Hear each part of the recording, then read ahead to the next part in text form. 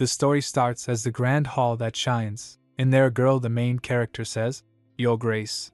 Olivia sits regally, her hands clasped, but her internal monologue reveals what she truly thinks. "This man sitting before me is known nationwide as the impotent Duke Ian Tyrone, one of only 3 dukes in this empire, maternal cousin to the emperor, gifted with both wealth and honor." Olivia's thoughts continue. So what if he's impotent? As if that's even a flaw. It doesn't matter. No, frankly, I prefer it. Olivia reflects. My second chance at life. I've meticulously measured the pros and cons, and reached a conclusion. Lord Tyrone is the answer. Ian smiles. So you're the famous Duchess, Lady Parnell? Olivia's hands clench her dress. No, Your Grace, you are mistaken. My name is Olivia Florence. You may address me as Lady Florence. Ian raises an eyebrow. However, are you not wed to the Duke? A flashback shows Olivia in a wedding dress, a look of grim determination on her face. Yes, the Duke, the jerk James Parnell. Never again will I, she replies. You mean my spouse, destined to not return from war for the next decade? She pours a cup of tea and says, according to imperial law, any marriage not consummated on its first night is rendered void. She sips her tea. And I, having never even seen his face, I am still Olivia Florence, she says with a smile. Ian returns the smile. What a daring remark. Okay, Lady Florence, what is your reason for requesting my acquaintance? Olivia says. Your Grace, have you heard the song that has spread throughout the streets? Ian smirks. Ah yes, the song, the lyrics of which suggest we are getting busy. Olivia pauses. Straight to the point. She clears her throat and says, those lyrics have put me in a difficult position, and I would like Your Grace to take some responsibility. Ian asks, responsibility? What responsibility do you expect of me? Olivia grins. Duke Tyrone. She rises, her eyes sparkling with mischief. I request that you marry me. Ian's eyes widen in surprise. A few months ago, Olivia wakes up in a familiar room. As she opens her eyes, she thinks, it's already bright outside. Ugh, my back. She sits up, surprised. Huh, my back is actually fine. She looks around the room. This room looks like the one I used at the beginning of my marriage. The room from 20 years ago. Am I seeing things? She rubs her eyes. She rings the bell. Let's get a start on my birthday festivities. But there was no response. Olivia gets confused. She rings the bell again, harder. But there was no response again. Huh! She feels annoyed, and then smirks. The help must have lost their minds. She clenches her fists. About time I taught them a lesson. Olivia slams the door open and strides out. She calls out, Marcia. Yes, my lady. I am here. Marcia rushes to her, flustered. Why you called? Marcia asks nervously. Olivia glares at her. What is this? Why is no one coming at the ring of my bell? Marcia fidgets. That's because... Looking at her, Olivia notices her. Olivia grabs Marcia. Since when was Marcia this young? She doesn't look a day older than when she was first assigned as my personal maid. She smirks. I must have worked myself numb. She grabs Marcia's shoulder and says, I'm feeling exhausted after preparing all the festivities. Fetch me some peppermint tea, would you? Marcia is stunned. Huh? Fetch? Me? Olivia raises an eyebrow. Then who else? Olivia crosses her arms. That face, as if she's never done it before. Suddenly, a loud voice booms down the hallway. How dare you cause such a racket in the morning? Olivia gets shocked and thinks, how would I ever forget that voice? A flashback shows Olivia, under an umbrella, standing in the rain at a gravesite. She remembers, my first mother-in-law, who died of sickness 10 years ago. In confusion, she calls out, ma'am. A woman with a stern expression appears. First mother-in-law, the elegant jackass. Her first mother-in-law says, ma'am, you better address me properly as Madame Parnell. Just then another interjects. Oh my, who burdens me with such cacophony in the morning? Her second mother-in-law, the whiny jackass, says, I already had a headache to start the day. Olivia gets shocked, my second mother-in-law. That can only mean... Just then another voice shouts, these little shits. Her third mother-in-law, the ignorant jackass, yells, what are you going on about? Do you want me to shut you up?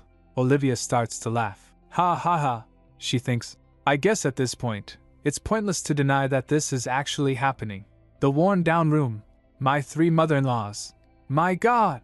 Have I just come back to when I was 20 years old?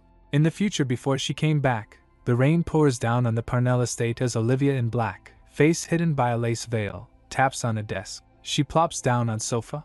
A loud clang echoes through the halls. Someone was coming in armor. As the Duke Parnell walks covers in blood, a maid gasps, "Your Grace." "Sir," but she shuts up as he looks at her with fiery eyes. "Is that blood?" Other maids whisper in shock. Someone opens the door, and it's James Parnell, Duke and Patriarch of House Parnell, covered in blood. Olivia stares, shocked. "It's you." Flash forward to the present, where Olivia looks dazed. "Tut tut," Lady Parnell scolds. "Just the table manners I would expect from someone so uneducated. Didn't your parents teach you it is impolite to daze off with company present?" Olivia retorts. "Ma'am," but she cut her off. "How many times have I told you? It's Grand Duchess Parnell." Olivia frowns and says, "Then why don't you do me the same courtesy and call me Lady Parnell?" Lady Parnell is not amused. "What did you say?" she demands. Olivia smiles sweetly. "In case you didn't notice, I'm the matriarch of this house. As His dear Grace is away at war, I act on behalf of all his authority in his absence. You whine at me, asking me to respect you, even when you are not prepared to respect me, the acting head of this household." Lady Parnell frowns, "You little," but Olivia thinks, "What a load off my chest." Her third mother-in-law, pointing a finger at Olivia, says, "Dear, what right do you have to call him that way?" Olivia replies evenly, Because he is my husband." Her mother-in-law pushed her chair away and yells, "You little brat, say that again." One of the other women at the table gasps, "My ears are ringing so much, I can't finish dining." "Could you please quiet down?" she mumbles. "I mean, it is times like this that I do assume all of you do this to just spite me." Olivia thinks to herself, "She's the same age I used to be. Does she realize how childish she sounds?" She decides, "Ha, screw this." Olivia looks directly at the whining woman. "Then you can dine alone in your chamber." Her second mother-in-law gets shocked. "What?" Olivia continues. "Do you really have to whine about everything like a spoiled little child?" The woman is near tears. How dare you?" Olivia's words hang in the air, leaving the others at the table speechless, her even sobbing. Lady Parnell, wiping her mouth with a napkin, says, "You must be completely insane." Olivia adds, "On the contrary, these are all sane things that needed to be said. In the absence of the Duke, Lord Parnell, I have the highest authority within this household, acting on behalf of the Duke. Please show me the proper respect." Furthermore, Lady Parnell shows no difference as Olivia continues, "I need you to waive the rights to the Parnell finances." Lady Parnell scoffs internally. "Wouldn't you like that?" One of the women at the table chimes in. "She's right, dear Miss Simpleton. We are not talking about chump change. This is House Parnell, one of the greatest houses in the Empire." Olivia retorts, "Do you even know what I majored in at the academy?" "It's accounting." She sighs. "I mean, I don't even see why I am asking for your permission." Olivia calls out, "Reginald." Reginald bows. "Yes, my lady." Olivia instructs, "In the future, bring all documents pertaining to the estate directly to my room, and prepare for me a large room that allows me to conduct work." Lady Parnell shouts, "Reginald." Lady Parnell slams her hand on the table and says, "Choose your next word very carefully." Olivia, clenching on her seat, thinks to herself, "And she shows her true colors?" She asks Reginald, "Consider this, Reginald, who do you think you will be serving longer, me or her?" Reginald looks anxiously between the two women. He finally announces, "Regarding this matter, I will consult the Lord Duke himself directly." Her third mother-in-law fumes. "You dare to bother my son, tasked with fighting for this empire, with meddlesome letters." Olivia smirks. "That sounds like a great idea." She gets shocked and looks at her first mother-in-law. Lady Parnell looks at Olivia and smirks. Olivia, now alone, stomps into her room and slams the door. Sliding open a desk drawer, she retrieves a quill and paper. "They want a letter? They'll get a letter!" She begins to write. At the military barracks, James is shirtless, toweling off after a long day of war. Meanwhile, Olivia's letter to her husband reads, "Dear beloved husband, suffering in the heart of war. While I apologize for suddenly burdening you with matters of our household, I must divulge that I am completely excluded from all internal matters of our estate, stuck in a corner room like the help, without the proper treatment that a lady of the household deserves. Given the opportunity to handle matters of our estate, I vow to take it as my personal responsibility to double the size of our estate upon your Grace's return. I also affirm that this is not only a matter of our estate, but a matter of peace in our household and home, and request that you side with me on this matter at hand, hoping for your Grace's safe return. Your spouse, Olivia." James sits alone in his room at night, rereading Olivia's letter. Then he looks up in the sky. Olivia explains, the Parnell estate has 3 different jackasses. First, the whiny jackass, the second mother-in-law, always complaining. Then there's the ignorant jackass, birth mother to the Duke, also a second mother-in-law, constantly flying off the handle.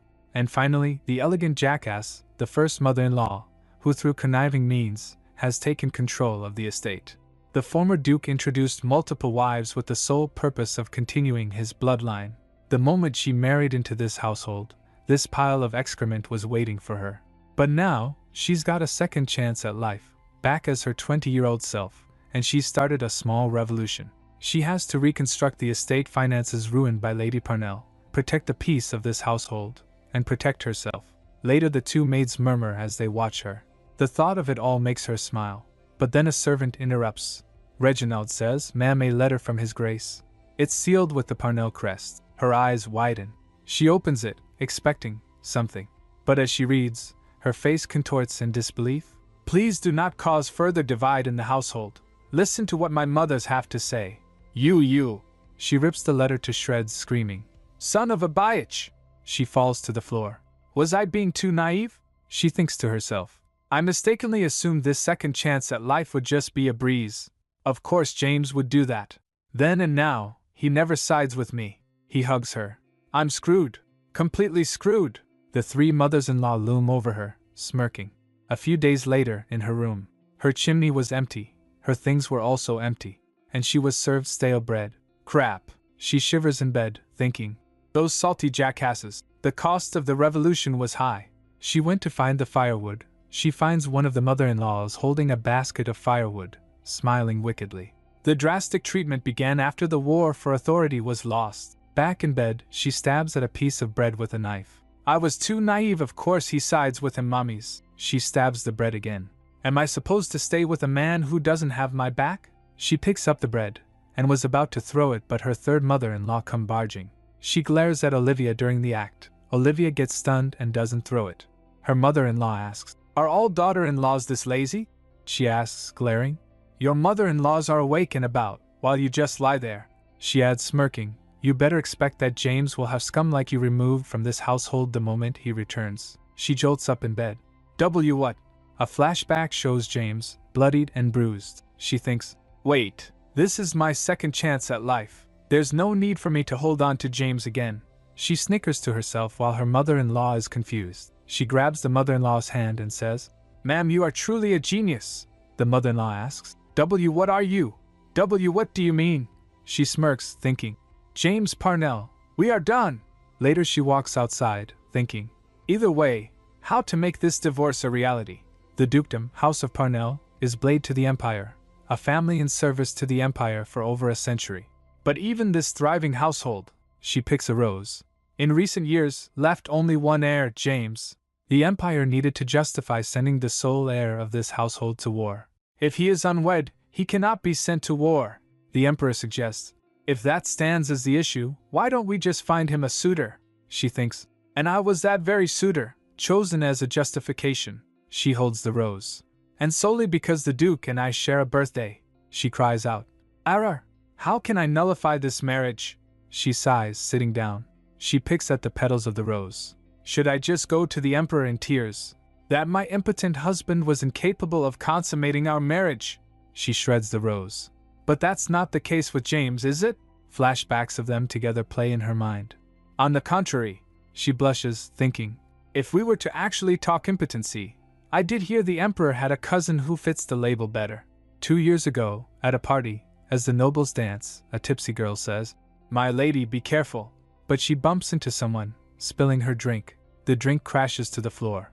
Be careful, my lady, someone asks. Are you okay? Ian Tyrone catches her arm. She says, Why, your grace? He steadies her. Murmurs fill the air as everyone watches. The girl thinks nervously it had to be Duke Tyrone, of all people. Wait. Her face flushes as she realizes this could be her chance to capture his attention for good. I feel dizzy, she says, leaning. Embrace him, your grace, she says, a sly smile spreading across her face. Just like the other night. What? So those two got together? One lady whispers. The other murmurs. My gosh, can you believe that? But suddenly Ian slaps his hand against her and says, "I'd embrace you, but you don't even get me semi-hard." The girl and everyone there gets shocked, and we see the Duke's lack of reaction. Someone murmurs, "Oh dear heavens," and from that day on, the nationwide title for him was the impotent Duke. Olivia thinks, but there's no one better to remarry than him. What a bother. How do I bag that passionless man? Suddenly she heard, "Lily Bridge is falling down. Oh my darling!"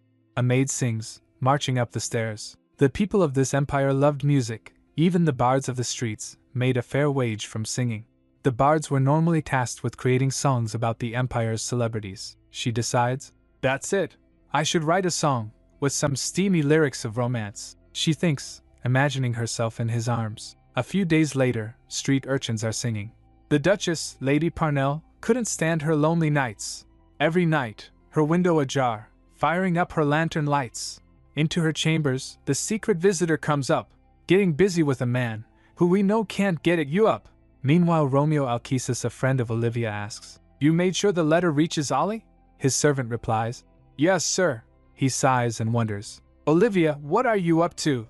In his letter he writes to Olivia, "I did as you asked, but I'm concerned of the song getting out of hand." Olivia responds in her mind, "Great work, Romeo. No wonder he's destined to become an imperial consort."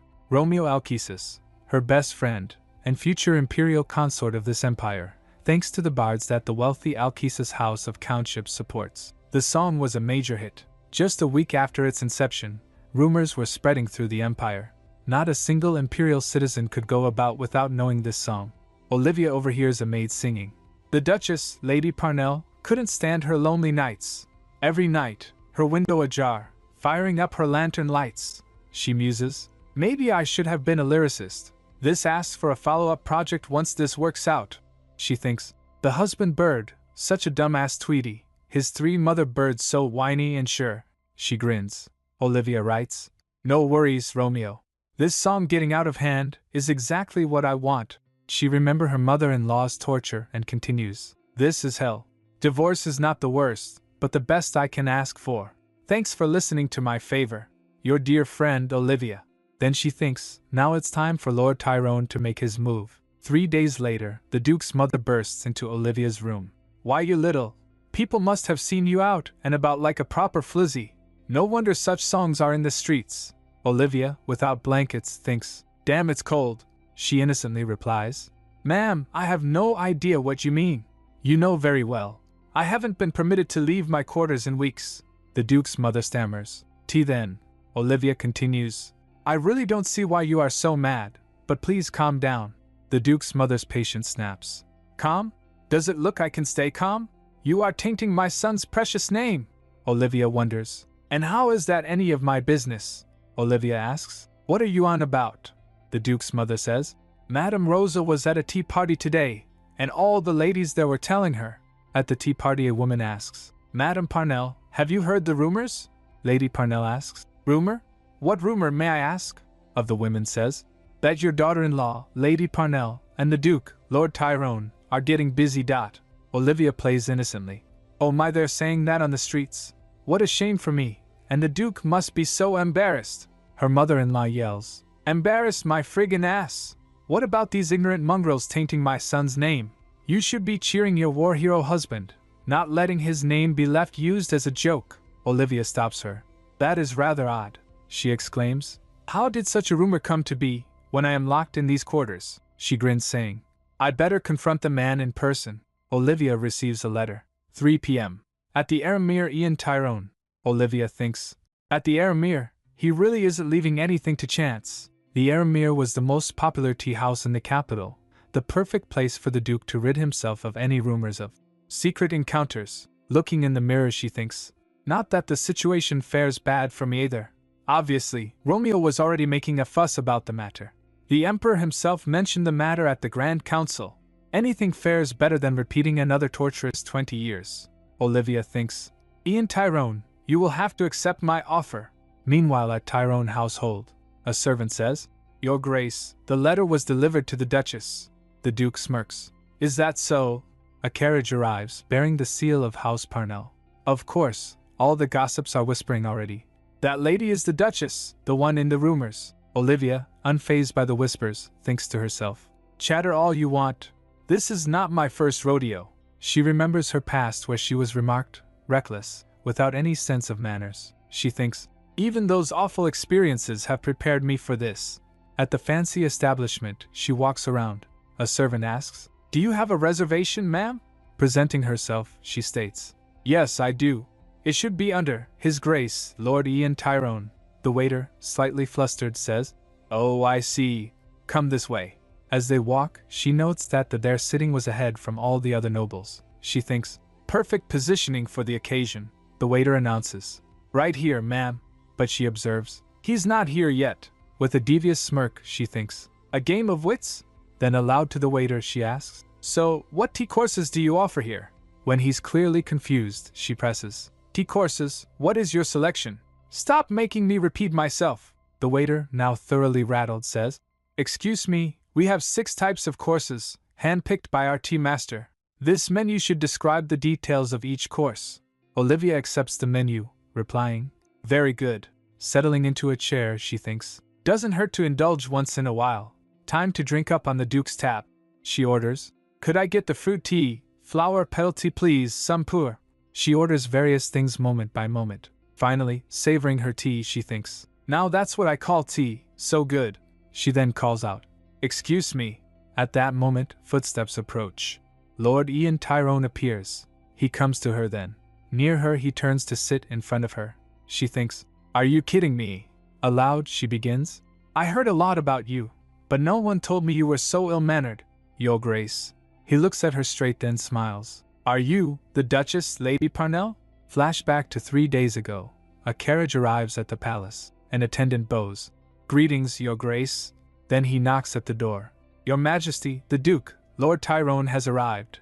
As the door creaks opens, the king bursts out. Ian, my beloved cousin! As he grabs Ian in a hug. Ian groans. Ugh, come on, sire. The king insists. The entire world could believe in those rumors. But not me. No way. No way indeed. Ian looks at him in confusion. The king then exclaims, I hear you finally have yourself a lover. Ian, covering his face, mumbles, oh my goodness. He then firmly states, that is definitely not the case. Did you not arrange the Parnell marriage yourself, Your Majesty? He brushes it off. We can just retract that. Lord Parnell is already at war, and I doubt he'll return just to save his marriage. I doubt anyone would frankly care. Ian simply says, well, I don't care for it. Just then the king calls, Ian. He looks serious and says, there's not much to marriage. You meet, and you go through thick and thin as you live together. Look at me. The only reason I was linked with the Empress was because of a shared birthday. The former Duke was a little less lucky, but most people live ordinary lives like that. Ian, looking troubled, says, I really don't see the need. I am doing pretty well by myself. The king questions, but you would still bear those heinous rumors? Ian, looking away, wonders, I question her motives. Why did she have to go this far? The king counters, I considered it to be a smart move. How daring is it to throw an imperial arranged marriage out the window? He urges Ian, why don't you just meet her? Ian protests, I do not want to. The king, slapping him playfully, insists, that's not going to stop her from contacting you. I stick with what I said. I want this to happen. Ian finally relents, thinking, at least I can say no to her in person. Back in the present, again, Olivia states, Your Grace, I request that you marry me. And Ian thinks, who even is this woman, Your Grace? She says with a sweet smile. I request that you marry me. Lord Tyrone is caught completely off guard. Who even is this woman? The Emperor had mentioned her. Daringness, and it's clear now what he meant. Ian remarks, rarely am I lost for words. She coolly replies, I'm sure you are. He throws out a curveball. You don't mind if I'm impotent? Without missing a beat, she says, I actually prefer that. Adding, matters of the bedroom are not my cup of tea, not even my coffee. Ian asks, is that supposed to be a joke? With a playful smile, she replies, you are out of touch, Your Grace. That was pretty funny. He sighs, so she thinks, I expected him to be angry. I guess he's more patient than I expected.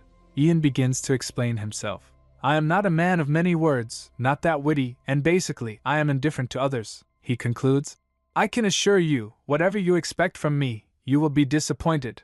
She thinks to herself, smirking, dear boy, This old girl is far past having fantasies about marriage. She compares him to her late husband. Come to think of it, James was also not a man of many words. The Duke, just now, has spoken more words than what James would say in a week, she replies. I've had my share of living alone. She leans forward. Lord Ian, you have no parents, correct? He replies. Yes, they both passed away. Then suddenly she says, so why don't we get married? He jolted in shock. What? I am making a deeply rational decision in asking for your hand, she says. Not a joke or prank. Let's get married. Ian is taken aback and fell in thoughts. Looking at him, she thinks, no wonder the Emperor is concerned. His one cousin, an impotent man with no thought of marriage. But this may fare better for me. Internally, she concedes. If he had heard the rumors, he is likely to fully support his marriage. But first things first, let's get this Duke in the game. Then she took a breath and says loudly, Are you to tell me that you were simply fooling me all along? She shouts. Upon hearing that, teacups fell across other tables. She continues, If not. Ian quickly covers her mouth. He has soft hands unlike James, she thinks. Why am I comparing him with my darn husband? Ian says. In a matter of minutes you've managed to get me worked up. He leans in close, glancing at her. Okay then, he says with a sigh. Let us continue this in a private room. They move to a private room, where the servant says, Enjoy your time. She holds up a hand. Wait, a smoky Earl Grey, to cleanse the palate. No need for dessert, she says. Ian says, You enjoy your tea. Yes, one of my few indulgences, she replies. Both stares at each other without speaking. Why don't we get married? She repeats, smiling. He's flustered. Can you just stop with that? She thinks. Look at him, not knowing what to do. I recall the older Ian being quite cold. I guess that's the youth talking, she says firmly. I will stop once you accept my request. Why me? Ian asks, bewildered. One scandalous song in the streets, and you jump to this solution? Why such an extreme decision? She replies. I think I have already explained myself. The song in question has put him in a difficult position. My mother-in-laws are after me. So given the situation, I would rather have that song just become fact. Ian responds. That simple of a reason? Simple, she replies with a terrifying expression. You clearly haven't faced the wrath of my mother-in-laws. Ian concedes. Forgive me for that comment. All is forgiven, she replies. He takes her hand, and she says, I like the fact that you have no parents in need of serving. The fact that you are not a man of words, that you would be indifferent to your wife. The fact that you can't get it up, it's all okay. So just marry me. Ian turns his face away embarrassed. She requests, Could you please answer? She grabs his hands. Excuse me. A servant interrupts. Both retreated quickly. The servant presents tea and says the smoky Earl Grey, as requested. Olivia, with not much etiquette, pours the tea and thinks. Ugh, what else can I do? He asks. Do you like smoky Earl Grey? It's not my favorite, but I am fond of it, she replies, pouring the tea. He pours him one and says inwardly, Get a taste of this, you little. He pauses, then says, I accept. The Duchess gets shocked. Ha! She puts down her cup, and he drinks the tea in one gulp. He says again, I accept your proposal. He smiles. I was starting to grow tired of you anyway. He offers his hand. Let's go. She was taken aback and replies, Excuse me? She grasps his hand and stands. Should I head back and await your response? She asks. He looks confused. Await? Back where? He clarifies. Is there any need for you to return to the Parnell estate when you are set on marrying me? He seems to be having a bit of a crisis. Then adds, Let us head back to my estate. Her eyes widen with excitement. At Tyrone estate. Inside, she thinks to herself, Well, that was easier than expected. The maid peeks out from behind the door, whispering. Olivia says in her mind, I don't blame them. Even I didn't expect this to actually work out. She smiles to herself. I thought I was the daring one. It seems I found my match. Well, that's one less thing to worry about, she decides. First thing after the marriage, I remodel this harsh reception chamber. Duke Tyrone enters. I ask for your patience. There wasn't a chamber ready for such a sudden guest. She waves him off. No need to worry. I'll slump down on this sofa if I have to. She internally rages against her former home. Any couch would be better than the rotting pile of hay back home. That trash hole, and those damn jackasses. Hopefully, I will never see them again. He sees her covering her ears. He sighs and says, I don't know how they treated you at the Parnell estate, but that is not allowed of a duchess of this estate, he declares. She perks up. Then I'll just share quarters with you. No danger from you. He flinches, so she thinks. I guess I'll never be welcome in his bed. As he frowns, she thinks. He can act like an adult all he wants. I can tell what he's thinking. He asks, why is it that my impotence doesn't bother you? She replies, I don't care much for children, and don't want to bear any. In her past life in a snowy night, before she was brought back, she twice bore children. After a life-threatening birth, she couldn't muster any care for her babies. After birth, as she was lying in bed, the nanny told the maids, it was an extremely difficult birth. She will have to stay bedridden for some time. A maid asks, Madam, would you care to hold your child? In exhaustion, she shakes her head. The Duke enters. The nanny says, Your Grace, the child is healthy. But the Duchess. He looks at her, then states, I must leave. Please take care of her. The nanny asks, leaving already? As he left, she says, did he even look at her? Poor madam. She concludes, I never want to go through that again. Even if I never see my children again. Back in the present, she says, I am well aware of the horrendous later years of noble women who do not bear children, but that doesn't stop me from not wanting children. I would rather better prepare myself for those years. Ultimately, I don't care for your impotence. On the contrary, I prefer it, he replies. Is that so? She asks. You accept the matter so easily. Isn't bearing an heir an important matter for you? She smiles slyly. She points at him. I'm not one to preach, but accepting everything like that could hurt you in the future. You should be more cautious with important matters. Then she grins. And why am I scolding him on this? He says, I'm not blindly accepting everything. The matter truly does not concern me. She leans in. Truly? But won't this be the end of your bloodline? He replies, I don't think I need to really explain myself here. She smirks, then sits down and thinks, I guess at the end of it all, he can't get it up. She stares at him. He asks, could you please not stare like that? She shrugged it off. Excuse me, did I do something wrong? He says, you stare at me with a gaze full of utmost pity. She denies it. You are mistaken. Why would I dare pity your grace? He stands there bewildered. She muses. She thinks, sorry I'm messing with you, but your reactions are priceless. Then he steps closer. She notices. Why do I feel him moving closer? He leans in closer. Olivia is caught completely off guard. Wall, what is going on? She stammers, clearly flustered by the sudden affection. Ian, with a cool and collected demeanor, gazes down at her. Olivia is momentarily captivated, thinking, damn that face though. He hums thoughtfully, tilting his head. Where in heavens did you come from? He asks, his eyes piercing. Olivia shivers as he grasps her hand. What? She utters softly, still trying to process what's happening. Let me tend to my business now, Ian says smoothly. He then adds with a smirk. There is a mountain of tasks at hand to prepare for our wedding. Olivia can only reply, I guess so. In Olivia's mind, Ian is told, don't lean in on me like that without explaining yourself. Ian just gives a small, oh, before leaving Olivia, who smiles after him. I'll see you later, Olivia, he says before departing. Olivia is left alone, wondering. She sprawls on the couch. Is he actually impotent? She ponders. All the rumors do say he can't get hard. Can a man with no masculinity have such masculine vibes? Ian's masculine physique comes to her mind. Nope, she concludes. He was unmarried even after 20 years. The rumors are definitely true. Suddenly, the door creaks open. A servant announces, Madam, your room is prepared. Olivia beams, thinking, whoa, the preparations were faster than expected. As she sleeps soundly, James gently shakes her awake. My wife, open your eyes, dear wife, he whispers. Olivia stirs, her eyes fluttering open. She gasps, James. He leans in close, his eyes intense. Olivia's breath hitches. James, she cries, adding, stop. James just stares down at her. Olivia's eyes glow red with fury. She strikes him across the face. James, holding his cheek, she murmurs, I've never heard you speak with such a begging tone. Olivia's eyes blaze. Don't mess with me, she hisses. You're disgusting, she spits out. Olivia jolts awake with a gasp.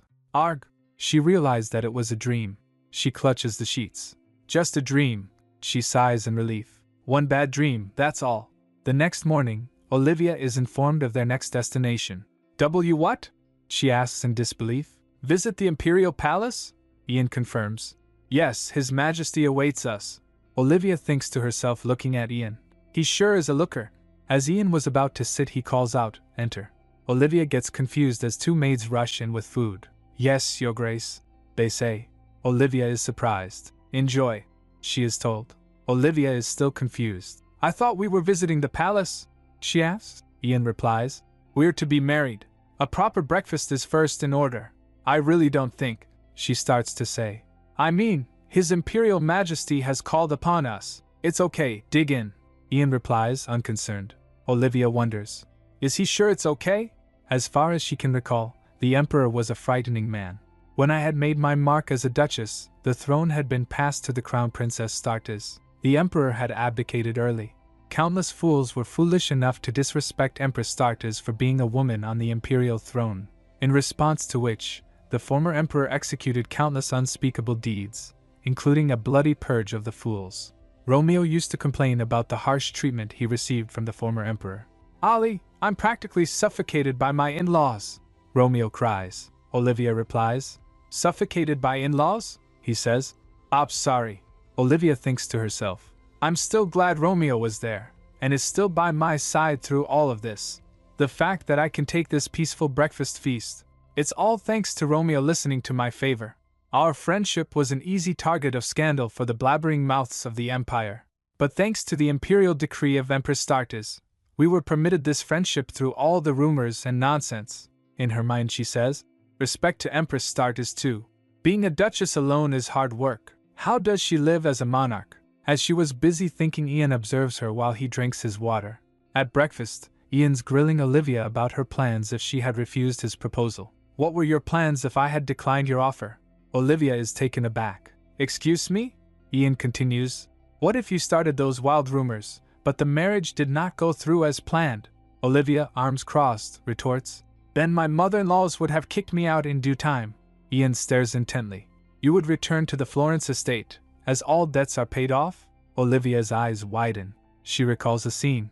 At night, lantern in hand, Olivia walks through the dark hallways. She overhears a conversation. "Lord Florence, am I correct to understand that the Parnell estate paid off all your debts?" "Viscount Lord Florence," Olivia's father replies. "Yes. I consider it a proper offering for marrying off my children." Olivia with the lantern grips it tightly, her knuckles white. Her father continues, "I am doing well in the business of selling off my daughters. Never knew the two girls would do me any good." "What a relief," he laughs. "You should have seen the look on the madam's face. Priceless." Olivia, still outside the door, is visibly shaken. Back at breakfast, she replies, "No way. Knife to my throat. I would never set foot in that household again. I can assure you that you don't want anything to do with the human cesspool. That is the Florence estate." Ian sighs. "The more I speak with you, the more you confuse me. You have obviously led an unhappy life." Olivia cuts him off. "Are you going to finish that sentence?" Ian waves it off. "Never mind. Dig in. We have business to attend to after breakfast." Olivia is surprised. "Business?" Romana, the head housekeeper, greets them. "Greetings, madam. I am Romana, the head housekeeper and manager of all general affairs of the household." Olivia thinks, "The people here are already set on calling me madam?" She smiles. "Greetings, Romana." Romana informs her, "The tailor awaits, madam. Please follow me." Olivia asks, confused, "A tailor?" Ian explains, "You are to make the acquaintance of His Majesty, and all your clothes are back at the Parnell estate." Olivia is flustered. "His Majesty has already waited too long. Shouldn't we be rushing over?" Ian, unconcerned, replies, "He's probably excited beyond measure. A little tardiness never killed anybody." Olivia's inner thoughts are interrupted, imagining the Emperor saying, "You dare make me wait." Olivia rolls her eyes. "Blah, whatever. So stubborn." She gives in. "Sure, show me the way," Romana replies. "Of course." As they walk, Ian follows them. Olivia wonders, does he plan on watching me get fitted? Romana opens the door to the tailor's room. "This way, madam." Olivia is awestruck by the beautiful dresses. The tailor greets her. "Greetings, madam." Olivia corrects him. "You may call me Lady Florence." The tailor bows his head. "Greetings, Lady Florence. The dress selections are to your left," she suggests. "How about something with a shade of wine? Salmon pink works too," the tailor asks. "Do you plan to have it match your eyes?" The tailor turns to Ian. "His Grace will be wearing." Olivia interrupts. "We're not even married yet. No need to have matching tones." The tailor is flustered. Ian says simply. As you wish. Olivia smiles. You heard him. Olivia is pleased while Ian observes her. A few hours later, they're rushing to the Imperial Palace as the Emperor called them again. Olivia thinks, I told him we should have hurried. He ended up making the Emperor send an official letter. Ian notices the tension on her face and asks, Has the Parnell estate run into hard times? Olivia asks. Why are my garments not to your standards? Ian replies. Yes. Olivia thinks, This is still the best outfit I had. She smiles. You can always show me better things after we are wed. You better prove to me that I made the right choice in asking you. Ian remains silent. He thinks, Surely, a weird lady indeed. They arrive at the Imperial Palace. Ian and Olivia are greeted by the Emperor. Dear cousin-in-law. The Emperor hugs Ian tightly, who seems uncomfortable. Olivia curtsies. A pleasure to make your acquaintance, Your Majesty. The Emperor helps her up. No need for a courtesy. Please get up. He then nods, pointing towards his aide. The servant obliges. The Emperor says, Before we begin, let's have your signature. He presents her with a document. Olivia is shocked. It's a certificate of marriage. It lists Olivia Florence and Ian Tyrone as the parties. Olivia and Ian are about to be married, but the Emperor is moving a little too fast. This is... Olivia looks down at the marriage certificate, shocked. How can the imperial seal be on the certificate, even before either party's signature? She thinks to herself that the Emperor is really eager to make this happen. She turns to the Emperor. I have but one inquiry, Your Majesty. He impatiently responds. What is it? Speak, she explains. I am afraid of the aftermath of such a sudden annulment of my existing marriage. May I suggest we sign after matters with the Parnell estate are sorted out? The Emperor bursts into laughter. Muhahaha. He waves his hand dismissively. His aide presents Olivia with another document. The Emperor adds, What aftermath? The Parnell household preemptively sent over the annulment documents. Olivia is clearly surprised. Excuse me? They already sent the annulment document? She looks down at the paper, labeled proof of annulment. They sent it this fast, she thinks. The Emperor explains. The Parnell estate had sent a courier, just in case they would change their mind. I was swift to accept. He holds up the document. And this copy will also be sent to the Duke, Lord Parnell, currently away at the war campaign. Olivia snickers in disbelief. Ha, she thinks. Those jackasses will never change. I'm glad there's no second thoughts. She tells the Emperor. Then I accept, Your Majesty.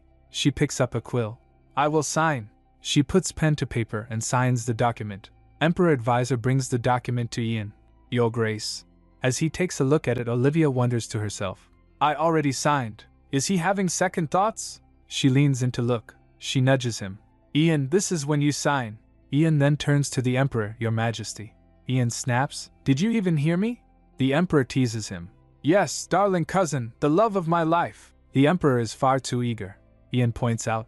I don't suppose you would officialize this marriage with a mere sheet of paper? Olivia thinks. What is he up to? The Emperor continues. What? Oh, of course, there will be a grand wedding. This is just in case you two change your minds.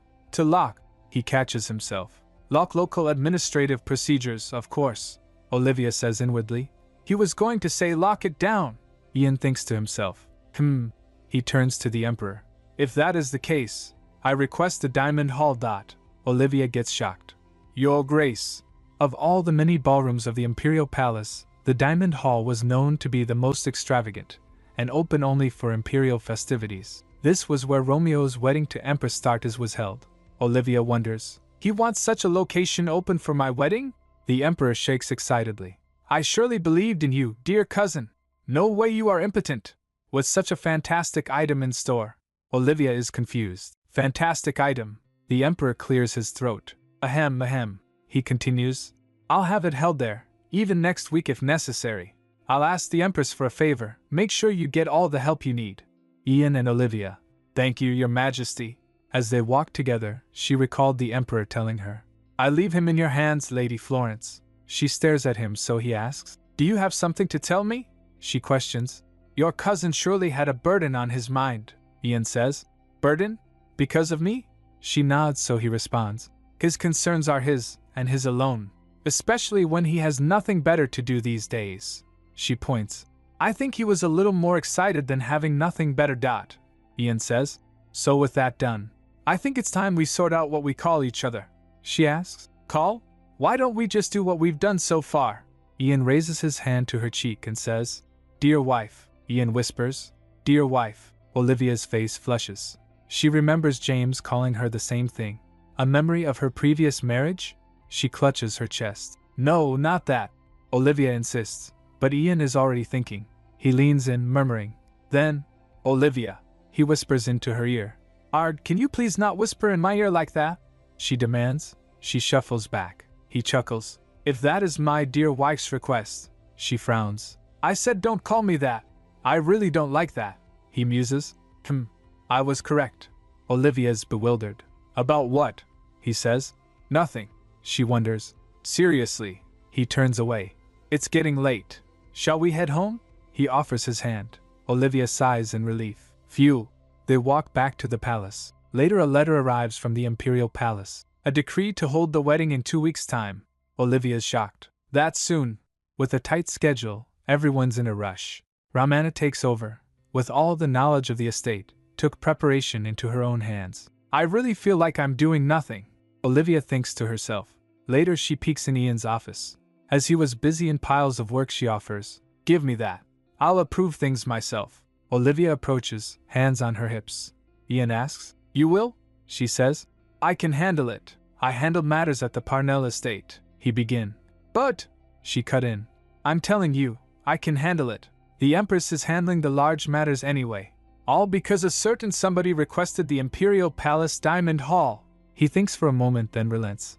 Then I will leave it in your hands. Then he orders, Ramana, be sure to assist the Duchess. Ramana replies, Yes, Your Grace. Olivia waves goodbye. Then I'll see you around. As she was about to leave, Ian calls, Olivia. Olivia halts. Ugh, she cringes, but responds smiling. Yes. Inwardly she thinks, he's really getting on my nerves with the first name basis thing. Please excuse me, he says, walking towards her. Ian reaches out and pulls a strand of hair from her face. Olivia is flustered. Your hair was in your face, he says with a smile. She gets dazed for a moment, then says, You could have just told me, he says. You wouldn't be able to see your own face properly. He always has to have the last word. She thinks, annoyed. Thank you so much. I take my leave, for I am busy, she says sarcastically. Olivia stomps away, slamming the door behind her. Ian laughs, clearly enjoying himself. Ha!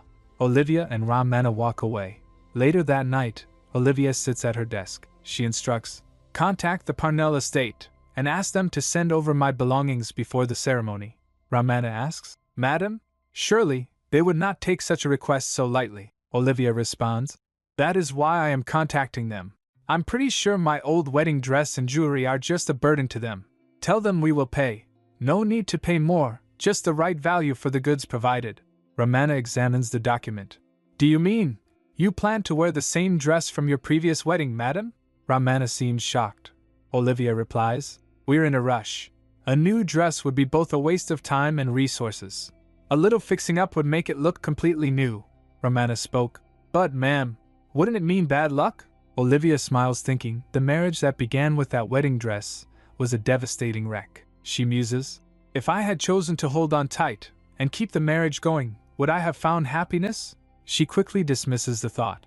No, I highly doubt that. That is all just superstition, the maid insists. But Olivia's having none of it. A dress is but an object, and objects do not define one's life. I am happy with saving money and time, the maid simply replies. Understood. A few days later, a letter arrives from the Parnell estate, accompanied by Olivia's possessions. The letter reads, We have no wish to barter, and accept what you have offered. We have rid the house of most of your random trinkets, so not much is left. Olivia smirks. There was only one reason she forced herself to send that letter to the Parnell estate. She looks at a necklace and whispers, Mother, she remembers. There weren't much treasures to bring from my humble home, but this necklace was the one thing I managed to grab. The last thing I have left from my late mother. Olivia clutches it close. Thank God I asked to pay. If I had just asked for it, they would have thrown it away, she concludes. And this marks my final farewell to the Parnell household. Her maid looks on, concerned. Later that night, as she sleeps soundly, Ian watches her. Each day, she baffles me.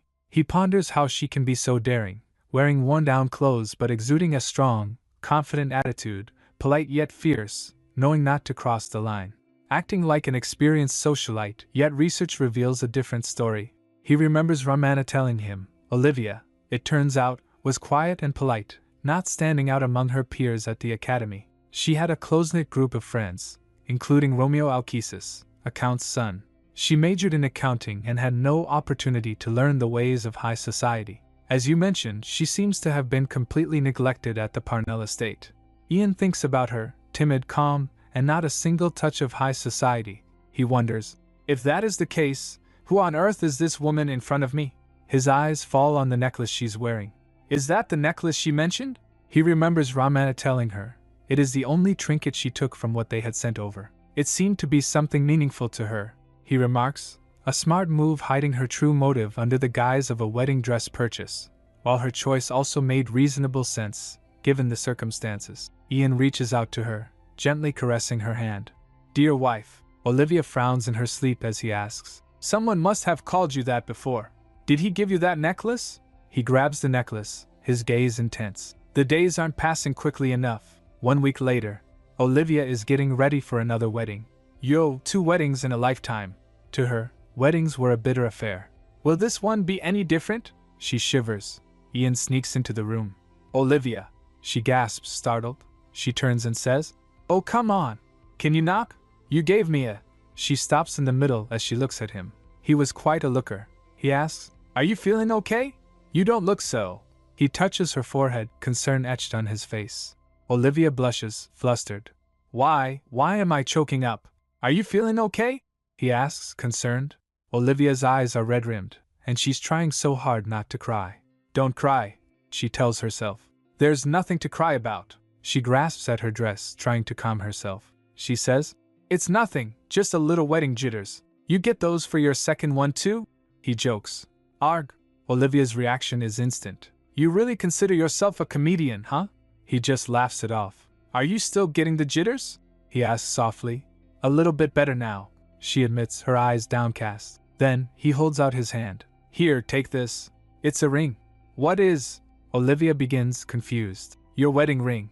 As you may be, he starts, but then stops himself. It's nonsense to reuse your old ring, she replies. True, the other half also happens to be in a war zone. Ian's face falls. That's not what I meant, he quickly corrects. Then what were you going for? She asks, skeptical. He sighs, and she thinks. Stop sighing and blurt it out, young man. He grabs her hand, slipping the ring onto her finger. It's such a perfect fit, Olivia says, surprised. Of course, I got your size, he says smugly. For my finger? When? She demands, shocked. That's a secret, he replies, grinning. Seriously, she thinks, annoyed. Well, this ring. Olivia trails off, examining the jewelry. I've never seen such a design, Your Grace. A servant interrupts. The guests are in need of your welcoming. Ah, he responds. Olivia stares at the ring, lost in thought. He grins, knowing he's got her attention. He grabs her hand and whispers, I'll see you in a minute, Olivia. Close up, her eyes widen. She thinks, cringing. She thinks, he's really having his fun with me. All this teasing, with such a straight face. I expected him to be as blunt as James, but I was surely mistaken. Olivia smiles softly. I want you to be happy, Olivia, her mother had said. Mother, she thinks sadly. If she had known I had to get married twice, it would have broken her heart. Just then a servant says, Madam, it is time, she says inwardly. But Mom, it's okay. I'm making it through it all. I will not let this new opportunity go in vain, she thinks, steeling herself. I want to be happy. As she enters the hall, announcer says, Here comes the bride. The wedding ceremony begins. The priest intones, As the roots of this joyous matrimony settle, and the blessings of His Majesty, a true blessing for the joyful harmony of the bride and groom, and let their lives, and he continues. The crowd watches, smiling. Damn, the flowers, they must have cost a fortune alone, Olivia thinks. In my past life, I would have fainted from shock. She glances at her groom. At least in this life, I am not the only one attending the ceremony.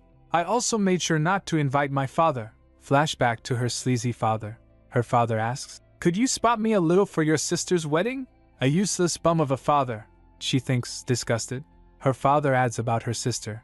Thankfully, there was a household willing to take her away at 50,000 dirks. Nice and full, she concludes. In this life, I'll make it a point to leave him out of my life. He really made everything in my life worse. She thinks, recalling her past. Given the time, I'll also bring over my little sister.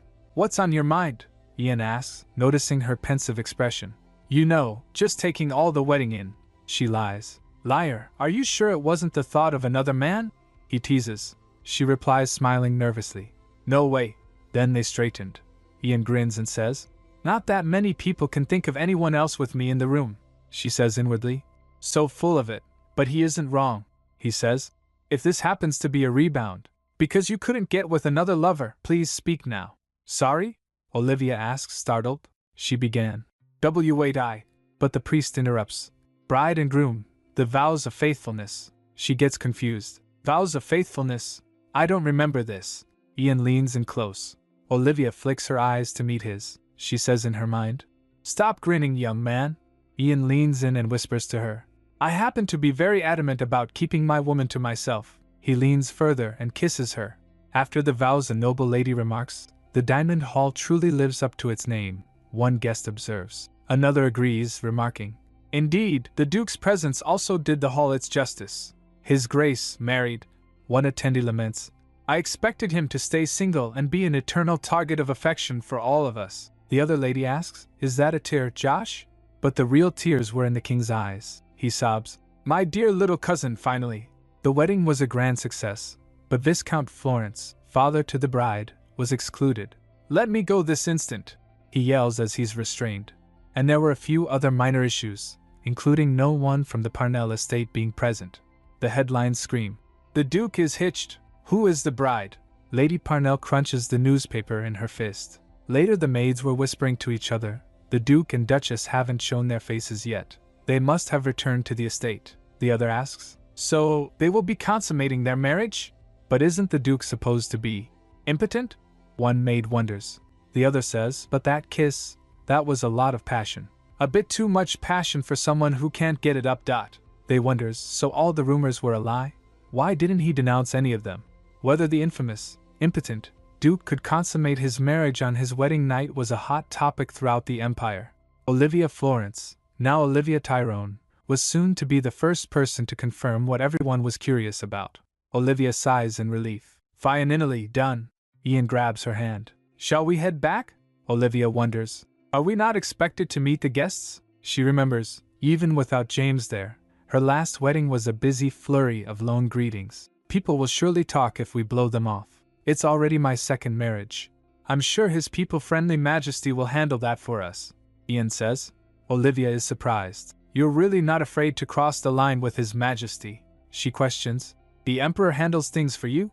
Suddenly Ian halts and says, That's rich coming from someone who opened with I like that you have no parents left to serve. Olivia's past mistakes flash before her. I don't know what you are talking about, she says. Phew. Olivia apologizes. I'm sorry. That was inappropriate of me, Ian replies. No need to apologize. On the contrary, I'm actually glad they are no longer with us. Olivia is shocked. Excuse me? Before she can react, Ian sweeps away. What? He's already over there. Just then she notices and says, Ian, you're heading in the wrong direction. The carriages are this way, no? He replies. I know. We are staying a night in the palace. What? Olivia says, completely flustered. In the palace?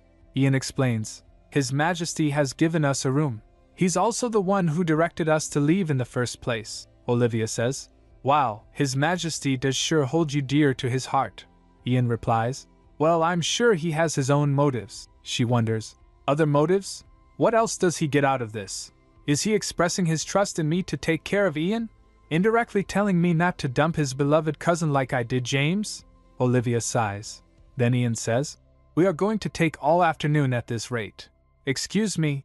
He lifts her up and carries her. She exclaims. Whoa, she says flustered. We can take our time, you know. It's not like we are in a rush to do anything. Upon hearing that, Ian's face went blank. She notices. He has nice strong shoulders, she wonders. Did James have strong shoulders? She fell asleep in his arms. Later Olivia is getting ready for bed. So tired. She yawns. Now that I'm loosening up, all the drowsiness is kicking in, the maid says. Madam, come this way. Olivia replies. Yes, yes. As she follows her she thinks, I just want to lie down. At the chambers the maid says, His Grace will be joining you shortly, she replies, okay. While leaving, the maid congratulates her. Oh, madam, congratulations on your wedding, Olivia replies. Yup, phew. Olivia climbs into bed. Now that's more like it. She rubs her face against the covers. Wait, I'm feeling the bed covers a little bit too well.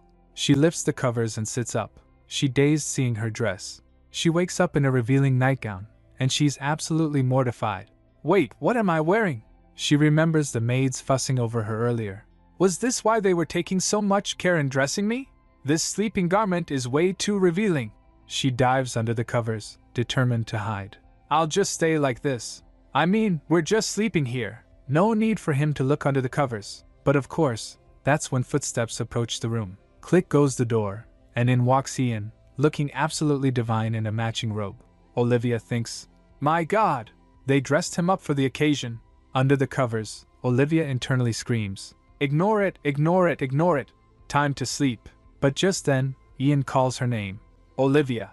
Startled, she peeks out, only to be met with Ian's face inches from hers. Kaiawea! Olivia recoils, mind racing. I see his chest. I see his chest. I can see his friggin' chest. She tries to bury herself again. Nope, nope, nope. Ian, clearly confused, pulls back the covers a bit. Why are you wrapped up like that? You're falling asleep? Olivia, flustered, retorts. Yes, I'm tired, so I need to sleep. You had a hard day too. Good night. Ian, still looking concerned, replies, good night? He leans closer again, and Olivia internally shrieks. Eek. Calm down, heart. He's the impotent Duke. No worries. Then Ian says, open your eyes. We have unfinished business to handle before we sleep. Flustered Olivia asks, at finish? Besides talking to the guests? He asks, do you remember what you told me when I called you Lady Parnell? Olivia remembers her words. According to imperial law, any marriage not consummated on its first night is rendered void, she realizes. So the unfinished business is. Ian leans closer. His voice is low and dangerous. What if you tell another man what you told me, and leave me for them, just like with me? He cups her face, and she looks at him, wide-eyed. Then he kisses her. A soft, lingering kiss. Ian pulls back slightly, a smirk playing on his lips. So I'd better make sure our marriage is not rendered void. Olivia is completely thrown. But you're supposed to be impotent. She actually shouts it out loud. Ian responds with a grin. Oh, have I ever said that with my own lips? She recalls. 2 years ago at the ball. You said you didn't get hard. He clarifies. Yes, in that situation, and not for that lady. He continues.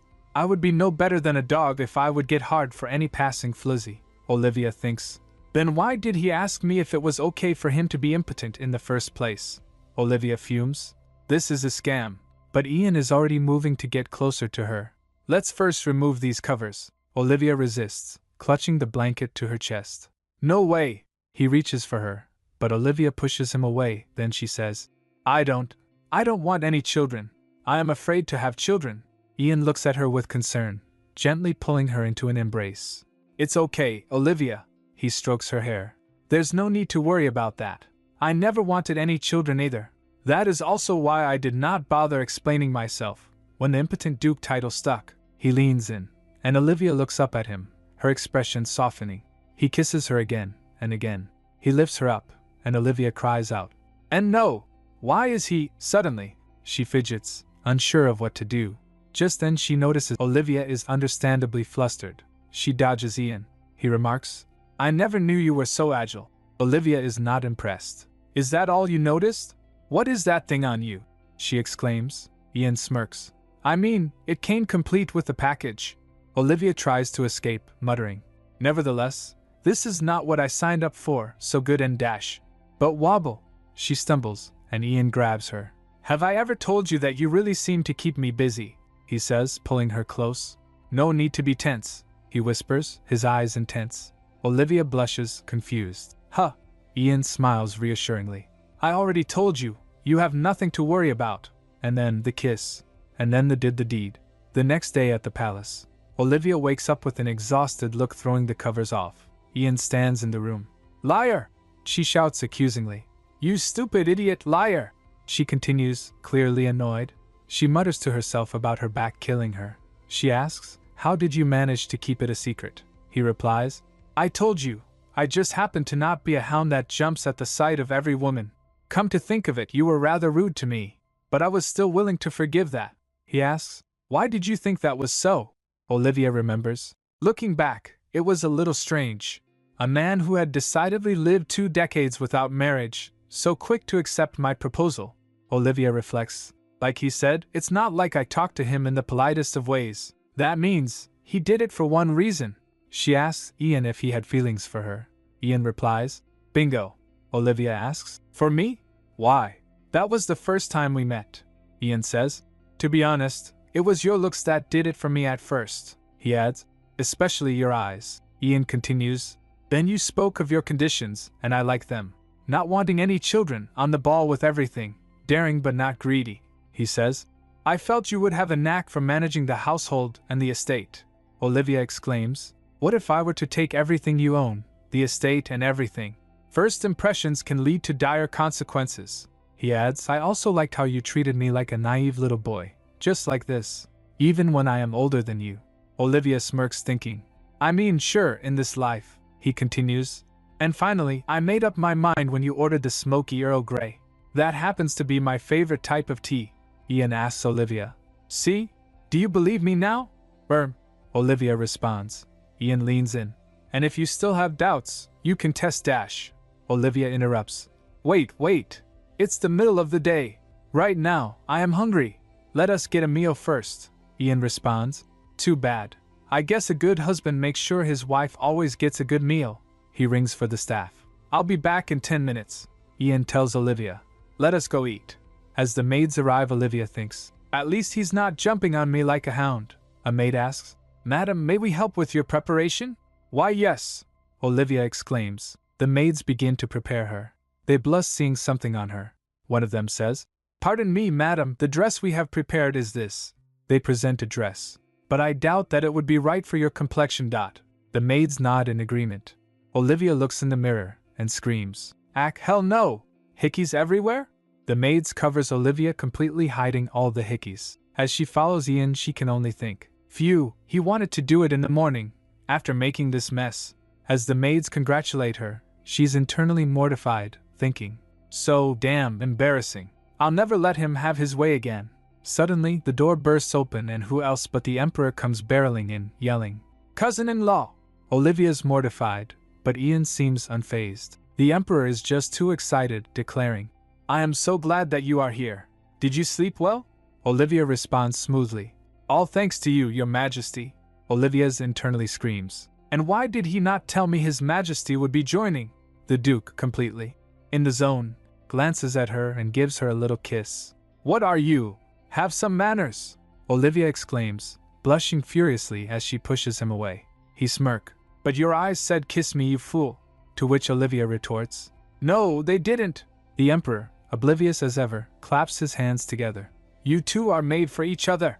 I'm more than pleased. So energized I could skip breakfast. Ian notices the table and says, so, you obviously had breakfast already. The Emperor replies, sorry, I just couldn't wait for you to show up. Olivia apologizes for their tardiness, claiming to feel under the weather. But the Emperor waves it off, saying, you don't need to apologize, we are family. I would never blame you for anything. I am already in debt for accepting my mongrel of a cousin. He tells, last night I dreamt that you would leave him because he couldn't get things working. Back in the present, the Emperor continues to gush. The nightmare had me down here since dawn, had me waiting just in case. So no need to apologize. You can take all the time you want in your chambers. I wouldn't blame you if you were busy till the sun falls. The Duke groans. Your Majesty, I'd rather you not say such things. But the Emperor teases. Oh, sorry, was I talking to you? Oh, yeah? That's right, I was talking to her. Olivia thinks. So this is what the Emperor is really like. There goes my respect for the imperial throne. The Duke's eye twitches as the Emperor continues. Olivia glances and notices that. She thinks, looks like things would have gone down if it wasn't the Emperor. Ian trembles in annoyance. Then the Emperor asks, how much longer do you plan on staying? I can have the secondary palace quarters set aside for a week. Ian speaks up. We plan to return home today. Olivia thinks. Yes, please. The Emperor suggests. Why such a hurry? Stay longer. The Duke proposes. Then why don't you send us on a honeymoon? The Emperor, caught off guard, stammers, "Ehem. As enamored as you may be with the Duchess, participation at tomorrow's Grand Council is mandatory, Duke." He makes a quick escape, saying, "Oh, look at the time. I must take my leave now. Have fun, you too." The Emperor literally runs away. "I will see you again." Olivia, completely done with his antics, Ian says, "I can't stand his theatrics." But as he starts to say something, she cuts him off. "Eek," she squeaks. "Be quiet. That is an insult to the throne," she scolds, covering his mouth. And then, he licks her hand. Olivia is completely flustered. What the heck? Did you just lick me?" she shouts, smacking his arm. He just laughs, staring at her with annoying leer. Olivia flinches, thinking. Ian says, "It looks like the food would have gone cold," he suggests. "Why don't we ask for breakfast in bed?" Olivia nods, but thinks, "I mean, it's just going to be breakfast, right?" The Duke smirks. "Here we go." He scoops her up in his arms and kisses her. "My Olivia." Later, Olivia wakes up with a gasp and sighs. "Not this again." Olivia's had enough. "You're an animal. The people need to know that. I was conned into this marriage." A while ago, she asks as Ian kisses her. "Aren't we having breakfast?" He replies, "Yes, we will, but we still have some time until it's prepared." He plops her back down on the bed. Ian smirks. "So I'll have you first," she says in her mind. "I can't believe I trusted this fool." "Conned into marriage, you say?" Ian muses. "Just to be clear, you approached me." Olivia's stunned. "Does he know something? Romeo can't get in trouble because of this. The reason I even made it this far is because of my favor, the song." As she fell in thought, Ian observes that. Ian's all smiles and says, "Should we head home?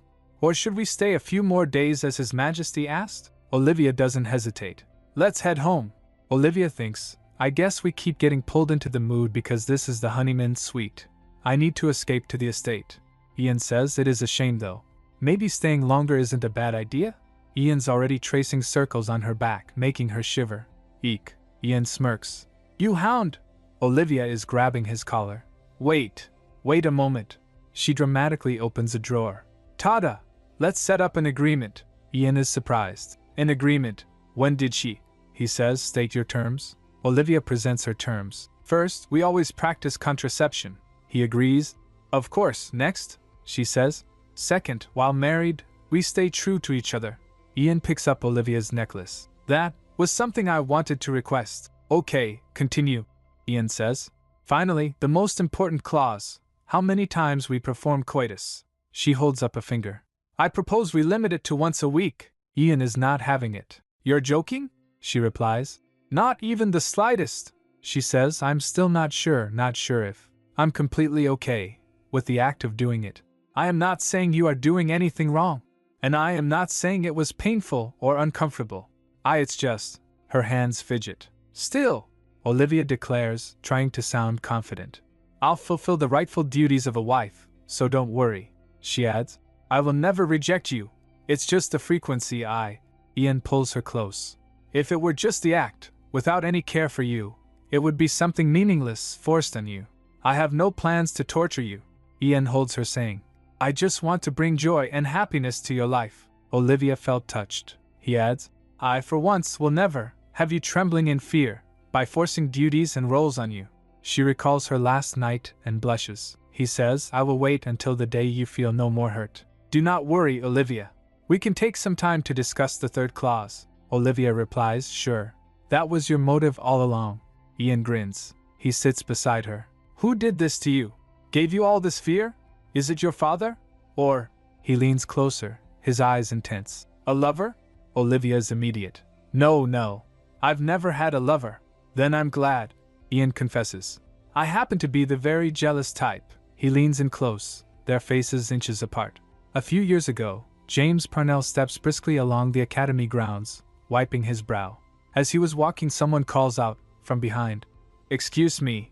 He halts and turns to see a girl with silver hair, looking lost. 'Pardon me, but how do I get to the academy entrance ceremony?' she asks. James points helpfully. 'You're probably over there.' The silver-haired girl, Olivia Florence, says. 'Thank you so much.' James, now alone, sniffs his uniform. 'I must have stank of sweat. Who on earth was that girl?' he thinks. 'Not really a people person. I went out of my way to find out what her name was, After 2 weeks of asking everyone, I finally managed to get a name. Olivia Florence, accounting major. Back to present Duke Parnell lying shirtless in bed, a bandage wrapped around his chest. Olivia, he murmurs. He flinches as his wound is tended to. Arg, his attendant enters asking, "Are you awake, Your Grace?" "You must not move," the Duke asks. "How long was I out?" The attendant replies, "About a week, Your Grace. We have rounded up the spies, but we almost lost you this time." He drifts back into a memory of the battle. "Your Grace, behind you!" Someone shouts as a sword swings towards him. Back in the present, his attendant continues, "We never imagined there would be so many spies among us. Thanks to your swift discovery, we managed to keep damage to a minimum. At least that is some good news. The border region, where conflict with the invading people is underway, a troublesome region of war, plagued by constant skirmishes for decades. He was hurt during efforts to capture internal spies that were leaking information to the enemy at this time of conflict." Back in his bed, the Duke is lost in thought. Dreaming of old times. "I wonder if Olivia is okay?" He reaches for something, noticing something is missing. He asks, "Where is my ring?" His attendant replies, "Oh, the ring." The attendant says, "Anyone in the nearby war zone was aware of this infamous ring. As rings burdened the wielding hand, swordsmen would rarely wear them. However, the Duke, Lord Parnell, would never take off his wedding ring, even though he had never seen his wife's face." The attendant muses, "An act of loyalty, I suppose? Sounds like something His Grace would do." He then states, "The inside had worn down, and the ring was broken, probably due to you wielding a sword with it on, Your Grace. They are mending it as we speak." "I see," the Duke replies, but he's distracted by a rather odd feeling. He fidgets with his fingers. "Is it the pain of the injury?" he wonders. The attendant interrupts his thoughts. "There was also a message for you." He hands over a letter. The Duke asks, "From the Duchess?" The attendant replies, "No, Your Grace. This comes from your mother, Lady Parnell. And another message came from the Imperial Palace." The Imperial Palace, he wonders. He tears open the letter. As he reads it, he groans, "Arg, damn it." His attendant glances over, startled. "What is wrong, Your Grace?" "It was a certificate of annulment." The Duke stares at the certificate of annulment. "An annulment? Why?" The attendant stammers. "Your Grace," the Duke demands, "do you know anything about this?" The attendant responds, "I considered it to be a silly rumor, and did not pass it on to you, Your Grace." "A rumor?" the Duke asks. The attendant nervously says, Lady Florence, your wife, is said to be in an affair with the Duke, Lord Tyrone, and the Duke is not happy." The attendant adds, "and His Majesty the Emperor, hearing of this, has eagerly attempted to bring them together." James thinks, the Duke Ian Tyrone? The impotent Duke? How could he even get married? Someone isn't adding up. He is pissed, realizing he never gave his seal for the annulment in the first place. While shaking, he picks up his mother's letter. That reads, "The Flissy Olivia was tainting the honor of our household, and we personally kicked her out. We also plan to retrieve the massive investment bestowed upon the Florence. No need to worry about Olivia anymore. Focus on protecting the outer region." James rips the letter apart and groans in pain. He gasps, wondering what is going on. Olivia and Ian are back at his estate, holding hands, with servants greeting them. "Welcome back, madam." Olivia is thinking about how many servants there are, taking her back. She's determined it's time to forget the past. A new beginning, a new house, new people, a new life. Ian calls out, "Olivia," and offers her some rest or tea in the gardens, but Olivia is having none of it. "I would like some shut-eye." Ian says, "Oh, I wonder if my room has been cleaned." Olivia stops him there. He says, "Come on, it's okay. We're back home." But Olivia isn't convinced. "It's not okay." She reminds him of their agreement, and our agreement dictates. Ian is getting close to her face. "We never finalized the frequency clause." Olivia freaks. "Eek, don't even joke about that. And keep your distance." She demands a 2-meter radius at all times. Ian cheerfully agrees, calling out, "See you at dinner, Olivia." Olivia slams the door. As she enters, Ramana asks if she's okay, and Olivia insists she's fine, but inside, she's spiraling. Foolish of me to believe that he was actually impotent, and if he keeps doing this. She covers her face, steaming. "Arg, I don't know." Then, the maid presents her with a message. "Madam, there is a message in need of your confirmation," she asks. "A message?" "It's from Florence." Olivia reads the dreaded letter. The investments endowed upon our estate for your marriage to Lord Parnell have been recollected. Your actions will leave us starving. Solve it. Olivia snickers. My father, the Viscount, Lord Florence, not to speak ill of him, but he was one pile of human excrement. He had no business sense, his vanity ventures failed, and left the household in debt. He sold her off to cover those debts, and her sister, Annie, to a drug addict. But Olivia's back, and she can save her sister. Burning the letter from her father, Olivia starts writing her own. Dear father, let us set the facts straight. The debts were of your own doing, and I couldn't give a rat's ass if you starve or not. Please don't write to me about such matters again. She instructs her maid to send 2 letters to the Florence estate. She thinks, as I am back to 20, Annie must be 14. Olivia thinks of her sister. Annie, I promise you that in this life, I will save you from that dirt hole. Later at the Florence estate, things are far from peaceful. Viscount Florence is absolutely fuming. He slams a letter on the desk, eyes blazing red. Damn it! The letter informs him that with Olivia annulling the marriage, the investment they provided will be recollected. House Parnell requests a swift return. He grits his teeth, convinced. This is all because that Flussy couldn't make up her mind. Remarried without a word to me. He recalled her wedding, embarrassing me at the ceremony. Back in the present, the Viscount kicks a chair in his fury. Ungrateful little whore! Then, someone knocks at the door. Viscount Florence is beyond livid as Annie timidly enters. What? I specifically asked not to be disturbed, Annie squeaks. Father, a letter has arrived, he explodes. I told you such things can wait. He raises a hand to strike Annie, but stops short looking at the letter. Who is the letter from? Annie, clearly terrified, replies. Oh, Olivia sent it. Aha! He snatches the letter. No way she would ignore her fam. But as he reads, his expression darkens. That little whore! He sweeps everything off the desk, sending it crashing to the floor. Annie shivers in fear. He shouts, I feed her, raise her, and this is how she repays me? He clenches his fist on the table. Then he asks Annie, holding the letter. And what is that letter? He asks, dangerously calm. Annie stammers, this is... Viscount Florence looms over her. Olivia gave me. Before she can finish, he grabs the letter, his grip bruising her arm. Give it to me! The letter, from Olivia, reads, I will send a carriage from the Tyrone estate in 3 days. The Viscount smirks, a truly sinister expression on his face. So this is what she had in mind.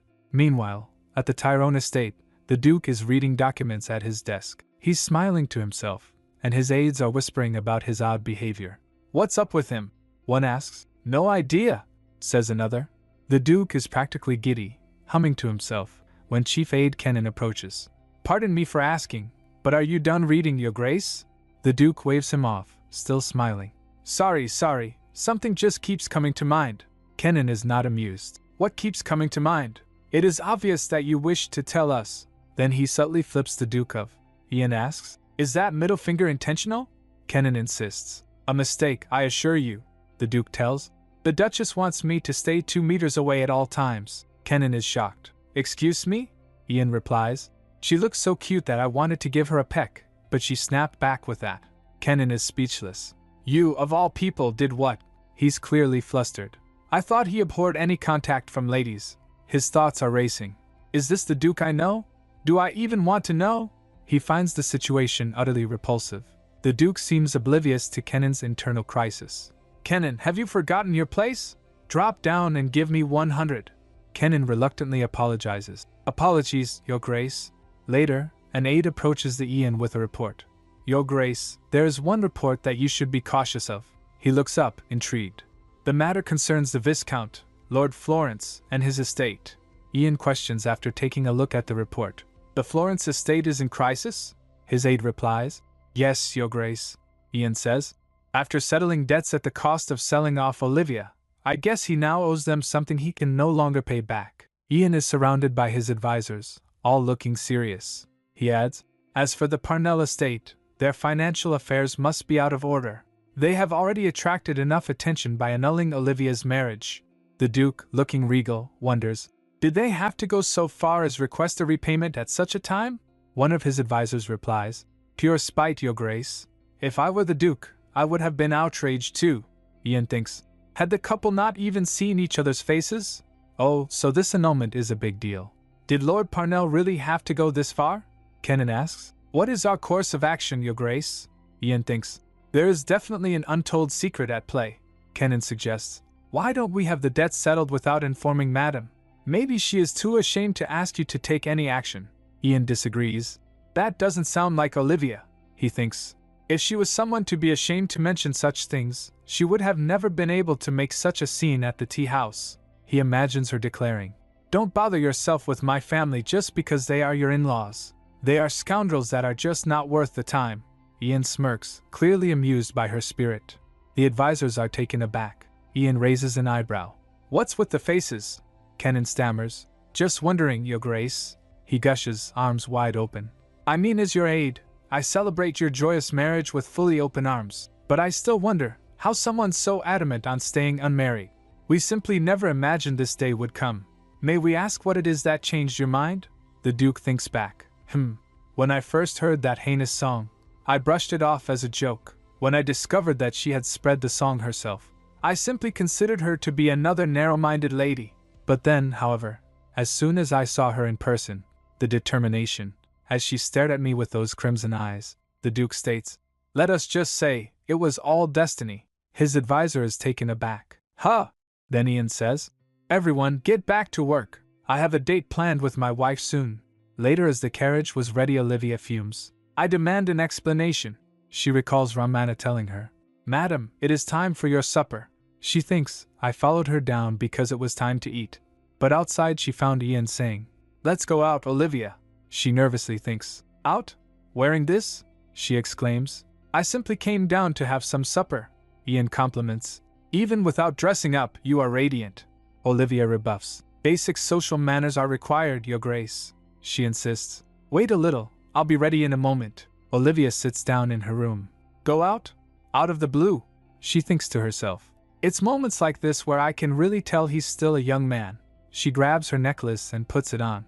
Ian peeks through the door. He reaches out to her sneakily and says, It seems you are all ready. Olivia gasps. Ian, he says, Let us hurry, you are already perfect. He takes her hand. Let us leave, and kisses it. Olivia gets confused. They get into the carriage. Inside the carriage, Olivia was busy looking at her necklace. Ian notices that, and shows signs of concern. At their stop, Ian extends his hand. Let us get off, Olivia. She takes his hand and says, This place better have some amazing food. Olivia is surprised when she sees the place. This isn't a restaurant. Ian smiles. Right. So there was no need to dress up for anybody. As they were walking inside, Olivia wonders just what exactly they're doing here. The servant guided them to their sitting. Olivia looks around and thinks, this must be their VIP chambers. Ian tells Olivia to take a seat, but she's still stuck on the why.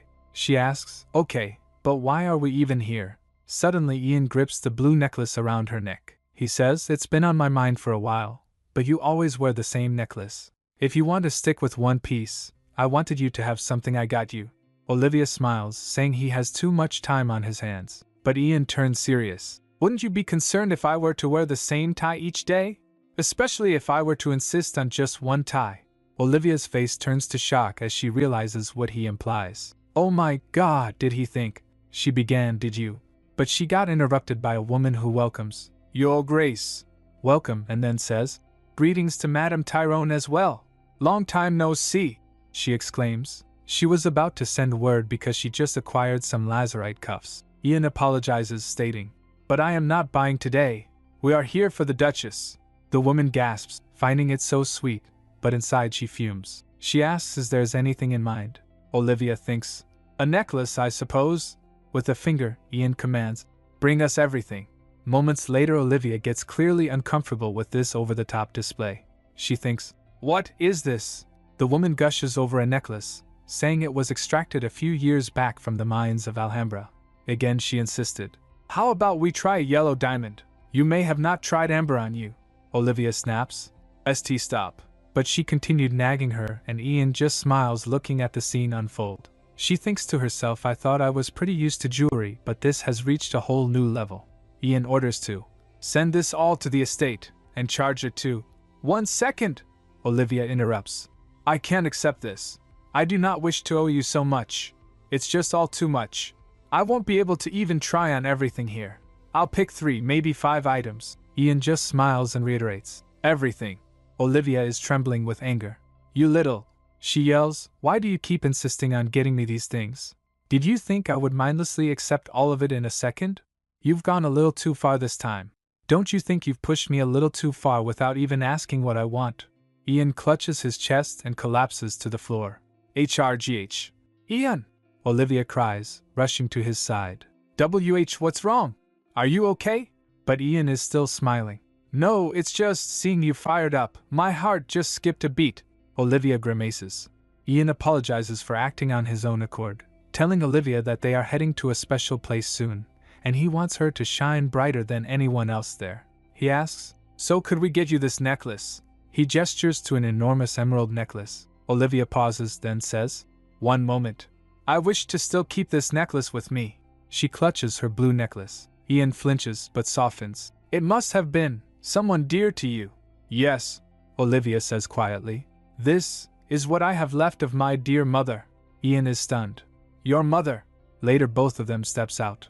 Olivia says she's starving, and Ian compliments her earrings. Always the gentleman, that one. She just stares blankly at him. She asks why he's still sweating. He sweats then says, that necklace, Olivia, it belonged to the late Viscountess. Olivia replies, yes. Ian embarrassed replies, it felt like she was still here, as if we were in her presence. Maybe I'm just a nervous son-in-law. But Olivia is side-eyeing him, wondering if he's more shaken or relieved by the necklace. I really can't read this man sometimes, she thinks. Anyways, I have these on like you requested, she says, gesturing to the earrings. So no more talk of getting me anything, okay? He agrees, calling her by name. Then Olivia says, let us go in. Ian, like a puppy wagging his tail, replies, okay. Someone watches them through the window with a sharp, suspicious gaze. Inside the grand hall, the couple is greeted. Greetings, Your Grace. Ian requests their usual seating, please. As they walked, people stared at them. Their thoughts were alike. So that woman managed to raise the unraisable Duke. Olivia notices the stares, internally pleading.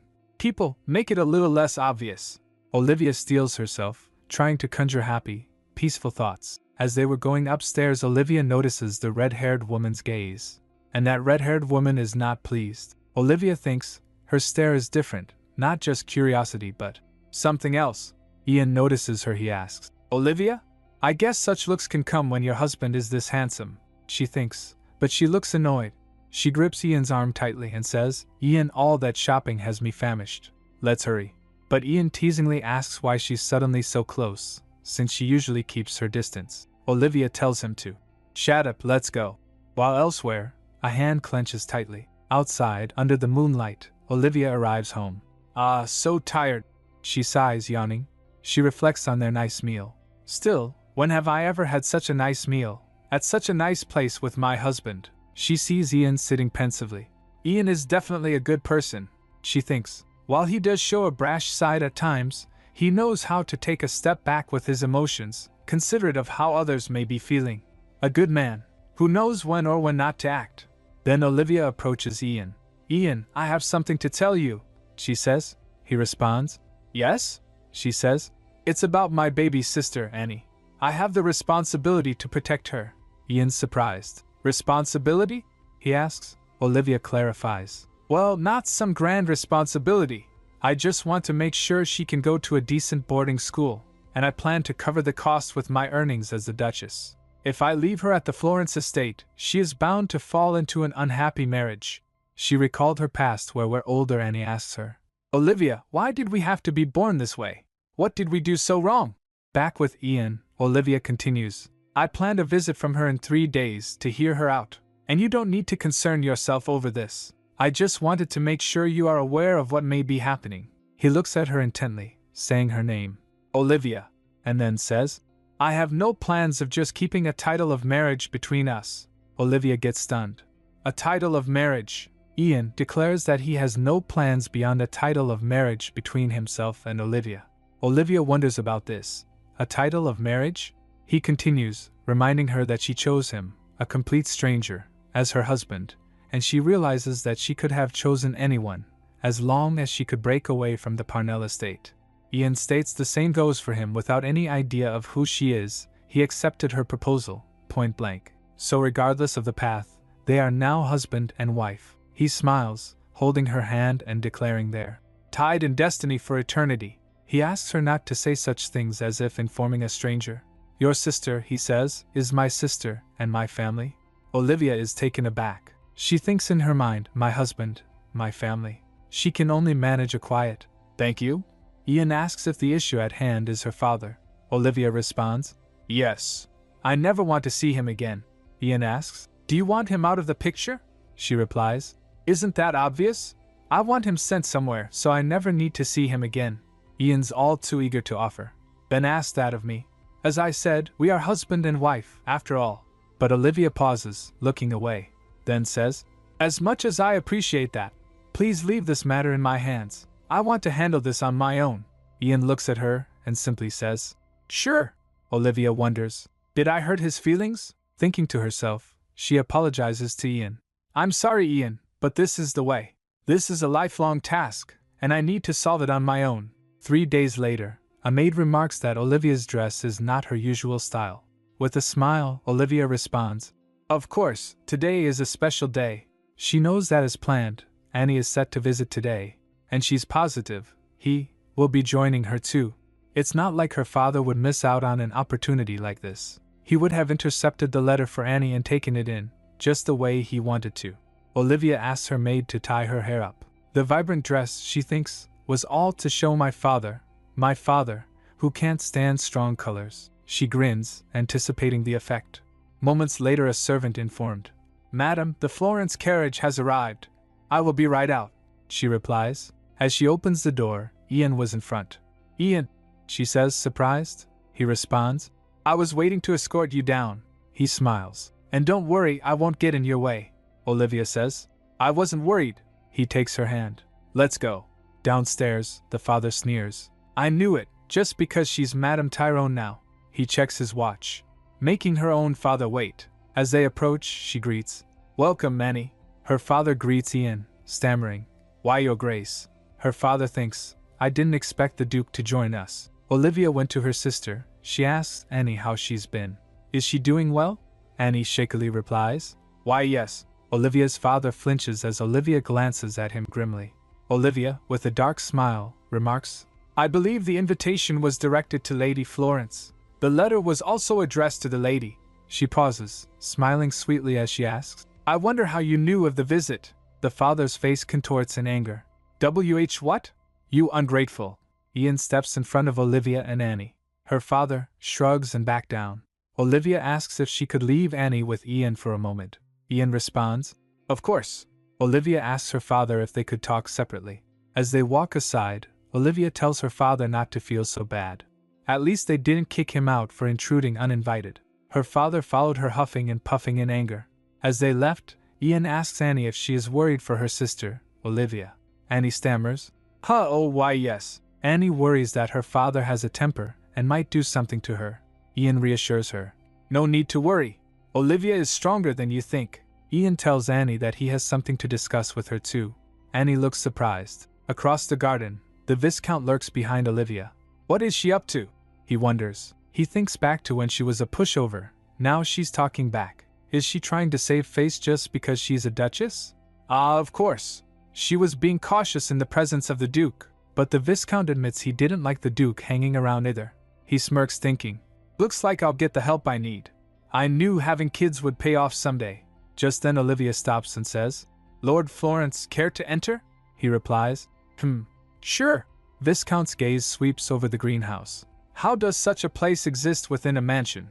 Olivia caressed a branch and says, I hear the former Duchess managed this greenhouse in person. Her father replies, quite marvelous. Thanks to you, I'll reap some benefits. She questions, benefits? She adds, you are properly mistaken. Do you think I brought you here to show off the mansion? The Viscount stammers, what? She drags a chair closer saying, I have a reputation to maintain. I brought you out here to avoid showing any ugly parts of myself to my new husband, she says as she sits down. I got your letter. The Parnell estate is demanding a repayment. The Viscount begins to panic. Yes. Do you even know how much of a hassle it has? But she cuts him off. Go home. The Viscount tries to speak. Again she cut him off. I repeat, I never extended an invitation for you, Viscount. I have not a single penny to spare for you. Please leave the premises. Desperate, the Viscount kneels. No, no way! I am down on my knees, coming to you despite my pride. She looks down on him with disdain. She's so done with this. I have no further words to say to you. I hope I never have to concern myself over your petty little visits again. She turns to leave, but the Viscount grabs her wrist. Her eyes widen in anger. He pleads, Even without the debt, you must know that our estate is in trouble. He adds, Yes, what I owe the Parnell estate, I'll handle. But think about your sister Annie, he says with a sinister smile. Even for her sake, wouldn't it be wise of you to provide your father with a little more help? Olivia smacks his hand and shouts, And since when have you been so concerned about Annie? She seethes, Father this, father that, as if you ever acted the part. I won't stand it anymore. And the bruises on Annie's shoulder, those are your doing, no? Abusing and neglecting that little thing. Her rage boils over. And you still dare use her as an excuse to request money? Leave this mansion this instant. I will be taking care of Annie from now on. The Viscount is livid. Do you think I would just let you do that? He shouts, slamming his fist on the table. Seeming all calm, now you show your true colors. Do you think I don't know what you are up to? You are trying to take advantage of Annie, trying to get me out of the picture with all these excuses. What did you say? She's shocked. I fed you, put a roof over your head. He screams. You ungrateful wench! He swings to hit her, but from the shadows, guards appear stopping him cold. He's terrified, frozen. Arg! He cries. Olivia gets surprised. The Knights of House Tyrone are here. She remembers Ian saying, And don't worry, I won't get in your way. A small smile graces her face. He really didn't have to. The Viscount is on his knees, shaking. Olivia says, Viscount, I wanted to keep you in my good graces, but this just cannot pass. Leave this estate at once, she commands. This is my final warning. The Viscount crumbles. Then, with a jolt, he's back on his feet and running. She watches him go, unmoved. You haven't seen the last of me, he vows, puffing and panting. I won't just leave without a fight. She turns to her knights. Good work. Let us return to the mansion. The Viscount fumes. I'll take it all. The money and Annie too. Meanwhile, Ian and Annie were talking, where Ian is explaining the situation. All you need to do is stay with us, right here. It is what we both wanted. You are also set to attend the academy, so let us start preparing any supplies you need. Annie simply replies, Okay.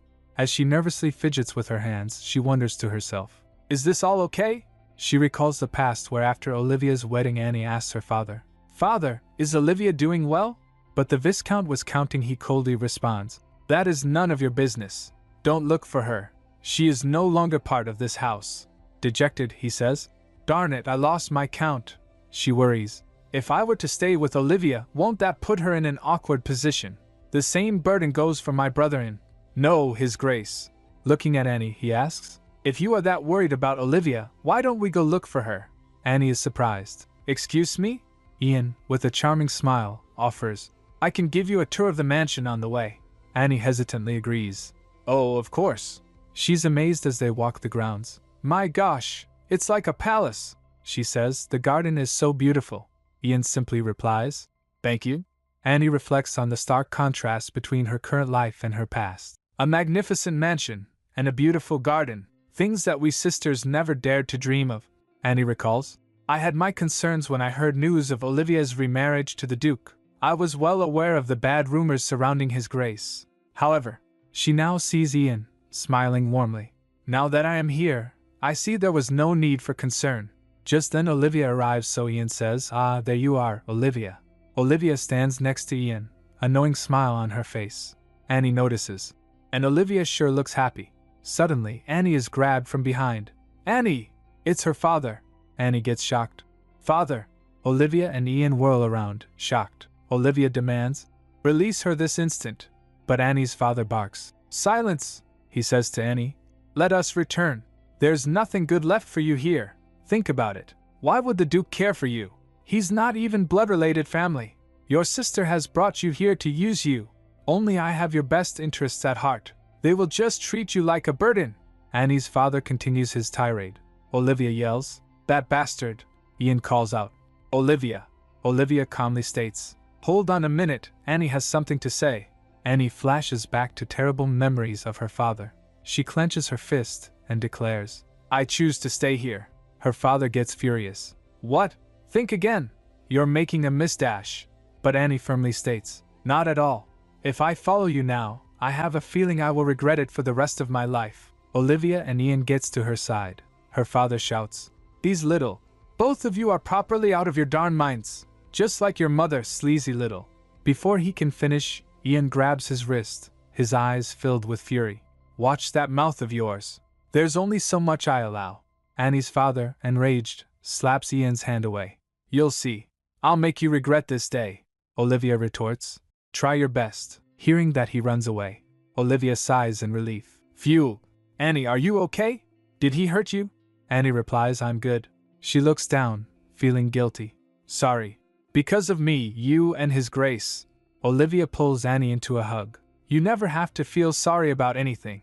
None of it is your fault. So don't ever blame yourself, okay? Annie replies. Got it. Ian smiles reassuringly. That's right. And a sister of Olivia is also a sister and family of mine. So don't be so cautious. Olivia says to him. Hey, I don't recall allowing this distance. He counters, why not make this an exception? Annie smiles, finally feeling a sense of belonging. Thank you, Olivia. Later, Annie is showing off her mad violin skills. Olivia claps and gushes. My gosh, Botticelli himself would dance in his grave. Annie's a little hesitant, asks, is it really okay if I use this like this? Olivia replies, you're here with me. Everything is yours to use. Then Annie asks, how did you even know this was by Botticelli? I thought you had turned away music. Olivia stammers. Had I? Annie says. You said it was a waste of money. Expensive lessons, pricey tickets, a luxury beyond us. She's sweating. I really didn't spare any words, did I? Annie's congratulating Olivia. Congratulations on the wedding again. I think His Grace has given you some peace of heart. Olivia just echoes. Peace. She recalled her happy moments with Ian and thinks, yes, that is what Ian had given me. The stability and comfort I never dreamed of having in my past life. Happiness I wish on you too, Annie. Meet that someone for you. She gives Annie a big hug. Oh, when did you get so big? My little Annie. Annie just squeals. Stop! Annie then points out the necklace Olivia is wearing.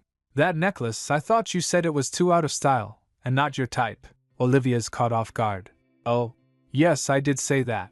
She thinks to herself. Like Annie said, I rarely wore this in my past life. In her past life, one of her mother-in-law hisses. You want to wear something this trashy? As she flings the necklace out the window.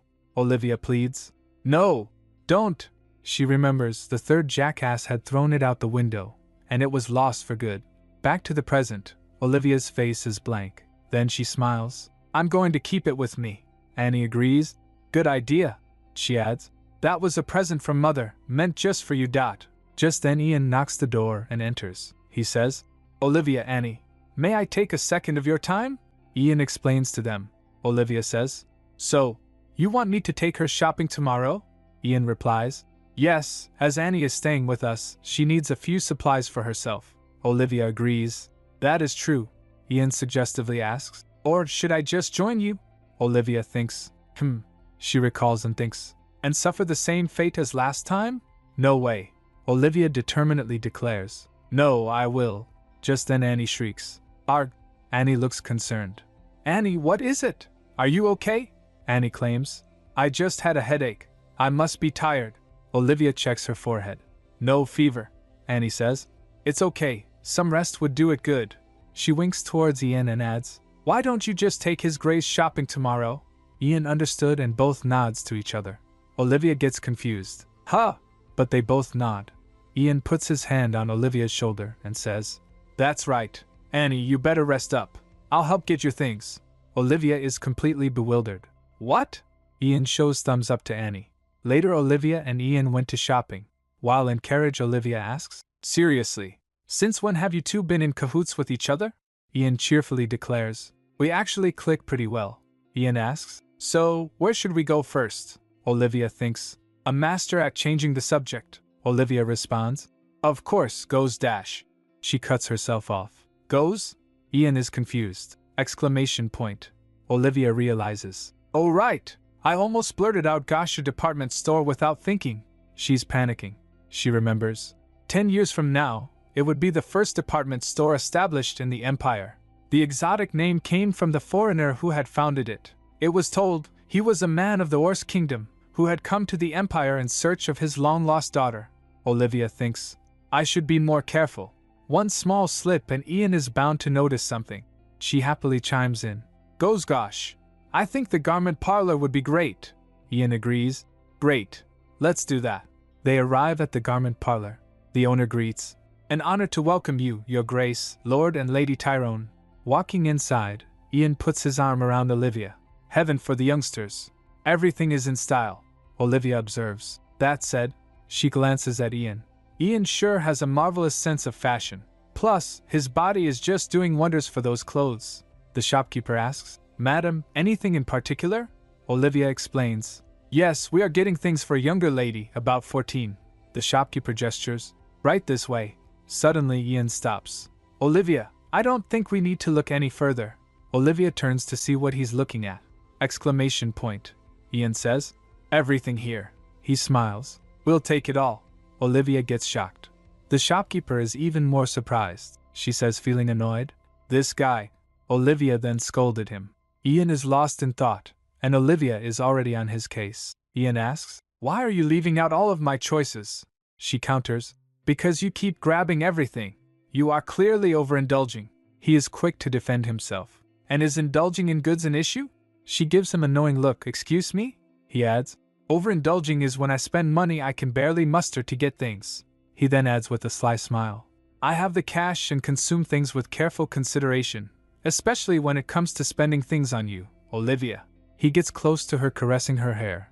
Olivia blushed. She then breathes a sigh of relief. Okay, but only 5 outfits for now. Ian smiles. Okay, but Olivia's thinking. Can't get a word past him.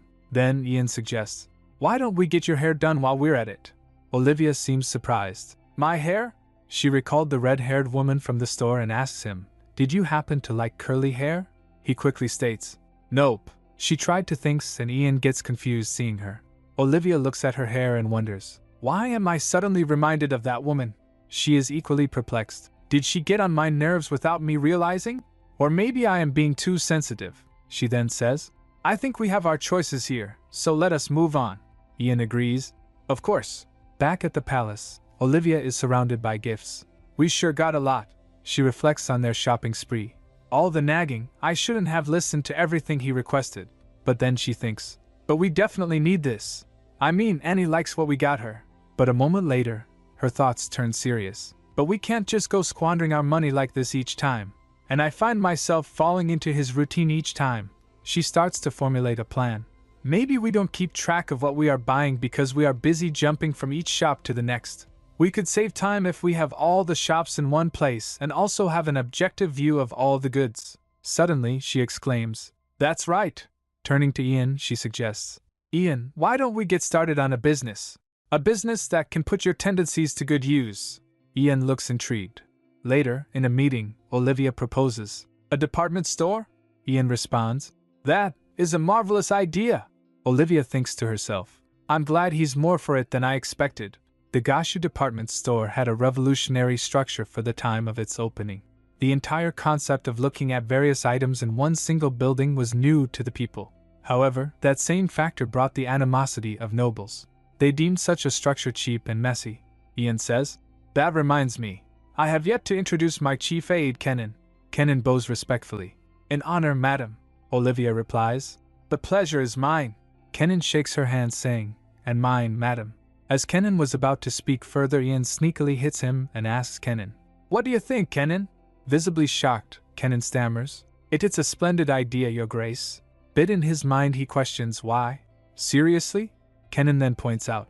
However, real estate prices have risen in the capital, so the profit margins may be thin. Olivia confidently states. Department stores need more aggressive investment in the beginning. Something only the Tyrone estate is capable of, Kenan says. Understood. I will review this matter with the aide staff. Olivia thanks him. As Ian and Kenan were discussing the matter, Olivia muses to herself. Such a matter would have been instantly shut down at the stuck-up Parnell estate. They are willing to accept the idea without prejudice. Olivia sips her tea and thinks, I'm glad I mentioned the idea. Kenan asks, Madam, how on earth did you come up with such a concept? Olivia shrugs. Oh, it's nothing grand. Most people would have thought about something like this. I just figured it would be nice to be able to see all kinds of items at one venue. A small idea, that's all, plus Ian's love of shopping. Kenan, completely starstruck, exclaims, "Huh? Can I just leave my position with His Grace and serve as your aide?" Olivia is taken aback. "Excuse me?" Ian's expression darkens. He says to Kenan, with a hint of menace, "Kenan, expect a pay cut." "You little." Kenan, unfazed, insists. "I jest, Your Grace. I am fully loyal to serve you." Ian retorts. "Loyalty based on economic gain, correct?" Kenan replies. "Come on, Your Grace." Olivia giggles, seeing them playing with words. Ian grins, seeing her smile. Later that evening, Olivia asks Annie, "Annie, should we get ready for bed?" Annie replies, "Okay." Olivia then asks Annie, "I saw you reading up on the Academy catalogs. Have you made up your mind?" Annie replies, "Oh no, I'm still deciding." Olivia smiles warmly and says, "Take your time. You need to decide the right place for you." Annie smiles back, "I will." Annie then stares intently at Olivia, making her blush. Olivia asks, "What are you staring at?" Annie replies, "Sis, I'm curious." Olivia asks, "About?" She asks, "You and His Grace are newlyweds. Why aren't you sleeping together?" Then she went to Ian and Olivia followed her, asking, "Where are you heading at this time of night?" Annie replies, "To His Grace. I have some questions for him." Olivia points, "It's fine if you go, but you're in your nightgown." Annie insists, "It's not. Plus I have this cardigan on." Olivia pleads, "Let's just have this conversation tomorrow." But Annie says, "This can't wait." As the two argue, the door creaked opens and Ian comes out. "Olivia?" he questions. Olivia is flustered as Ian asks, "What are you two doing here?" She stammers, "Ian, the thing is..." Annie jumps in, "I had a question for you. I'm yet to choose my academy, but I'm still torn. I just wanted to ask you for advice." Annie is grinning and winks to Ian. Olivia glares at her sister. Ian considers this and looks at the suggestions. I see. The way I see it, this place seems the best. Good faculty reviews, and the facilities, Olivia thinks with a mix of annoyance and realization. Doesn't hurt to see them growing so close. Annie definitely looks cheerier than when she was with father. After getting his advice, Annie is overjoyed. "Thank you for the advice. Good night." Ian replies politely, "Good night." As Annie turns to leave, Olivia apologizes to Ian. "Sorry for disturbing you so late. I'll see you tomorrow." Hearing that, Annie quickly turns and confronts Olivia. "Why are you following me?" Olivia feigns innocence. "I need to go to sleep." Annie sighs and says, "Ugh, you're really going to make him do this?" Annie smirks mischievously. "Your Grace, it looks like Olivia wants to sleep with you tonight." Saying that, she pushed Olivia at Ian and says, "Thanks for all the help," saying that she left. Olivia is shocked as Ian grabs Olivia. Olivia cries out, "Wait! Annie, come back!" But Annie just skips away, mission accomplished. Ian chuckles to himself. Annie really is something else. Later, Ian and Olivia are sitting together. Olivia looking dazed. Olivia glances nervously at Ian, who is reading a letter. She remembers his words. "I will wait until the day you are ready." Olivia thinks to herself, "I haven't considered sleeping with him since that day. There was too much going on." Ian asks, "Are you okay?" Close up on their faces, Ian looks concerned. Olivia blushed and smiles softly. "Haha, it's fine. Sorry, my sister acted that way." Ian responds, "Not at all. I'm pretty sure she has the best intentions. She may be worried that her being here has caused us to drift apart," she remarks. "You two have really grown closer, huh?" Ian just laughs. Olivia then says, "Okay, I'll just wait until she's back in her room." Ian asks, "You're leaving?" Ian leans in close with a suggestive smirk. "I really thought you were staying over." Olivia's face turns serious as he says, "I feel like I have been patient enough. Meanwhile, you just keep seducing me." Olivia frowns. "You're the one trying to seduce me." Ian asks, "Do you still need time?" Olivia is visibly troubled as she thinks to herself, "Yes, I do still have a vague reluctance to sleeping with someone." She recalls a dark memory of a previous relationship. "But I really don't know." Inwardly she says, "Ian, Just then Ian says, "If that's so, could you sing me a lullaby? Until I fall asleep?" Ian smiles gently. Under the moonlight, Olivia begins to sing. "Sweet little bird, off and got a willow leaf. Kiss me goodnight, no more tears." Ian is now lying down and Olivia is sitting near him. She smiles at him. "A lullaby? That's new. I mean, you keep asking for unlikely things," he teases. "I've been craving for your love. I need me some affection. Ian is delighted. Olivia says, come on. Then he says, thank you. Happiness really wasn't far. Olivia stares off saying, wasn't far. She recalls through her mind dark figures from her past. Tears start to well up in her eyes. Ian notices and asks, Olivia, are you okay? You're... Olivia smiles, tears streaming down her face. It's tears of joy that I didn't know I could have. Ian is relieved. Well, I'm glad. They embrace tenderly. Later at the Alkesis estate, Romeo is enjoying some tea and reading. She had me worried, but Olivia sure seems well. He takes a sip thinking, I kind of miss her. His butler announces, Master Romeo, you have a visitor. Romeo is surprised. A visitor? His butler says, as you were already in the drawing room, I had him come here. I wasn't expecting any visitors. The mysterious visitor appears, standing tall and ominous. Romeo looks up saying, I wasn't expecting any visitors. As Jack appears, Romeo exclaims, looking terrified, You are. Later Olivia sits in her grand estate, reading a letter. It's from Romeo. I heard your news in the papers. I'm glad you are well. Let us meet up soon. Olivia smirks, thinking to herself, Romeo, just the same, only concerned for me. Just then Kenan knocks at the door. Madam, it's Kenan. Come in, she calls. Kenan enters, greeting her. Greetings, madam. Olivia looks up, tilting her head. Welcome, Kenan. What is the matter? We have a sketch up for the store. Kenan explains, holding out the document. Olivia's eyes widen. Wow, that was quick, she thinks. That was really swift. Very capable indeed. Olivia and Kenan pore over the plans. Maybe we could fix just this part, Olivia suggests, pointing to the blueprint of a grand building. While maintaining the external look, Olivia adds, tracing a finger along the detailed drawing. I was hoping it could have 5 floors. Kenan is taken aback. 5 floors? Olivia thinks in her head. Of course he is surprised, she continues. Even the most luxurious noble mansions rarely had more than 3 floors, so there was no history of something like a department store having 5 floors. Besides, maybe towers for imperial prisoners. Kenan gulps. Raising it a single floor would cost us a sizable amount of gold, he adds. Wouldn't expanding the overall area be more cost-effective? Olivia replies. That would leave the store looking empty. There won't be that many vendors in the beginning. Olivia is determined. I expect this building to be a landmark of the empire. As costly as the initial capital may be, aggressive investment would be key to its success. Kenan is speechless. Seeing that, Olivia thinks, did I push a little too far? But Kenan had other plans. Madam, I should really change my position to serve you, he blurts out. Olivia is surprised. What? Don't jest, Kenan insists. I am being serious, he says. His grace lacks certainty at times, so it can become a burden. Plus, his personality. Kenan is haunted by Ian, who whispers, Do you want to lose this job?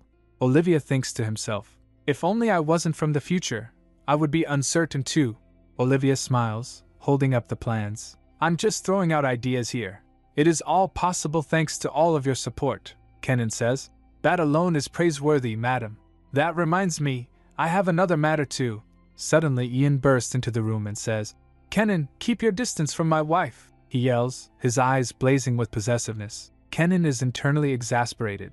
Here he goes again, just obsessed. Later, all 3 of them are seated together. Kenan thinks, weirdo.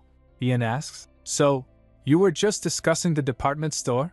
Olivia nods, smiling sweetly at Ian. Yes, the SketchUp just arrived. Ian narrows his eyes. You didn't even hear me knocking, he adds coldly. I thought he was coming on to you or something. Kenan scoffs. Coming on? You are so mistaken, Your Grace, Ian retorts. Well, you haven't shown him your best behavior. Olivia taps her teacup impatiently. Stop at once. She turns to Kenan. Kenan, you said there was another agenda to discuss? Kenan coughs awkwardly. Apologies. We need to choose a name for the store. We need a name to acquire a permit from the municipal office. Olivia ponders. I never considered a name.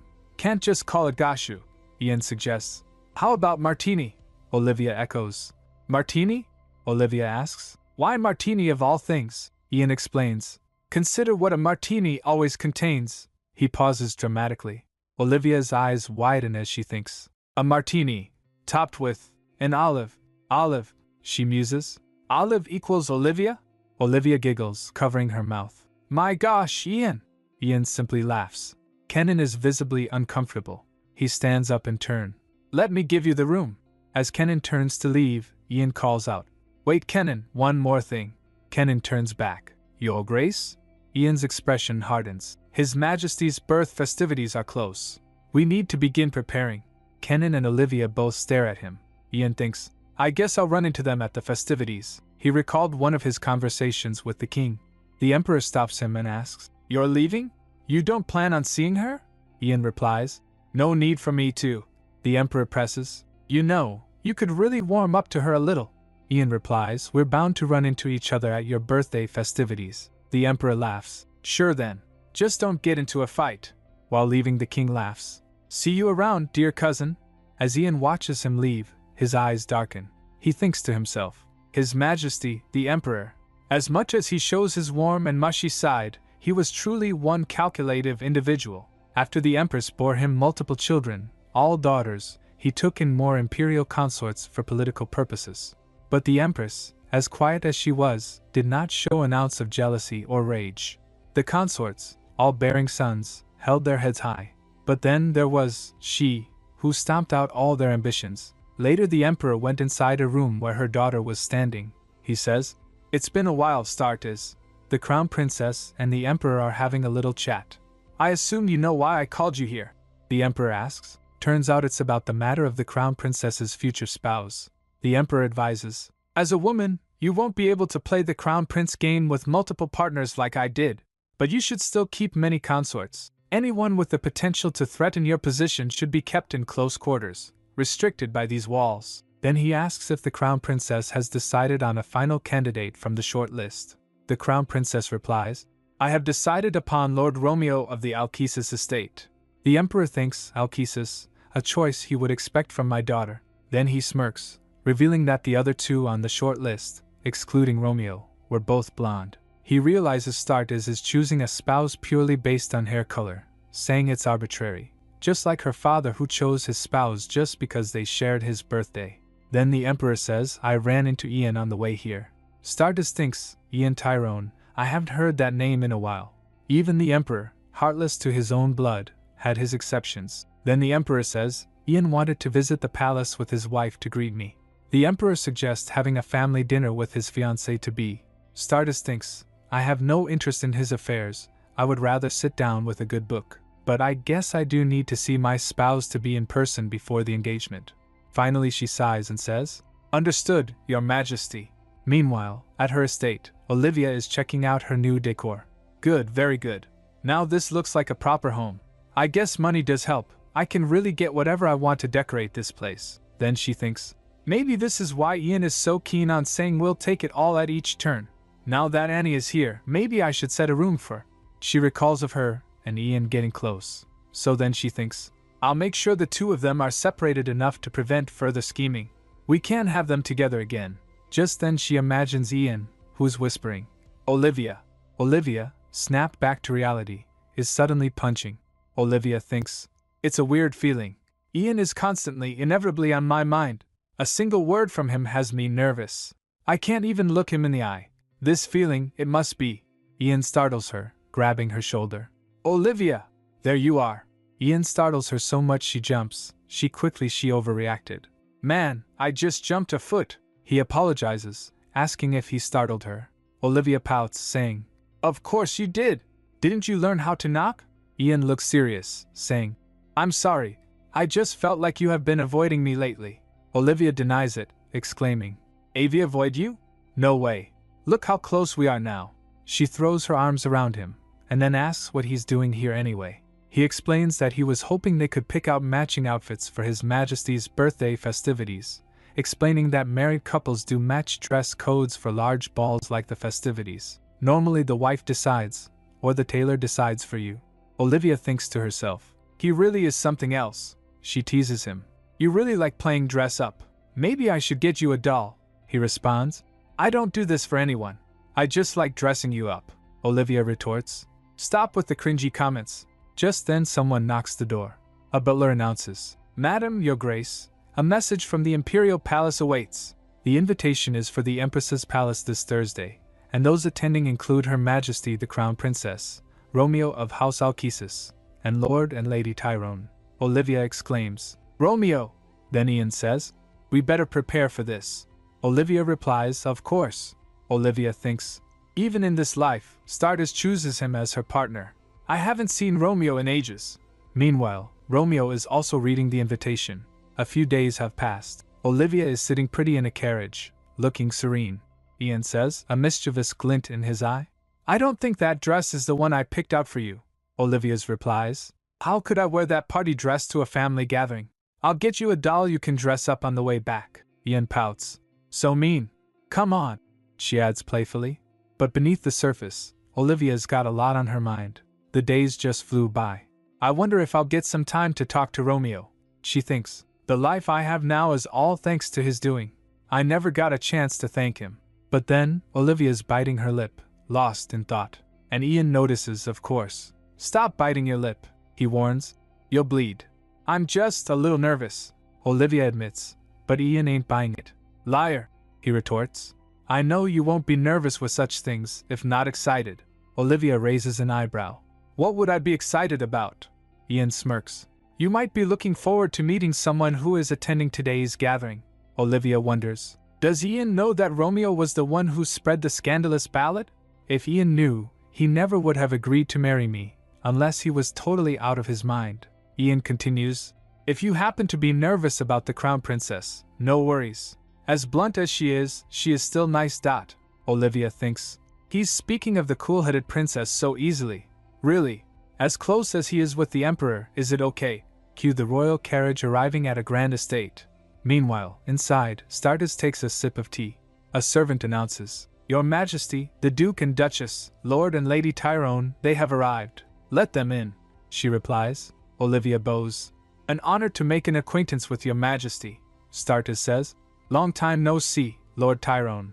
And you must be the Duchess, Lady Tyrone, Olivia replies. Yes, your Majesty. Stardust apologizes. Apologies for my absence at the wedding. It coincided with some official matters I had to tend to. Olivia waves it off. No need for apologies. The opportunity to hold it at the Diamond Hall alone was an honor to be passed on for generations. Stardust then adds, I was rather surprised by that news. I knew His Majesty treasured the Duke, but this was another level. Olivia thinks, why do I get the feeling that she's being sarcastic? She hasn't even asked us to be seated yet either. Just then Ian says, we're used to it by now. Brutal, Romeo. Olivia panics inside. My man, can we not add salt to the wound? Stardust exclaims. Aha, so you are taking his favor for granted? Ian retorts. I don't plan on being modest when it is a given fact that His Majesty treasures he like his own child. Stardust fires back. I hoped your marriage would grant you some maturity. Your vanity precedes you. Ian dramatically cries. I am afraid you're the only one who has matured beyond expectation. It feels like just yesterday, you were crying after tripping on your dress. Stardust warns. I have plenty of shameful deeds to share from your past too. Remember when you hid a page from my homework when I had a better grade in our Esperanto language class? Sparks are flying between these two. Talk about childhood rivals. Olivia watches the two of them and intervenes. Excuse me, so I take it you two were rather close ever since you were children? Olivia smiles innocently while they looks blank. Ian and Stardust loudly reply. No way. Not at all. Olivia thinks. You couldn't have fooled anyone. Olivia thinks. Given that, even as blood relatives, they really do look alike. They couldn't be half-siblings? Not much of an age gap between them. That would be something that only happens in novels, right? Stardust says. If not for the incident at the Marquis of Whitefall's estate, we would have been complete strangers. Am I wrong? Ian stares intensely. Then Stardust teases. What are you going to do? Trip me over like when we were children? Olivia thinks. So he did that too. Olivia is frustrated. What are Romeo and I supposed to do when our spouses are enemies? Olivia thinks back to her past life. In the past life, Romeo and I were able to stay close because the Parnell house was an important ally for the Emperor. Now, it seems we could barely even speak, nevertheless stay close as friends. Just then the Emperor suddenly exclaims, Cousin-in-law! Hands in air for a hug, he exclaims. Greetings! Olivia bows. A pleasure to make your... As Olivia finishes, the Emperor grabs her hand and says, Oh come on, my dear. I told you there is no need for formal greetings, especially not when you may even have a precious baby on the way. Olivia says, Oh yes, but she realizes. Olivia's eyes widen in surprise, then narrow in suspicion. Olivia is lost in thought as the group stands together. As the Emperor gets to know, he quiet down. "Shame, I thought you were pregnant," Olivia replies. "Not at all, Your Highness." "Why did you?"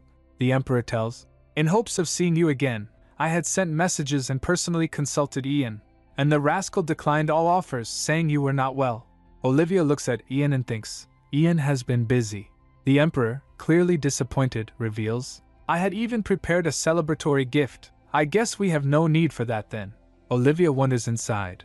"Why did you automatically lead to that conclusion?" Ian says. "We appreciate the sentiment, Your Majesty, but we plan on enjoying our marriage further, and have no plans for children yet."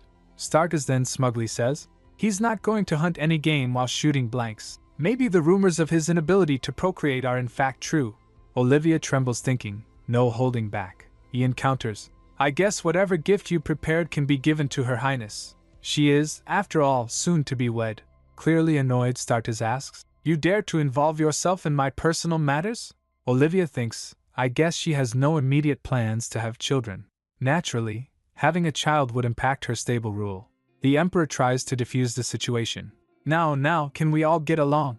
The Emperor introduces Startus's future imperial consort. "Your future imperial consort, I present Lord Romeo Alkesis." Olivia's eyes widen.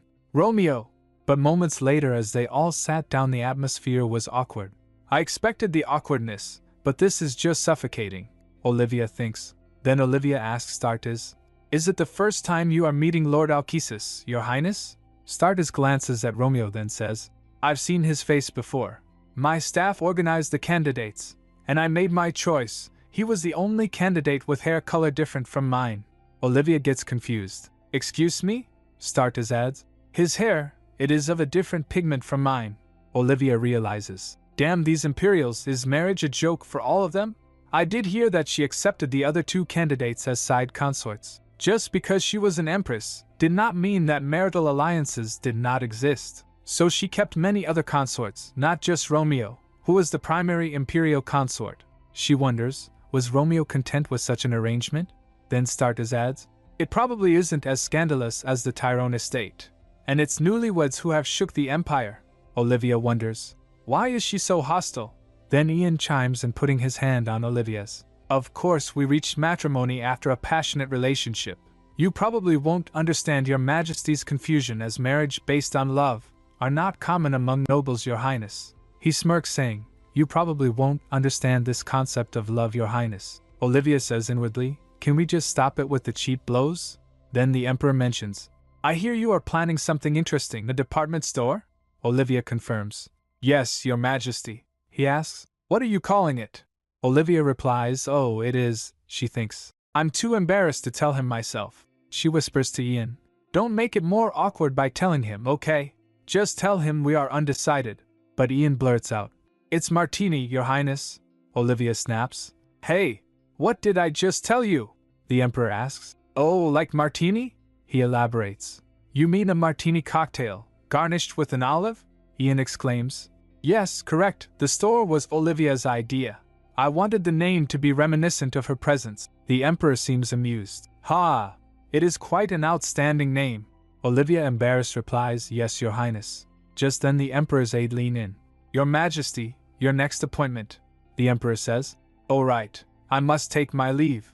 Let me leave you here."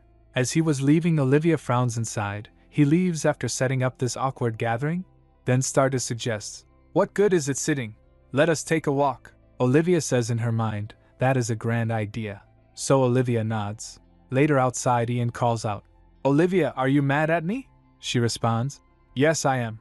So don't speak to me." He begins, "Olivia, I just..." But Startus cuts him off. "Clingy men lose their charm. Lord Tyrone," he points, "you're the one who caused this." Olivia sighs, "Here we go again. I just can't bother anymore." Suddenly, Romeo sneaks up and grabs her hand. Olivia gets shocked. "Huh." He shushes her to keep quiet. "Romeo?" she asks, turning to see him standing right there. He apologizes, saying, "Sorry, did I startle you?" Romeo explains that he's been trying to catch her alone because there's something he needs to tell her. She thinks, remembering Ian and Startus's bickering. "Totally true." Romeo nods at Olivia as she says, "Right? Even us friends didn't get a chance to chat? He then drops a bomb, mentioning he heard news about her and her husband in the papers. He continues, adding that since she always seemed to be doing well, he just assumed it was true. Then he asks the question that's been on his mind. Are you happy, Ollie? Olivia is stunned by his question. She thinks, my current life is incomparably happier than life as Lady Parnell. Then a small smile graces her lips. She says, yes, I'm happy. He pulls her aside, telling her, Ollie, listen to me carefully. Your ex-husband is here in the capital. Olivia is understandably confused and worried. She asks, What? What do you mean? Seeing her distress, Romeo quickly puts a finger to her lips. Sure. Romeo tells her that either way, he thought she should know. Olivia, still reeling from the news, grabs Romeo's sleeve, desperate for answers. Wait, what about you? Can I help you with anything? He says. You know me. Whatever I do, I'll still be stuck with this same fate. Olivia says. I want my favorite person to be truly happy, just like you granted me the happiness I have. He gives her a gentle smile. Thanks, Ollie. Just then someone calls out. Is there something wrong, Lord Alkesis? Suddenly, Ian looms into the scene, his face unreadable. Moments later, Ian and Olivia were walking. There was an awkwardness, she thinks. Romeo was quick enough to convince him. He said to Ian, the Duchess was about to fall, so I assisted her. She then remembers. Either way, James is in the capital. He should be on the battlefield, and even in the past he had not set foot in the capital in a decade. And even if he was here, there's no way he wouldn't cause a ruckus. Olivia is still suspicious. The people of the Parnell estate would have spread the word.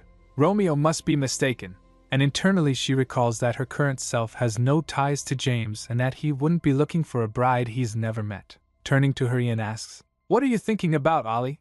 Ian looks at her expectantly, but Olivia coldly responds, Say what you need to say, stop being petty. Ian, hurt, replies, I don't have anything to say. I'm just a little hurt. My own wife does not allow me to call her dear wife or even a nickname she allows a friend. Ian is sulking again, so she thinks. So I'm the bad guy again. Olivia smiles softly. I like it when you call me Olivia. She reflects on how, for so long, she had lived with her name lost, only being referred to as Lady Wife, or even Flussy, useless daughter. She continues, So I like that you, someone closest to me, calls me by my name. Ian is visibly moved by her words. Feeling a surge of affection, he gives her a warm embrace. Olivia gets surprised. Whoa. Ian, clearly touched, tells her, Thank you for saying that. I am glad I am someone special to you.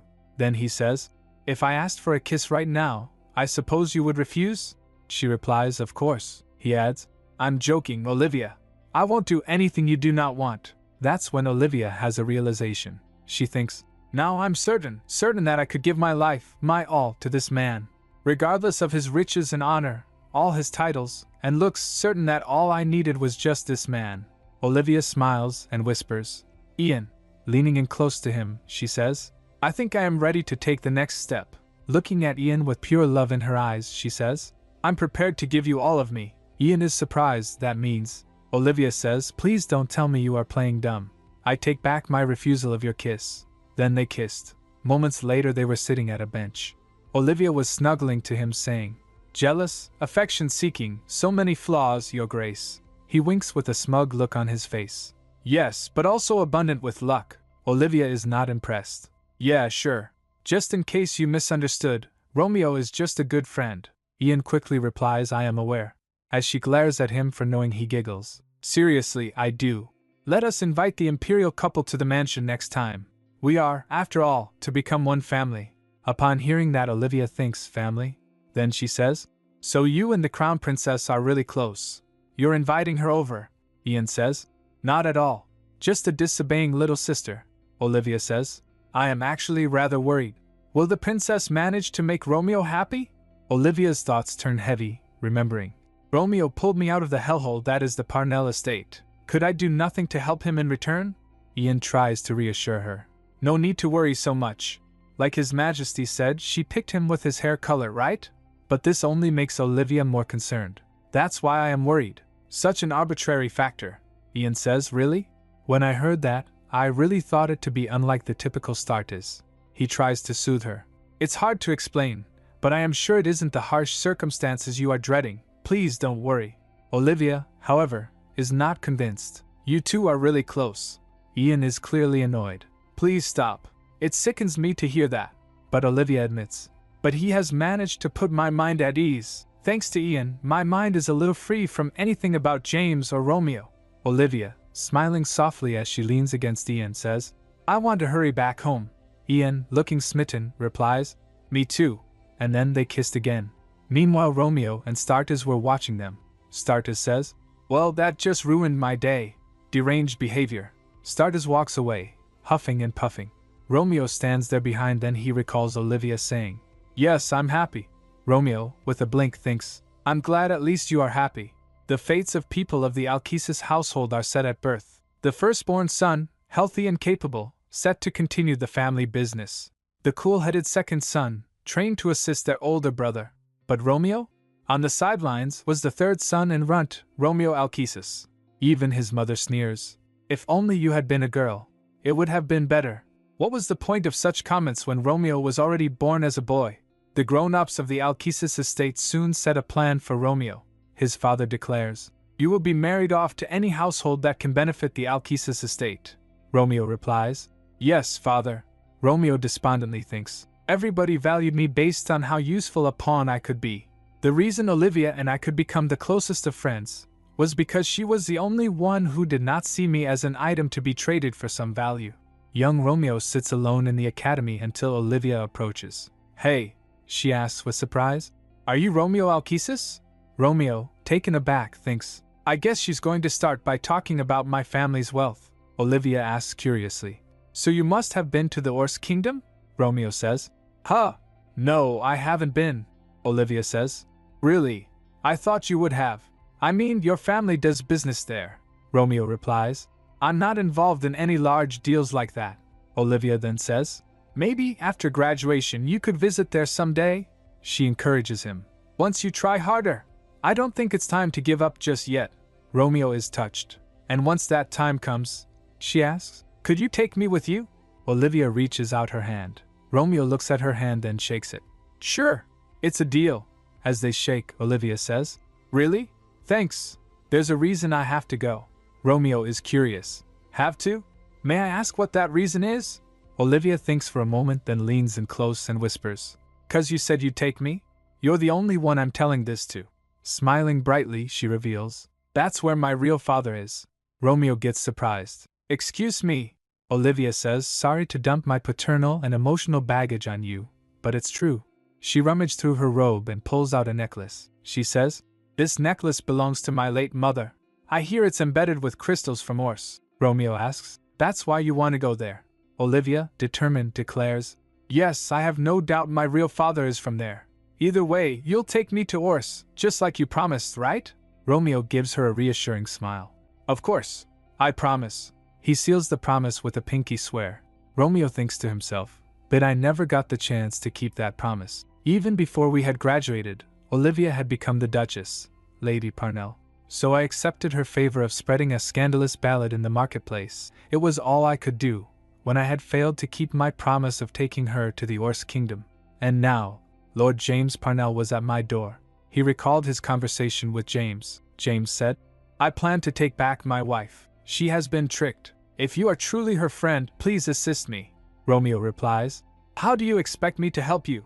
James' hand clenches into a fist. He replies ominously, I ask that you set up a time for me to personally consult my wife. Back to present, Romeo groans to himself. What does he intend to do? So what if Lord Tyrone is actually impotent? Does it even matter if Ali is happy with him? Just then Startis says to him, You are different, Lord Romeo. Romeo turns to her. Your Majesty. She steps up saying, Anyone who makes my acquaintance is just sucking up to get on my good side. I don't even see you batting an eyelash. Romeo responds softly, My eagerness would not change anything. She looks at Olivia and Ian and asks Romeo, Why? Do you envy them? Romeo replies, Not if at all. I simply consider them to be lucky. She grabs Romeo's chin. Who knows, even we could become lucky or unlucky. I may be fine with anyone else. But I sure hate losing to Lord Tyrone in anything. Later an aide tell them about the royal couple. Olivia asks, The royal couple has already left? The aide replies, Yes. Olivia thinks to herself, I get the Empress, but Romeo left without a word to me. Weird. Then Ian says, too bad. We should head back too. Olivia replies, yes, of course. As Olivia and Ian walks towards the carriage, the Emperor interrupts, stopping them. Already leaving? He says. You're leaving so soon. Olivia only grins, but inside she's fuming. Are you really that bored? Stop jumping out of nowhere. She bows to him. Thanks to your majesty, we have enjoyed our visit. He takes her hand and says, the pleasure is all mine. I'm simply filled with joy these days, thanks to you. Olivia is seething internally. Aren't you the jackass who paired me with James? The king interrupts her thoughts. That reminds me. I had a gift ready to celebrate your pregnancy. He presents a gift to Olivia, saying, it is not much. Olivia opens the box, surprised. A gift, our deepest gratitude. Inside is a beautiful tiara. Olivia gets surprised. Huh? She exclaims. Whoa! She stammers, saying, this is a tiara. Something like this is only right for royalty. Yes, he replied calmly, and I am glad to have found the right owner for it. She turns to Ian in confusion, and then again turns to the Emperor and says, this is too much, your majesty. I have to decline. Ian insists. Just take it, Olivia. She asks, excuse me? Then the Emperor says, Ian, you know it was I who named you that, right? He replies, yes. The Emperor gets close to him and smiles. Well, that surely takes a load off my chest. Olivia glances at him in confusion. As the Emperor departed them, he says, I wish you happiness. While inside the carriage, Ian was lost in thoughts. Olivia says, Ian, please tell me the truth. What is it between you two? He repeats, between us. Olivia adds, I'm sure now there is something there. She asks bluntly, are you his hidden bastard, perhaps? Ian laughs, then says, it's a long story. Do you think you could handle it? Upon hearing that, she remains silent and thinks, his secret, something no one had heard before. Did I even have the right to know, when I was still keeping secrets of my own? She decided quietly. I don't need to. He smiles. Then that's settled. Her gaze drifted back to the tiara. Maybe this tiara has got something to do with them. Regardless, it sure is pretty. Top of the shelf. Ian then asks, why are you staring at it so hard? She replies, oh, I just felt like it was a shame. I can't dare wear it, and I can't sell a gift either. We won't have any children, so it won't become an heirloom. It's all just a shame. Ian smiles. Funny that you mention that. He asks gently, may I ask why you are so against having children? She raised a brow, then says, do you think you could handle what I have to say? Touché. He chuckles. My words right back at me. After a moment, he steps closer and picks up the tiara. Just try it on. It's only the two of us here. He insists. Come on. She hesitates. Huh. Still. She finally gave in. He says, lean forward a little. She closed her eyes, thinking, am I really allowed to do this? But to her surprise, Ian kisses her. He says, sorry. With your eyes closed like that, it was too much. She fumes. You little. Seriously?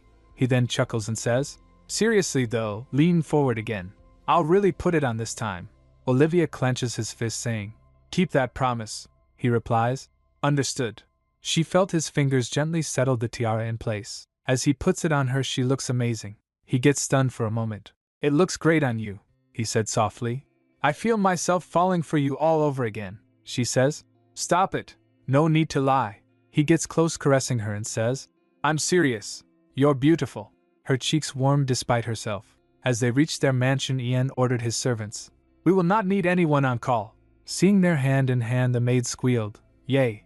They reply, yes, your grace. As they entered the room, Olivia says, wait, I need to freshen up. Ian pulls her close and, leaning, kissed her. Her cheeks gets red. She calls out, Ian.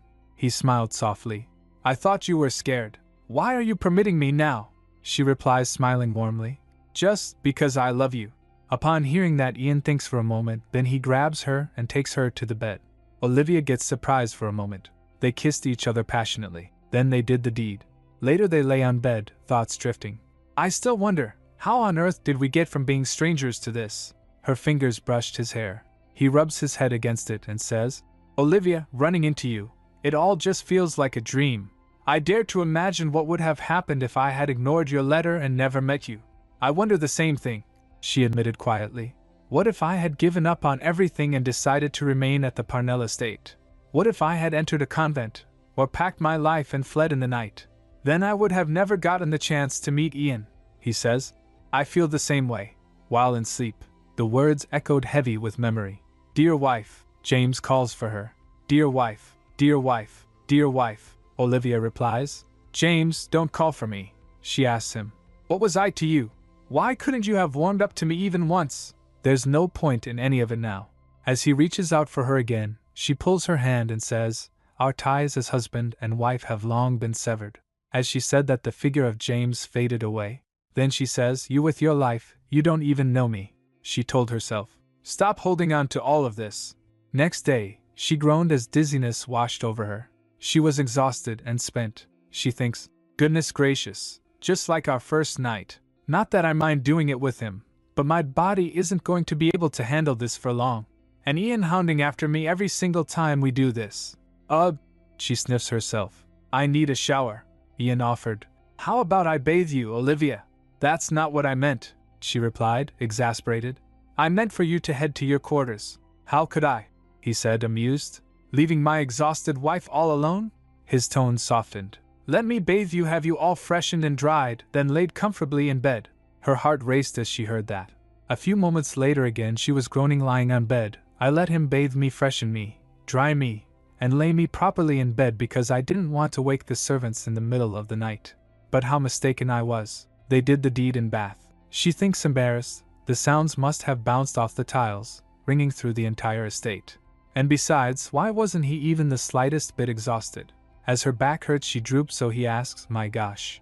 Olivia, are you okay? Does it hurt? Yes, she groaned, glaring at him. All thanks to you. I mean, it did feel pretty good, but you're officially banned from my chambers for a week. Excuse me? He sputtered. I thought we were seeing each other tomorrow, she says inwardly.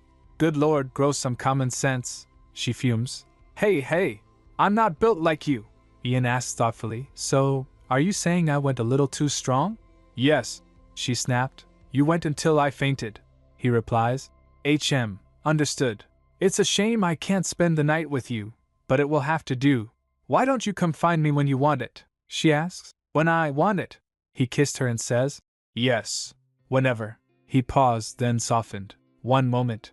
Let me get the help and have them bring you a hot water bottle. Dazed, she watched him rise, the door shutting behind him. That little fox, tricked again. Later, while having tea, Olivia thinks, That's better.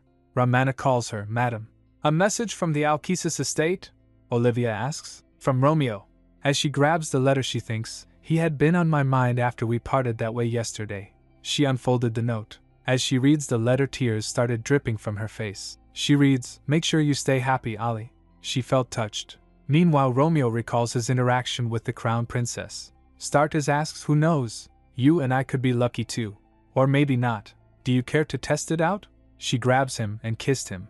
After the kiss, tears came to Romeo's eyes. He thinks, seriously, everything was so messed up. Pulled by the cuff into our first kiss, and then I tear up like a pansy. Her Highness must have been alarmed. Starters asks him, Are you crying? He wonders, why had she been so angry? I thought she was cool-headed. Come to think of it, a lot of things were off that day, starting with her little disagreement with the Duke. Just then a servant informs him, Master Romeo, you have come home. A guest has been asking for you. He groans, even back home, I'm still not free to rest. While walking up the stairs he recalls James Parnell saying, she had been tricked. I didn't think he would be particularly lying about anything, but Ollie said that the Duke was a good man. And I don't think their smiles I saw could ever be anything short of true happiness. He stopped in front of the room, then knocks at it. May I come in? He went in and saw James sitting in the dark. James asks, Your eyes. Romeo replies, Don't mind that for now. It's embarrassing. He cleared his throat. James questions, So when can I be acquainted with my wife? That, Romeo said quietly, steadying himself. I would like to deny your proposal. I will not let you meet Ollie. James asks, confused. What? Romeo replies, Marrying Ian Tyrone was something Ollie truly wanted. As her friend, I only wished for her happiness. I had no intention of helping you ruin it. James slams his hand on table and shouts, I told you she's being tricked. He then rises up from his seat and gets close to Romeo. Romeo flinches. James adds, Do you honestly think it even makes sense? Marriage to an impotent man? Do you think a household without children can truly be happy? Romeo took a sigh and says, Having a child is not necessary for a marriage to be happy. I'm done talking to you. Please leave. James remained silent for a moment, then went past by Romeo, saying, I trusted you to be my wife's true friend. Turns out I was wrong. He slams the door shut and left. Romeo says they're standing alone. I trust her decisions as her closest friend. Just then he remembers. Wait, just a moment. How would James Parnell even know we're close? The day of the birthday festivities, inside the Tyrone estate. The maid exclaims, My gosh, you're radiant. Your height really does this dress design justice, madam. Olivia replies, There's no need to compliment me so much. One of the maids says, Madam, we mean it. Just then Ian came and says, You tend to be far too humble at times. He adds, Just stay right by my side today. She asks, Why? He leans in and whispers in her ear, I'm worried you might be a little too beautiful. Seeing that, the maid squealed, but Olivia yelled cringe. While in the carriage, Olivia asks, Did you really have to do that in front of the maids? There's a time and place for. As she looks at Ian, he looks a little hurt. It's not that I don't understand your affection, she replied softly. I'm just asking for some control. Ian smiles and then gave a peck to her cheek. Thank you for understanding. Olivia thinks, maybe I'm just not used to this much attention. I keep pushing him away, even when I'm enjoying it. At the Parnell estate, nobody cared about me. There was never space for me in the carriage. I dressed myself, with no one to aid me, unable to attend any social events. Just then Ian brought her out of her thought. Why are you spacing out? What's on your mind? She replies. Nothing, just. He grasped her shoulder firmly. If your mind is wandering even when you're alone with me, who knows what might happen among all those people? He pulls her close for a kiss. She refuses. What? We're already here. We should exit. Before she could finish, he pulled her back. She complains. I knew it. Not a day goes by without. Meanwhile, the carriage was at his destination. The maid wonders, why aren't the Duke and Duchess exiting the carriage? Another agrees. Right? Just then the door creaks opens and Olivia came outside. Her makeup was a little messed up around her lips. One of the maids says, Madam, your makeup. Feeling embarrassed, Olivia says, Could you fix me up quickly? Moments later, as they walk together, Olivia says to Ian, I'm already regretting understanding you. Could you please control yourself? He smiles. Hey, we still finished the important stuff inside the carriage. She complains again. Please, control yourself in the palace, he replies. But, meanwhile, the Emperor was watching them from his window. His aide asks, Should I summon the Duke and Duchess, your Majesty? The Emperor replies, No need. They'll come inside in time. 20 years ago, the current Emperor was called by the previous Emperor his father. In audience with him, he says, Your Majesty. The previous Emperor says, The Queen, your stepmother is with child. This will be your younger sibling. I ask that you take care of them. My days are now numbered. This news fell on him like despair. The Emperor adds, I worry for the Queen, and your soon-to-be-born sibling. The current Emperor fumes in his office. That demented old man never ceases with his lunacy. Setting aside the governing of the empire, he spent his youth engulfed in drugs, luxury, and hedonistic indulgence. And now, so close to his deathbed, he takes in a new queen and gives her a child. The lightning rumbles as he thinks, What if she gives birth to a son? I need to get him out of the picture. Just then he calls out, Is anyone there? His attendant replies, Yes, your Majesty. He orders, Summon the Duke. Back to the present. The Emperor orders his aide, Let us start preparing. His aide bows, Yes, your Majesty.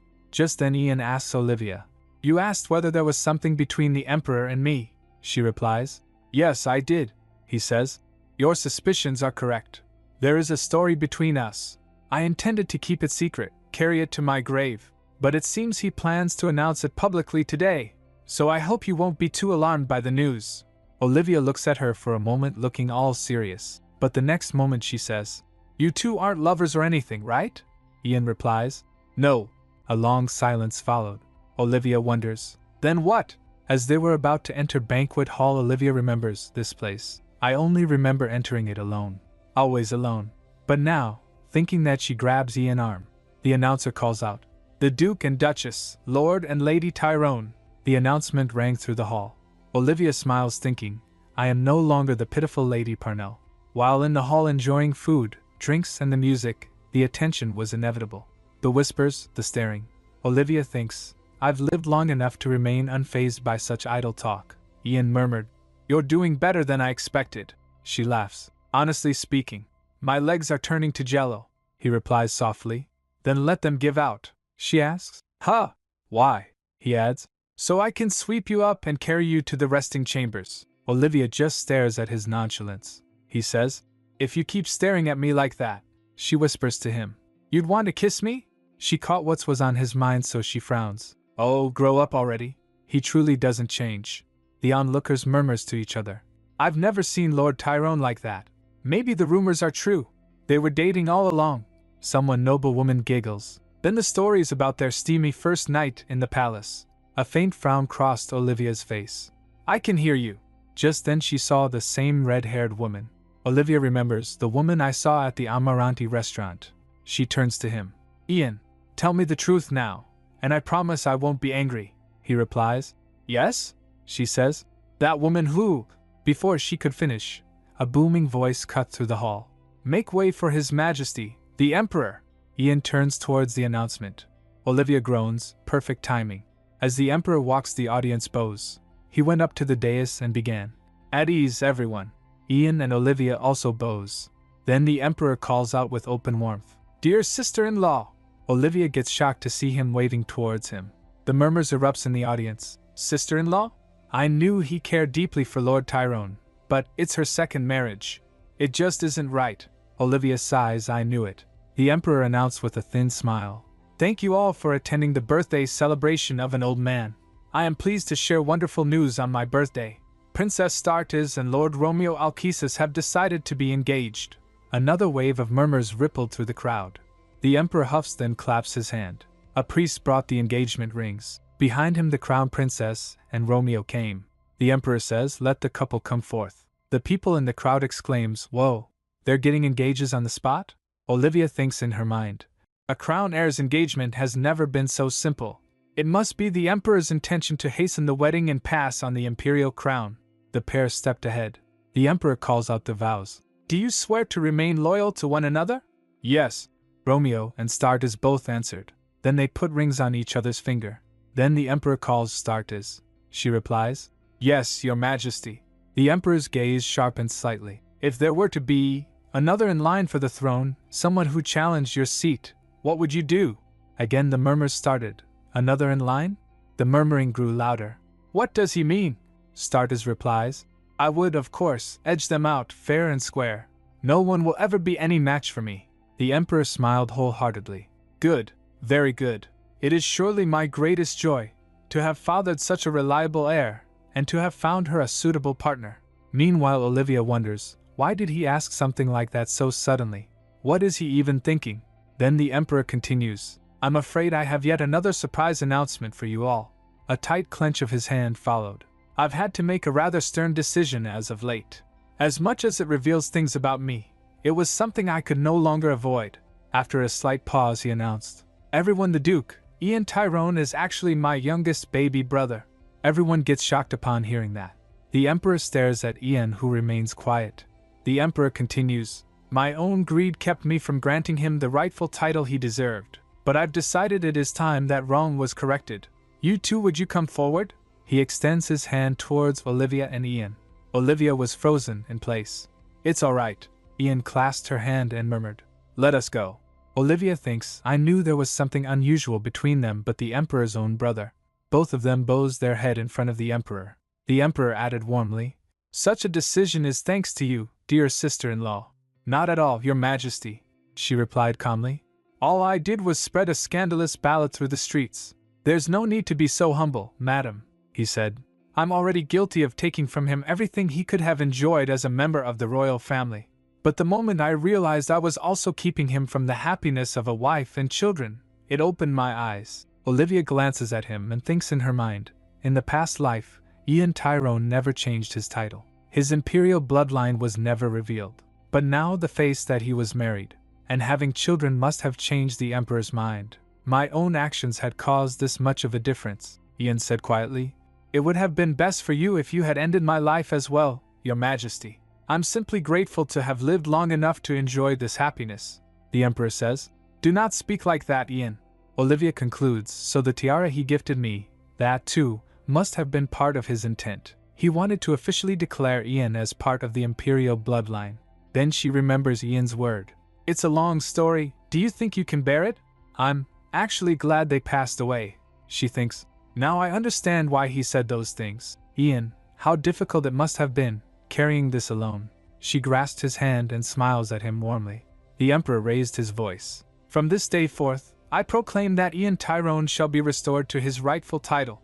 The Tyrone estate will be elevated to a grand dukedom. He shall be granted claim over the Roland's Republic, and receive all privileges he has deserved since birth. A Grand Duke, a Republic. Ian had become the rightful ruler of his own state.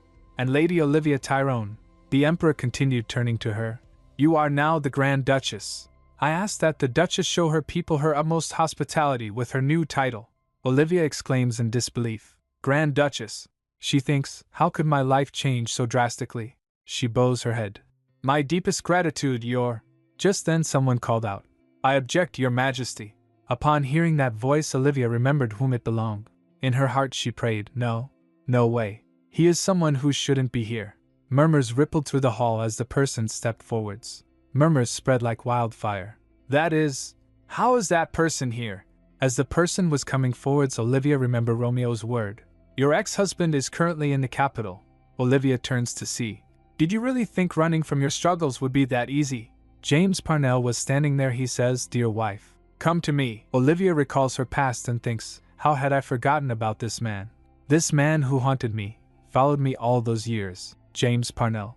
In her past, as she asks James for a recommendation, he just replies, do as you wish. She thought, did he ever truly care? He had never once spoken his mind about anything. Not when I changed the manor's interior. Not when I bought new clothes. Whatever I did, he remained indifferent. Except for one thing.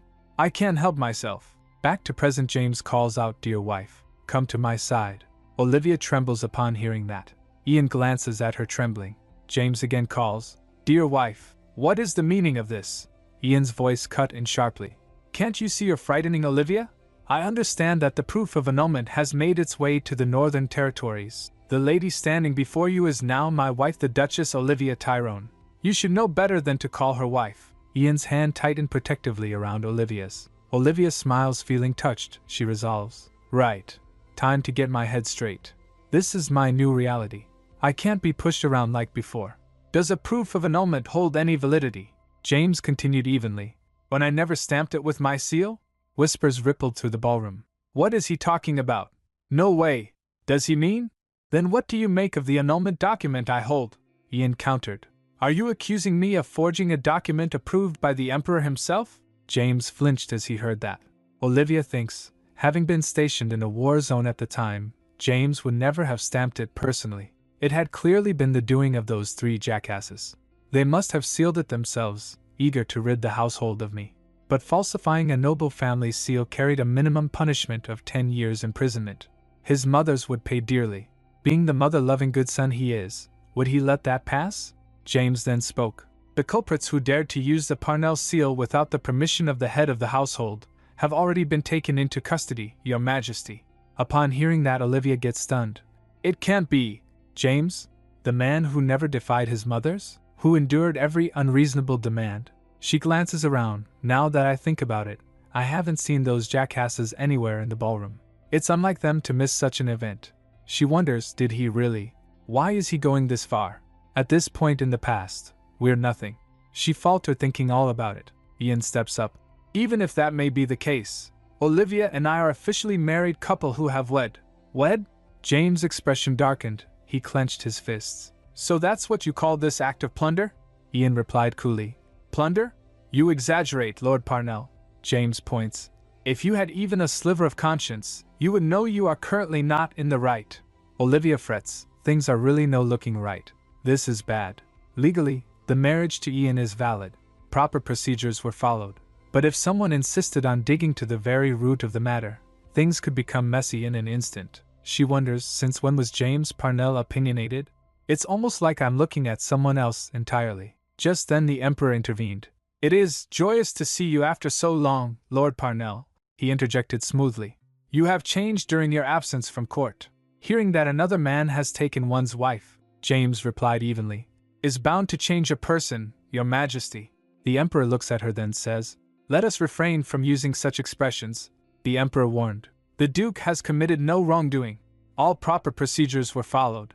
Moreover, the emperor continued, if you truly mean well for Olivia, you should refrain from insulting her before so many witnesses. If I had attempted to correct this injustice quietly, James replied, I would never have been granted the opportunity. The emperor frowns. James continues, you've had your amusement. It is time to return my wife to me, Lord Tyrone. Ian smiles. And if I refuse? Then, James said without hesitation, I will take her back by force. As he says that, Stardust puts a sword to his neck and says, watch yourself, Lord Parnell. Any further imposition will be considered an act of aggression against me, Stardust. Despite the sharp warning, the atmosphere remained rigidly formal. She says, we are here to celebrate the birth of our dignified emperor. Any personal matters shall be handled separately, whatever the conclusion may be. I bow to be fair mediator in the proceedings. Upon hearing that, James and Ian glances at each other and agrees. Ian says, of course. James replies, understood.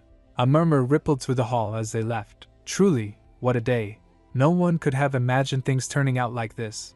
While walking back, Olivia's mind was conflicted. I hope he doesn't hate me for this. Perhaps he regrets deciding to marry me. Her thoughts spiraled. What happens to me now? Those three jackasses held the greatest meaning in James's life. If he had truly placed them in custody, if he was truly determined to abandon them, then it meant something far more terrifying. It meant he was just as determined to never let her go. Suddenly she felt heavy, burdened by her thought. She gasps and then collapsed. Ian saw her and quickly rushes. Olivia! Ian catches her and thinks, darn it. That man really had to push it. Just then Stardust came there and says, you really can't get anything done properly, can you? Ian looks down and then says, I owe you one. Stardust says, I guess expecting a thank you would be asking for too much. A proper thanks will be in order once that man had been completely expelled. As Ian doesn't reply, she clicks her tongue and then says, do you not consider it a little strange? As Ian turns to her, she says, the two of them were married on paper, never having met even once. Yet, the Duke surely treated her as though they shared a deep, tangled history as a couple. Just then Ian recalls the nights where in her sleep Olivia would murmurs in her sleep, dear wife, and he also recalls James saying, come to my side, dear wife. He concludes it was him. He was the reason for all of Olivia's sleepless nights. Stardust then asks him, do you need any help? Ian lifts Olivia up, carrying her, he says. No need, Stardust says inwardly. There's no need to be so cold. In her sleep, Olivia recalls her past. One of her child says to her mother-in-law, Grandma. She replies, yes, my little one. The kid says, I don't like mommy. I like you the best. Olivia was standing near watching that. Dear wife. Suddenly James appeared and calls for her. He said again, stepping closer. Come here, dear wife. She trembles, turning. James. He went close to her and says, you surely test my patience. Just then she gasps and opens her eyes. Her heart pounded. She thinks James is here. I thought I had finally escaped. Am I supposed to go back to that torturous life? A light tap broke her spiraling thoughts. She turns to see Ian, who was looking worried at her. Ian. He quickly embraced her and says, you're okay. I've got you. You just had a bad dream. His voice was steady and close, grounding her. Whatever happened earlier and just now, they were simply dreams. Us, right here, right now. This is the only reality that exists. Got it? She nods. He studied her face for a moment, then gave a faint, teasing smile. What happened to the bold person I fell in love with? The one who ran out of the Parnell estate the very moment she got the chance. His tone softened. Seeing you this shaken just from the mere appearance of Lord Parnell. She cut in. Have I disappointed you? Of course not, he answered. In fact, I like it. I feel like I'm getting closer to you. Like I'm learning both your weak sides and your strong ones, he adds. You already know plenty about me, after all. Like how needy I am for your affection, or how I'm always shopping for my wife, whom I'm completely head over heels in love with. She chuckled lightly. Then he asks again, but are you feeling better now? You were pale as a ghost. She swallowed and nodded faintly. The moment James called me, it felt like the dark past was swallowing me whole. But what scared me even more was how he treated me, as if he had known me for a long time. Because at this point in our lives, James and I had never met before, she added softly. I'm sorry. Huh? He blinked. For what? Our first official event as a married couple was a total disaster, she said. And it was such an important moment for you. Of all the things that could have happened, she nibbles on her fingers thinking, I should have taken Romeo's words more seriously. He grabs her hand and says, Our first official event was our wedding, and as you know, it was a huge success. More importantly, the person who should be apologizing is that barbaric man. You have nothing to be sorry about." She hesitated, then confessed. "I was worried you'd ask me to break up with you, and His Majesty as well." He interrupted her by stretching her cheeks. She asks, "What are you doing?" Meaning, "What are you doing?" He replies, "I see someone as smart as a whip like you can still sound stupid." He sighed, then softened. "If something like this were enough to make me break up with you, do you really think I would have accepted you in the first place?" She trailed off. "That's, if you want me to prove my love for you," he continued firmly, "I'll gladly do it over and over again. I can't live without you, Olivia." Then she went on and kissed him. He said her name again, gentler this time. As she was about to begin, he stops her and says, "You went through too much today. You should take a rest." "I want to," she whispered, leaning closer. "Make me forget everything, with your warm embrace. As much as that's music to my ears." He replied with a small laugh that rolled her into a burrito. He says, "Not tonight. Even the doctor told me to let you rest." She started to protest, but he cut in with a knowing smile. "But I know just the thing my stubborn wife needs right now." She looked up at him. "What are you going to do?" He hummed softly. "Sweet little bird, off and got a willow leaf." His voice turned melodic. "Kiss me goodnight, no more tears." Meanwhile, James Parnell and his estate went to the dungeon. He opens a prison cell with a key and went in. As the door creaked opens, inside were his 3 mothers. They breathed, caught between shock and confusion. "James!" His mother's voice broke as she stared at him in disbelief. "My son, how could you do this to us? I gave birth to you." "Yes, Lord Parnell," another added stiffly, trying to sound composed. "No matter how angry you are, this is completely out of line. We did all of this for your sake. We couldn't just sit back and watch her tarnish the Parnell family's reputation." James thinks in his mind, "For your sake, for the Parnell family's reputation." That was always their excuse for being harsh on Olivia. A daughter-in-law from a mediocre family, with nothing remarkable to her name. A disobedient daughter-in-law. They had lamented endlessly. How could His Majesty arrange such a marriage? A girl so unworthy of the Parnell name. Was the family's prestige meant to be dragged through the mud? His mother ventured carefully. "Lord Parnell, why don't we talk this out?" James stops her by the gesture of his hand and asks, "So, who stamped the paper?" Silence fell before his maternal mother points. "Her! It was her!" His third mother gets stammers. "What are you talking about? That's absurd." She suddenly swayed. "Oh my head! I'm going to faint." She thinks in her mind, what happened to the person who said he wouldn't dare punish his own mother? These unsophisticated brutes truly can't be trusted. "Okay, fine." His first mother relented at last. "We admit we stamped the proof of annulment without your approval. But they asked for a divorce first, and even before the annulment was finalized, she moved into the Tyrone estate."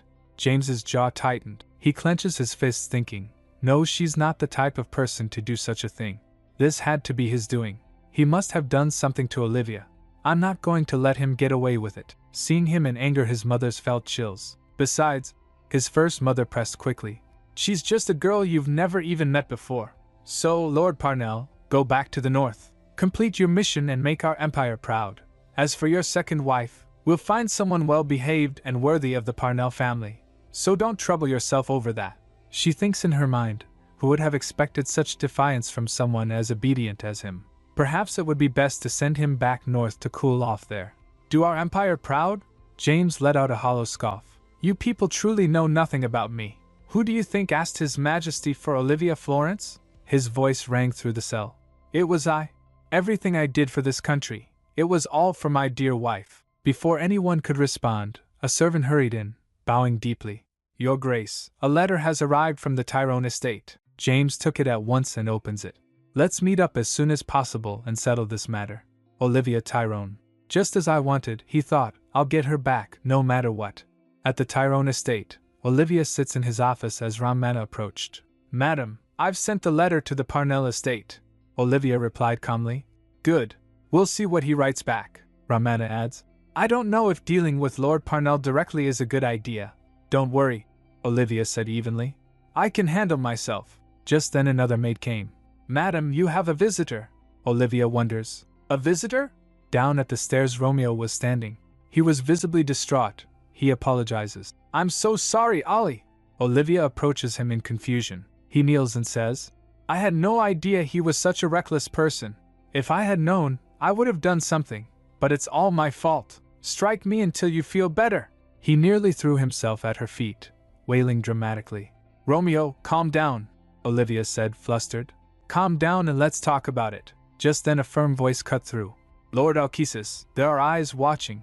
The atmosphere shifted instantly. Please pay my wife the respect she deserves. Romeo turns to him. Your Grace, he greeted softly. Your Grand Ducal Highness. Ian turns to her. Good morning, Olivia, she says. Ah, yes. It was the first time she had seen Ian since that chaotic night. Both of them had been consumed with cleaning up the aftermath, leaving no room for anything else. Judging by the faint shadows beneath his eyes and the smudges of ink staining his fingers, he hadn't slept much at all. Work had clearly kept him up. Ian pulls her close affectionately, then glances down at Romeo. Romeo stepped forward with a polite bow. Greetings from Romeo Alkesis, Your Grace. Congratulations on becoming the Grand Duke. Ian replies, congratulations on your engagement as well. By the way, I hear you were my Ollie's classmate at the academy? Olivia's gaze sharpens slightly. She thinks, I told him not to be jealous of the nickname because it's nothing special. What a big baby. She glares at him. Ian. All right, Ian muttered. I'm sorry. I'll stop. Romeo smiles faintly seeing them, then says, Yes, Your Grace, as her classmate, I'm simply glad to see Her Grace happy. Anyway, Olivia added gently, turning to Romeo. This isn't your fault but his, so don't blame yourself, Romeo admitted.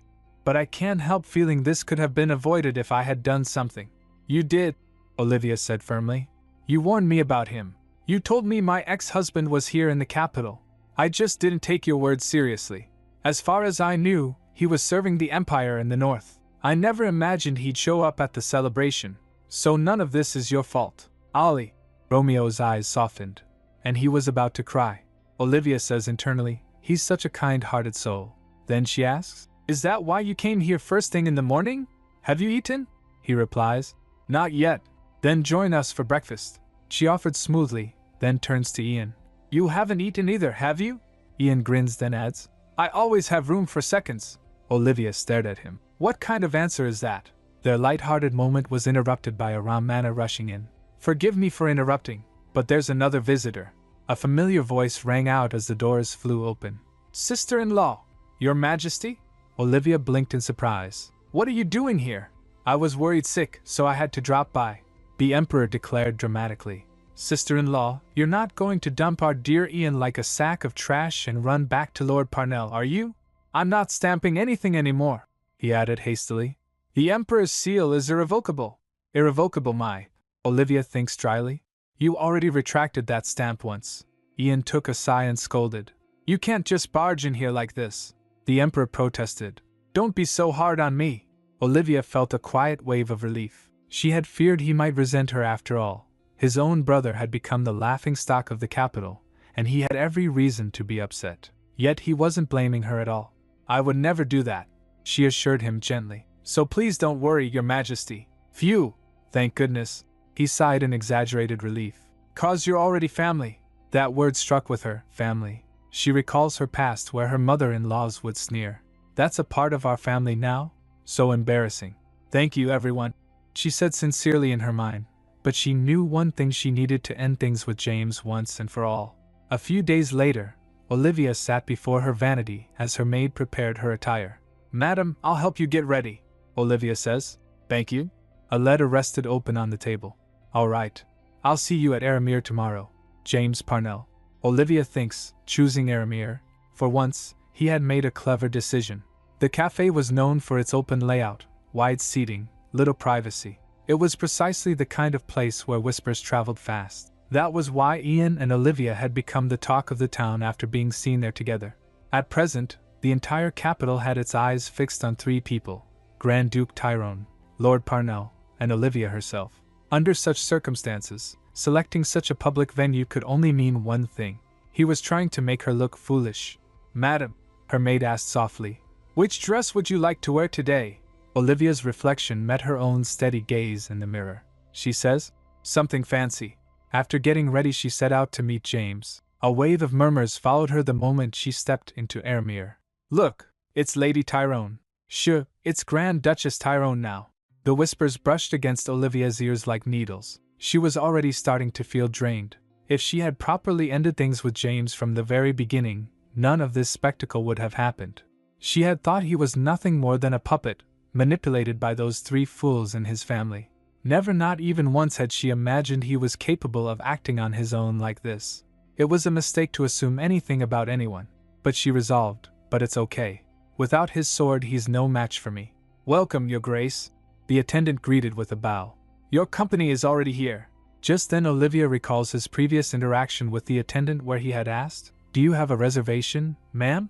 Now more poised she says, "Lead the way." He bows, "Yes, Your Grace. Right this way." James was seated in the most visible section of the cafe. She slides her chair. "Wife," he said the moment she approached. Olivia says, "It's not easy to infuriate someone from the get-go with a single word, but congratulations." She sits down and says, "Please address me properly as Grand Duchess Tyrone. I am no longer your wife." James began slowly. "I don't agree with that statement," she says evenly. "I don't require your approval for anything. Your mothers, whom you love so dearly, unanimously granted me permission to leave." A subtle twitch crossed his face. Around them, the whispers grew louder. "Goodness gracious, look at his expression. Should we be worried? Olivia thinks, is he trying to intimidate me?" Olivia almost scoffed. She refused to be intimidated by a man who didn't even know who had purchased the shirt he was wearing. A waiter approached nervously. "May I take your order?"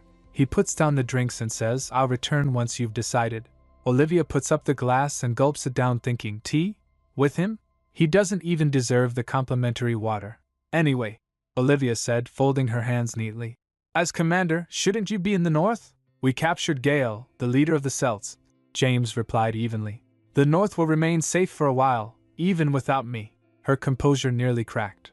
"Pardon? Already?" That was impossible. If she remembered correctly, it had taken him 5 more years to accomplish that in her previous life. He adds, "I pushed myself to return early." A cold realization crept up her spine. "No." Her mind raced. "Please don't tell me you," James said.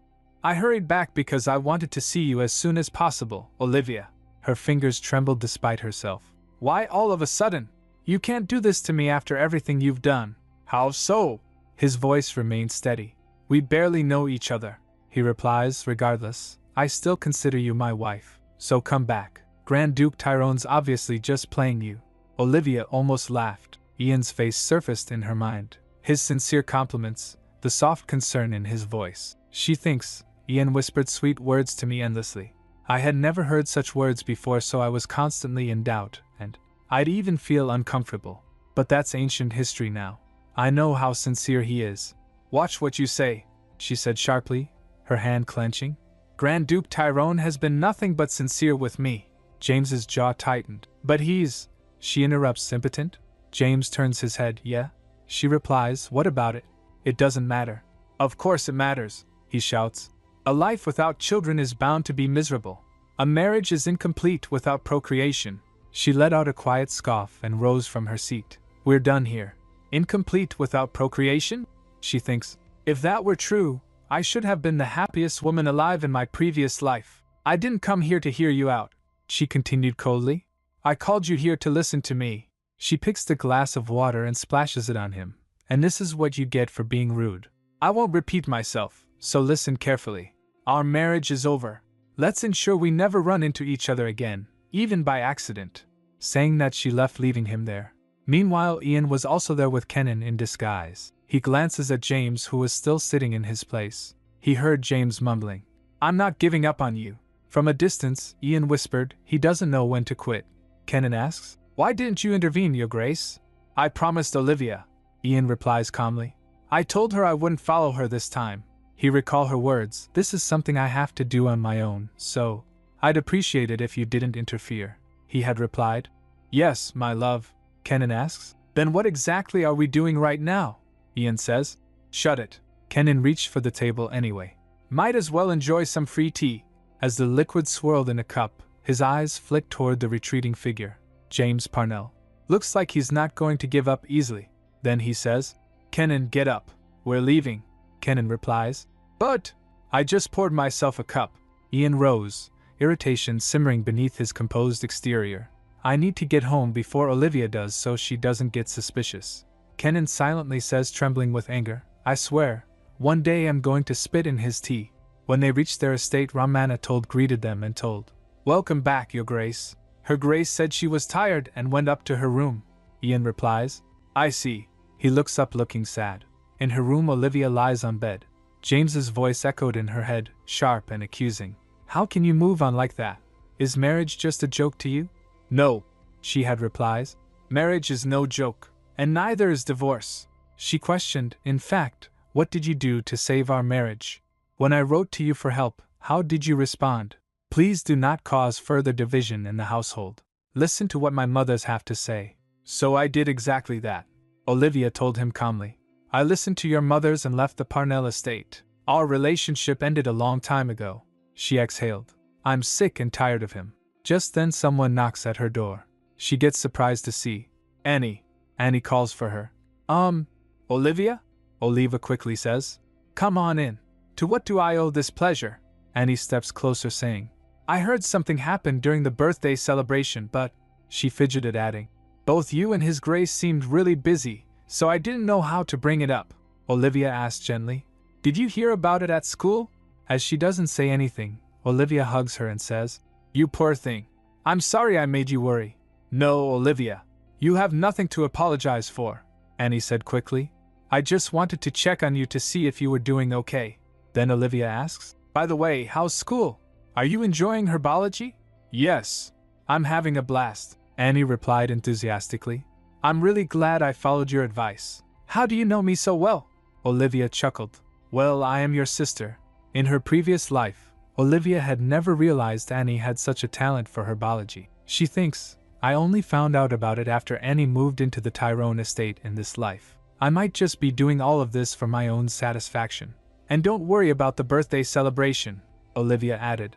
We're not leaving the Tyrone estate, Annie asks. Really? Olivia replies.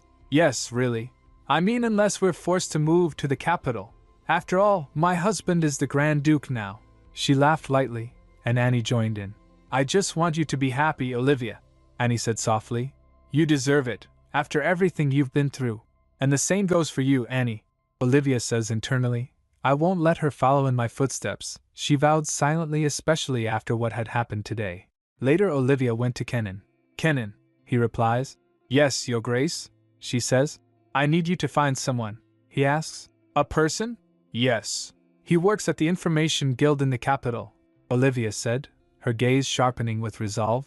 A boy named Eric, she instructs him. Find me a boy named Eric from the Information Guild in the capital. He's around 15, with black hair and eyes, and distinct scars all over his face. Kenan asks thoughtfully, the Information Guild, are you planning to plant a spy in the Parnell estate? He offers. If that's the case, I can make arrangements. Olivia chuckles. I would never do such a thing. You're funny. But then her expression hardens as Kenan asks. Then may I ask why? She tells him. The person who scarred his face, it was a maid of the Florence estate. So I just want to make amends for what happened back then. Her attendant replies. I see. But Olivia thinks to herself. I made up that reason just now, but technically, all of it is true. Back in the Florence estate, little Eric lies on the floor as a maid looms over him holding Annie. The scars on Eric's face. The culprit was indeed a maid of the Florence estate, simply because he had the nerve to speak to Annie. In her past life, no one imagined that the poor boy would one day rescue Annie from the living hell she was in. The person who saved Annie from the junkie she was sold to by our father, it was none other than Eric. Due to differences in their social status and the circumstances back then, they were needlessly kept apart from each other. Olivia concludes, I'm not going to let that happen again. Back to the present, Olivia says to Kenan, you don't need to worry about the Parnell estate. James rarely talks, so even if we had someone on the inside, it wouldn't do much. Olivia smiles at him. All right then, I'm counting on you. As Olivia leaves, her attendant wonders to himself. How does Her Grace know that Lord Parnell rarely talks when she has never even met him before? He gets stressed. I can't just let this fly. Meanwhile, Ian at his desk, thinking of Olivia. He recalled James saying, I'm not giving up on you. He clenches on his pen and thinks, he's not giving up? Not on my watch. I'll make him, even if he doesn't want to. Just then someone knocks at the door. Ian says, "Come on in." Olivia steps in. As she steps closer, without looking towards her, Ian says, "I was about to call you. The numbers don't add up here. Give me the documents again." As Ian extends his hand for the documents, Olivia slips her hand into his. Ian's eyes widen. "What are you?" He looks up, shocked. "Olivia?" Olivia smiles brightly, touching Ian's face. "Busy, are we?" He smiles. "I was just reviewing some documents, so it's okay." She asks, "Then do you want to take a walk with me?" He grins. "I'd love to." Under the night sky, he asks, "Olivia, can I ask you something?" She replies, "Of course." He adds, "When you were going to meet Lord Parnell today, what did you have in your bag? It seemed heavy." Olivia gets taken aback. "Oh, you saw that in a split second as I was walking out?" He laughs, "Haha, yes." She hesitates. So." He presses, "Why? What was it?" She still hesitates, so. Ian smiles reassuringly. "It's okay, take your time." But his meanings were, "You still have to tell me." Olivia is lost in thought, sighs. "He can be so tenacious sometimes," she finally answers. "I took the tiara His Majesty gave me." Ian looks confused. "Pardon?" Embarrassed, she replies, "Just in case I needed to strike him." He chuckles. "Haha, you're adorable and you crack me up." He's still laughing when Olivia grabs his arm, hard. "Keep laughing if you want to be left here alone. If not, follow me." She drags him away. He says, "Wait, your skin's getting cold. We'd better head back." Olivia stops and tells him, "Not until we've gone to the orangery." Ian raises an eyebrow. "The orangery?" She smiles warmly. "I want to show you something. You can only see it once it gets dark." He repeats, "You can only see it once it gets dark?" Then he looks toward the beautiful glass conservatory and thinks for a moment. He drapes his coat over her shoulders. "Then at least put this on." Olivia smiles, touched by his thoughtfulness. "Shall we?" Ian asks, and gently takes her hand. The door creaks open, revealing a breathtaking interior, lit by starlight. In the middle was the stone fountain. Crystalline water rises from its center, bowing gracefully. He gets mesmerized. "Looks like he's never been here at this hour," she thinks, observing Ian's surprised expression. He's never seen a place like this before. But then he saw a bed. "Why is there a bed here?" he asks, totally thrown off. Olivia thinks back to when she ordered it. She says, "I asked for it earlier." Ian is clearly flustered. "Ha, Olivia, you're suddenly coming on very strong, and I love it," she asks, playing innocent. "What are you talking about?" She nudges him playfully towards the bed. "Just go and lie down. You know," he teases, already reclining against the pillows. "I wouldn't mind staying up tonight." Olivia tries to keep her cool. "Get it together, Olivia. Don't fall for it." She also gets on bed and says, "Make space for me." Just then she looks up and says, "Look, Ian, the stars are glistening like diamonds in the sky." Ian just stares at her. "Indeed," he replies, smitten. She wonders, did he even take a look? Olivia clears her throat. "You asked me to sing you a lullaby, but I am a terrible singer. Could I entertain you with some constellation stories instead?" Ian is all ears. "Constellations? Do you know a lot about them?" Olivia smiles coyly. "I guess slightly more than most people." Ian is mesmerized. Oh, Olivia thinks, he's like a smitten puppy. They snuggle closer, Olivia pointing to the stars. "Do you see that?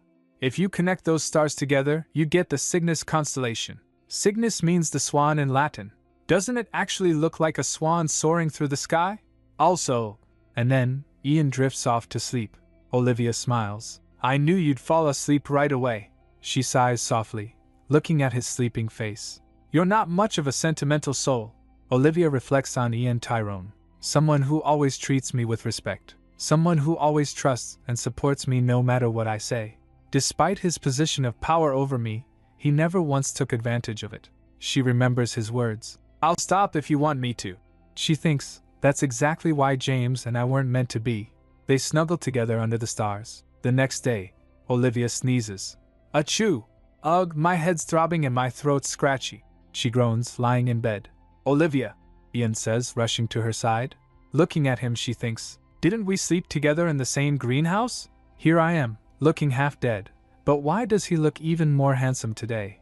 I don't want him looking at me this ugly. I'd better get rid of him quickly. "Olivia," Ian repeats, concerned. She insists, trying to push him away. "I'm okay, so go and work. What if you catch a cold from me?" Ian, however, refuses to leave. How can I concentrate when my wife's lying in bed sick? I'm going to take the day off. Olivia fumes. Of course, he never listens. He's so stubborn. But then, actually, why don't you just pass it on to me? Ian asks. Olivia is taken aback. Pardon? Ian smirks. Getting closer, he says. I know just the thing. This'll get the job done. He leans in close. He's about to kiss her. Excuse me? She asks. He just keeps leaning in. She's tense, eyes squeezed shut. But the moment is ruined. Just then Kenan knocks at the door. Your Grace, it's Kenan. She's startled, shoving Ian away as she shouts. See, come in. Kenan peeks in, the door creaking open slightly. He steps in and greets. Good morning, ma'am.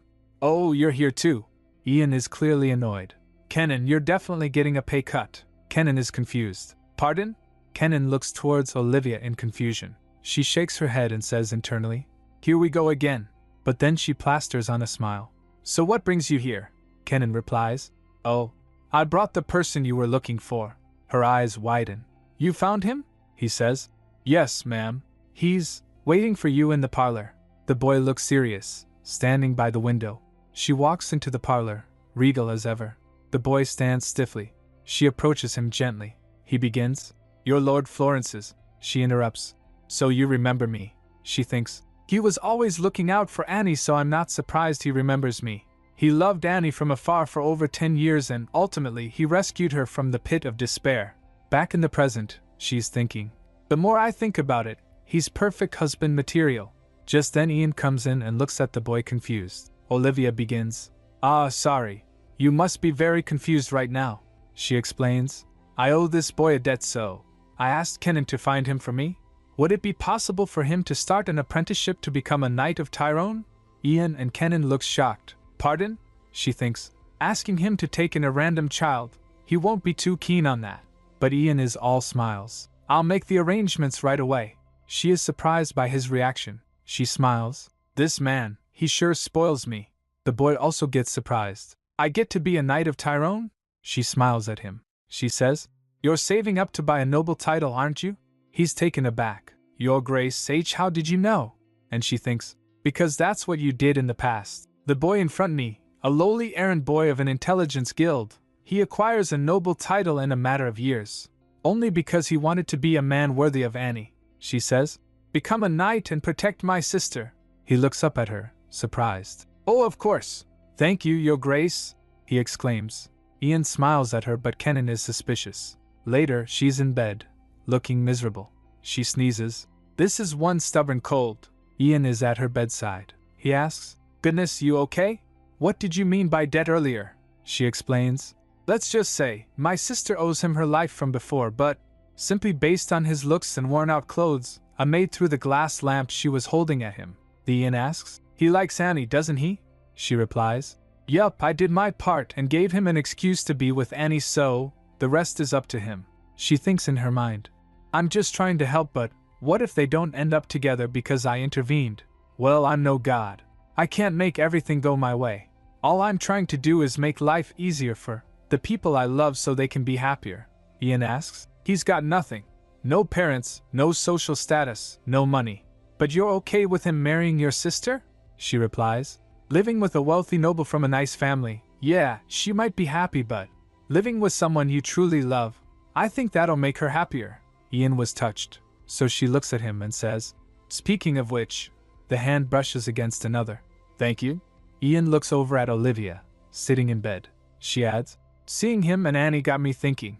If you hadn't accepted my outrageous proposal, I'd still be living a miserable life. Olivia smiles gently. Regardless of how it all began, your love and devotion has truly moved my heart. You're the best thing that has ever happened to me. He remains silent, then asks, Olivia, how do you feel about me being a Grand Duke? Olivia is caught off guard. Am I supposed to feel something? She is flustered. Seriously? I pour my heart out and this is the response I get? Upon hearing that, he laughs, but then he pulls Olivia into a hug. She's worried. Why, you're going to catch a cold from me. He just holds her tighter. I love you, Olivia. Gosh. Olivia looks up at him. He's gazing at her so intently. I warned him. And then he kisses her. But Olivia pulls away. Wait, I can't breathe. She's thinking. This stupid cold. It's ruining the mood. The Grand Duke notices she's coughing. "Oh my, looks like your throat's really dry," she says. "Yeah, sorry for startling you." Ian smiles. "Don't worry about it." But for the time being, he looks at her smirking. Olivia gets confused. He grabs the glass of water from the table and drinks it himself. Olivia thinks, "Oh, it wasn't for me?" And then, he steals another kiss, making her drink water from his mouth. Olivia is completely flustered. "This fox, where does he learn all of this from?" She wipes her lips. Suddenly, the Grand Duke is on top of her. He nuzzles her neck. He whispers, "Keep your eyes on me." Later, Kenan tells Eric while walking, "It would be nice to stay in the capital, but unfortunately, the capital is currently at full capacity. Once you complete your basic training and pass the exam, you'll probably be sent to the kingdom as a knight in training," he adds, glancing at Iraq. "Of course, before you pass the exam, you may have to leave this place. His Grace is merely giving you an opportunity. Nothing is guaranteed," Eric replies. "Yes, sir," Kenan thinks. "The world has completely drained the life out of this young thing." Then he says, "I'll take you to the trainees' dorm." But then, suddenly, Annie is slammed into him. "Ow." Kenan looks concerned. "Ms. Annie, are you okay?" Eric was surprised to see her. Annie, flustered, starts laughing. She's dropped her books and papers everywhere. "My apologies, your lordship. My eyes were not on the road." Kenan started picking her books, says, "No worries, Ms. Annie." Annie stares at Eric, then asks, "Who's this?" Kenan fell in doubt, thinks. Her Grace said he was Ms. Annie's life savior, but she doesn't remember him. He certainly seems like he recognizes her. At times, I feel like something's off with Her Grace. It's as if she's always one step ahead of us, as if she's not from this world. Kenan introduces him. "Oh, he's our newest knight trainee," Eric is told. "Lower your head at once." He bows. "My apologies." Then he extends his hand. "Here are the books you dropped." As he hands the books to Annie, she notices something. "Oh no! Your finger's bleeding. Looks like a paper cut." He waves it off. "It's fine, Ms. Annie." He thinks, "What's a small cut on my fingers that's already covered in scars?" He says, "Don't worry about." But Annie won't let it go. "Come on now." She pulls out a handkerchief. "Wrap it up with this for now," he replies. "Thank you." Eric thinks, "You haven't changed since the first time we met. Still kind and caring." Annie looks up at him, smiling. "When you become a knight, please keep my sister safe," he thinks. "She's radiant." He nods. "Yes, Ms. Annie." Then Annie turns. "I'd better head back now. Goodbye." He watches her leave. Later, Olivia is in bed, looking pale and weak. She groans in discomfort. It started as a simple cold, but it worsened because they couldn't keep it in their pants. As she coughs, Ramana in concern checks up on her. Olivia mumbles something barely. Ramana asks, "Yes, Your Grace, how can I help you?" With a trembling hand, Olivia manages to get out. "A letter." With trembling voice she says, "I need to write a letter, so get me a pen and paper." The maid is shocked. "A will? Your Grace, it's too early to give up," she says internally. "It's not what you think." Olivia insists. "It's urgent because otherwise," she decides, "regardless of how sick I am, I have to perfectly tie up the loose ends for Annie. I need to be prepared in case father returns." She dictates a letter. "To my dear brother Billy Florence." She then instructs Ramana, "Have this delivered for me." "Yes, ma'am," her maid replies. Olivia thinks to herself, "I'm never sleeping in a greenhouse ever again." Later, Ian arrives to check on Olivia.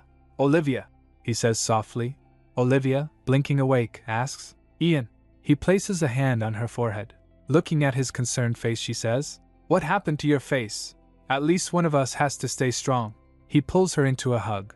"Oh Lord, thank you," he says, relieved. Pulling back, she smiles weakly. "What's the matter? I'm still alive, you know." Ian looks serious. "You slept for 4 days as if you were dead." Olivia is surprised. "Already?" Ian replies. "It's all my fault. I loved your story so much so I just kept quiet. If I had known this would happen, I would have carried you back home." Olivia questions, "Why would that be your fault?" "Huh?" Just then she realizes. She questions, "Wait, you weren't sleeping?" Ian shakes his head. "Nope." Olivia is furious. "Then what was the point of that night? I also said a lot of cheesy things." She coughs, clearly uncomfortable. "I was trying to put you to sleep." Again she coughs. He wobbles, about to faint. He calls out, "Olivia!" Olivia collapses back onto the bed. Ian orders the servants, "Doctor! Get a doctor in here!" Olivia thinks to herself, "If the cold doesn't kill me, the Shane will." Ian stands outside Olivia's door, looking concerned. His aide approaches. Your Grace. Ian asks, is it about him? Kenan replies, yes, I got a message from the Imperial Palace and it's about Lord Parnell, Your Grace. Ian says, we'll hold this off until Olivia's better. Yes, sir, the aide responds. Ian reflects. He hasn't made much of a fuss since then. It's rather unsettling. There's no way a barbarian like him could be this quiet. Ian instructs Kenan. Keep an eye on him though, just in case. Yes, Your Grace, the aide replies. Ian glances back at Olivia's door.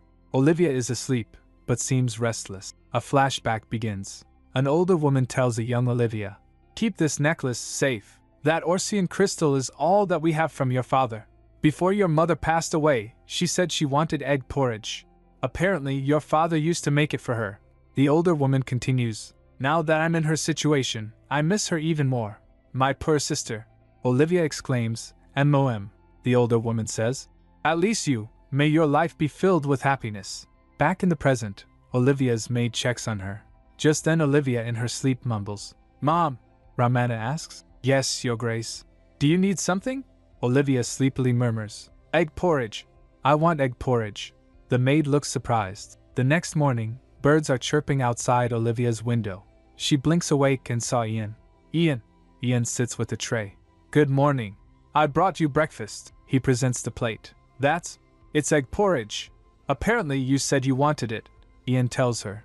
Olivia looks surprised. Oh, then he says, this egg porridge and that necklace, they have something to do with Ors, don't they? Ian's word hold weight. I asked the maid about you and she told me you kept asking for egg porridge in your sleep. He pauses, letting the connection sink in. Turns out, egg porridge is a traditional Orsian dish. And that necklace from your mother, the crystal is also from Ors. Olivia cut in. Well, someone certainly did their research. Olivia's expression hardens, a small smile playing on her lips. You're right. Lord Florence is not my biological father. Olivia sits beside Ian. I'm sorry I didn't tell you about it first. She looks down, a hint of vulnerability in her eyes. The truth is, I myself don't know much about my birth. Solely based on what my aunt told me, I assumed my father was an Orsian. I don't know the specifics, but my mother had me out of wedlock and, with nowhere else to go, she went to my aunt for help. And father let me into the Florence family. That's why I couldn't ever say no to him and… Ian gently takes her hand, his gaze softening with concern. Olivia, I can't imagine how hard it must have been for you. She adds, when I found out about my mother, I was young, and I couldn't do anything about it. I had nowhere or no one to vent my frustrations. Ian says, just the thought of you having to go through all of that saddens me deeply. Olivia looks up, her eyes meeting Ian's, a silent understanding passing between them. Ian, she whispers softly. Frankly speaking, he says, his expression serious. I was in a similar situation. Ian reflects on his life, his voice narrating his past. Out of all the former emperor's children, I was the only legitimate heir. Fearing for his position, my brother, he placed me in the care of Duke and Duchess Tyrone, who had no children at the time. However, I brought misery upon the Tyrones. The Duke and the Duchess constantly fought over me. The disagreements persisted and ultimately, it led to an accident which cost them their lives. Afterwards, Marquis White-Paul took me in, but it was no different. Then she thinks, the misfortunes that stemmed from me, for as long as I can remember, I thought just like him. Flashbacks of her childhood show her aunt's suffering.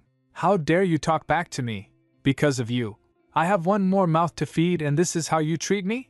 Little Olivia sits alone in the dark. All the torment my aunt endured from him. Father selling me off to the despicable Parnell family. It was all because of my existence. Then Ian adds, that's why I told myself I'd live alone. I didn't want to make any more of my loved ones miserable. She gently caresses Ian's cheek. That's ridiculous. Look at us now. Olivia smiles, her eyes sparkling. Is this your idea of misfortune? She cups his face, his blue eyes locking with hers. He says, absolutely not. I've never not been happier because you told me I was the best thing that has ever happened to you. Don't you remember? Olivia's eyes widen in realization. Ugh, quit teasing. She playfully jabs at Ian's chest. He laughs. Ha ha ha. Calm down. Olivia chuckles, the weight of her past seeming to lift. I've only told Romeo about this before, so this feels liberating. It was because he was the only one who could take me to Ors. But now, it doesn't matter. Ian looks at her, a soft smile gracing his lips.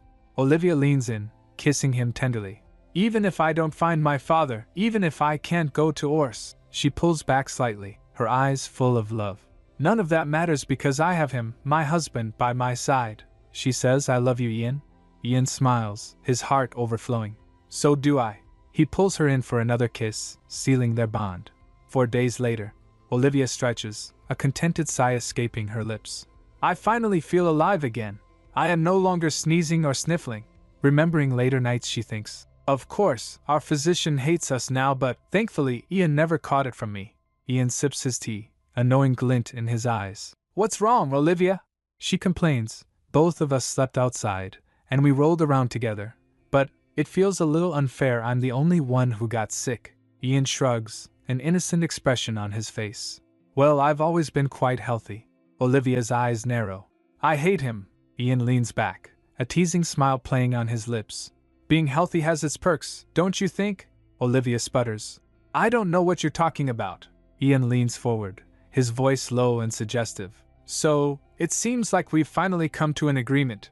5 times a week, right? Then tonight. Olivia's eyes widen in mock horror. You cheeky devil! She playfully blocks his advances. Olivia storms off. He calls out from behind. You know where to find me. She slams the door behind her. I hear nothing. Absolutely nothing. Olivia stands alone, a thoughtful expression on her face. When is he going to stop bringing that up? We've already seen everything there is to see. Just then Olivia is greeted by Annie. Olivia, Olivia says. Hi there, Annie. Annie approaches, her school bag in hand. They sit so Annie asks, Are you feeling better now? Olivia smiles while sitting. Of course, how was school? Annie rummages through her bag, eager to share her day. Oh, it was great. We learned about this today. Oh, I also came across a night trainee around my age last time. Olivia pauses, intrigued. Ah, point of contact. Annie blushes, looking down shyly. It felt weird. Olivia gently touches Annie's chin, lifting her gaze. Did it? Looking at her warmly, she thinks, Annie, you're going to be happy now. Olivia looks determined. All that's left is... Her gaze falls on an envelope lying on her desk. A letter from Lord Florence. The letter arrived just as Olivia was battling a nasty cold. Her maid suggests she wait to read it, but Olivia assures her. It's okay, fortunately. There's nothing to worry about. The letter is from her father. I've taken on another investment consulting gig back in our hometown. I'll have to extend my stay here, so take good care of Annie. Olivia thinks to herself. Father, don't you worry, because I'm already taking great care of her. With a sly smirk, she thinks. Contrary to my concerns, Father was going on about his life, so I swiftly proceeded to the next step. Even as she was in agony from her illness, Olivia explains. There's a reason why I insisted on writing my brother. It seems as if Father's planning to settle in our hometown, but my concern is who'll look after the estate. As the eldest of the family, don't you think you should? Her brother sold everything in the capital. Then Romana told her, the deed to the Florence estate in the capital city has been transferred to Billy Florence. Just as I expected, Olivia thinks. Every single Florence man is materialistic and self-centered, so I was quite certain this would get the job done. Olivia sips her tea, internally monologuing. I've caused a rift between them, so they won't be bothering us for some time. It sucks that Annie and I won't be getting a dime, but if it means a life without those money-grubbing Florence men, I'm willing to pay that price. Remembering their happy moments, she thinks. For our happiness. Then in other matter, the department store and everything else is going on smoothly. Later, Olivia's maid rushes in. Your Grace. Olivia, startled, asks. Huh? What's with the tone? The maid exclaims. Why, you should head down to the first floor immediately. Olivia, now panicked, sprints after her. Down there was a sea of flowers. Olivia asks her maid. What the hell? She wonders. Was it Ian? The whole first floor is completely covered in flowers. It reeks of flowers. As she holds her hand to her mouth in shock, Ian appears. Olivia, what's with all the noise? Olivia interrupts. Ian, what's with all the flowers? I don't like flowers. Also, why would you buy that many? Ian looks confused. It wasn't me, Olivia. Pardon? Olivia is clearly stunned. If it wasn't Ian, who are they from? His Majesty. Her maid nervously announces. Your Grace. They're from Lord Parnell. There was a letter with the flowers. Olivia reaches for the card, reads it, and her eyes turn dark. I heard you're sick. Hope you feel better soon. Your husband, James. She rips the card to shreds. You've got to be kidding me, she thinks. Olivia is furious as she yells, "Send everything back." The maid stutters. "But your grace." Olivia cuts her off. "No buts, just get them out of my sight. And from now on, don't accept anything from the Parnells and send it right back." Olivia imagines the headlines. "Lord Parnell fills ex-wife's house with flowers. Are they getting back together?" Ian takes her hand, trying to calm her down. "Calm down, Olivia. I'm quite certain many have seen the flowers come in. Instead of sending them back, what if we give them away to people on the streets?" Olivia's face brightens. "That's a great idea. That'll change the headlines to some extent." Now the headline reads, "Lord Parnell, his flowers to ex-wife scattered on the streets." Olivia thinks to herself, if you're going to give someone a gift, at least do some research first. I don't like flowers. Wait. She pauses, looking back at the flowers. Did I always hate flowers this much? Suddenly, she has a vision of herself, surrounded by thorny vines. She flinches and wonders. I think the cold might have affected my brain as well. I keep having weird thoughts. I mean, it's James we're talking about here. He has zero concern for my likes and dislikes. Just then she heard a cracking sound. Olivia calls out, "Ian!" Ian's fist was about to break the railing. He replies, "Yes?" Olivia grabs him. "You're going to hurt yourself. I don't even like flowers, so there's no need for you to get all fired up." Ian chuckles. "Was it that obvious?" Olivia responds, "Not really, but I just know you." Then she thinks, the way you express your anger or your happiness, where and how you get aroused. Ian smirks, gazing at Olivia, and simply says, "Olivia." Olivia blushes, realizing what she just said. Gosh, I'm no better than Ian. I'm as perverted as he is. She stumbles back, exclaiming, "I'm going to go write a letter to the Parnell estate." Ian grabs her arm. "Hold on, Olivia. The Crown Princess sent us a letter yesterday." Ian continues, "In 4 days, she wants to see all of us in her palace." Olivia, looking up at Ian, asks, "Oh?" Olivia questions in her head, "Is that why James suddenly sent me the flowers? But seriously, I don't understand his obsession with me. We've never seen each other until recently. Either the same thing happened to James or... No, but what are the odds of it happening to both of us?" Suddenly, they're interrupted. "Your Grace." An attendant bows, holding a bouquet. Olivia says, "I thought I told you to give all of them away." The attendant replies, "These aren't from the Parnell estate, sir. These are from..." Ian looks shocked as the attendant finishes. "Lady Whitepall, daughter of Marquis Whitepall." Olivia thinks about it. Lady Whitepall? She remembers Ian telling her. Afterwards, Marquis Whitepall took me in, but it was no different.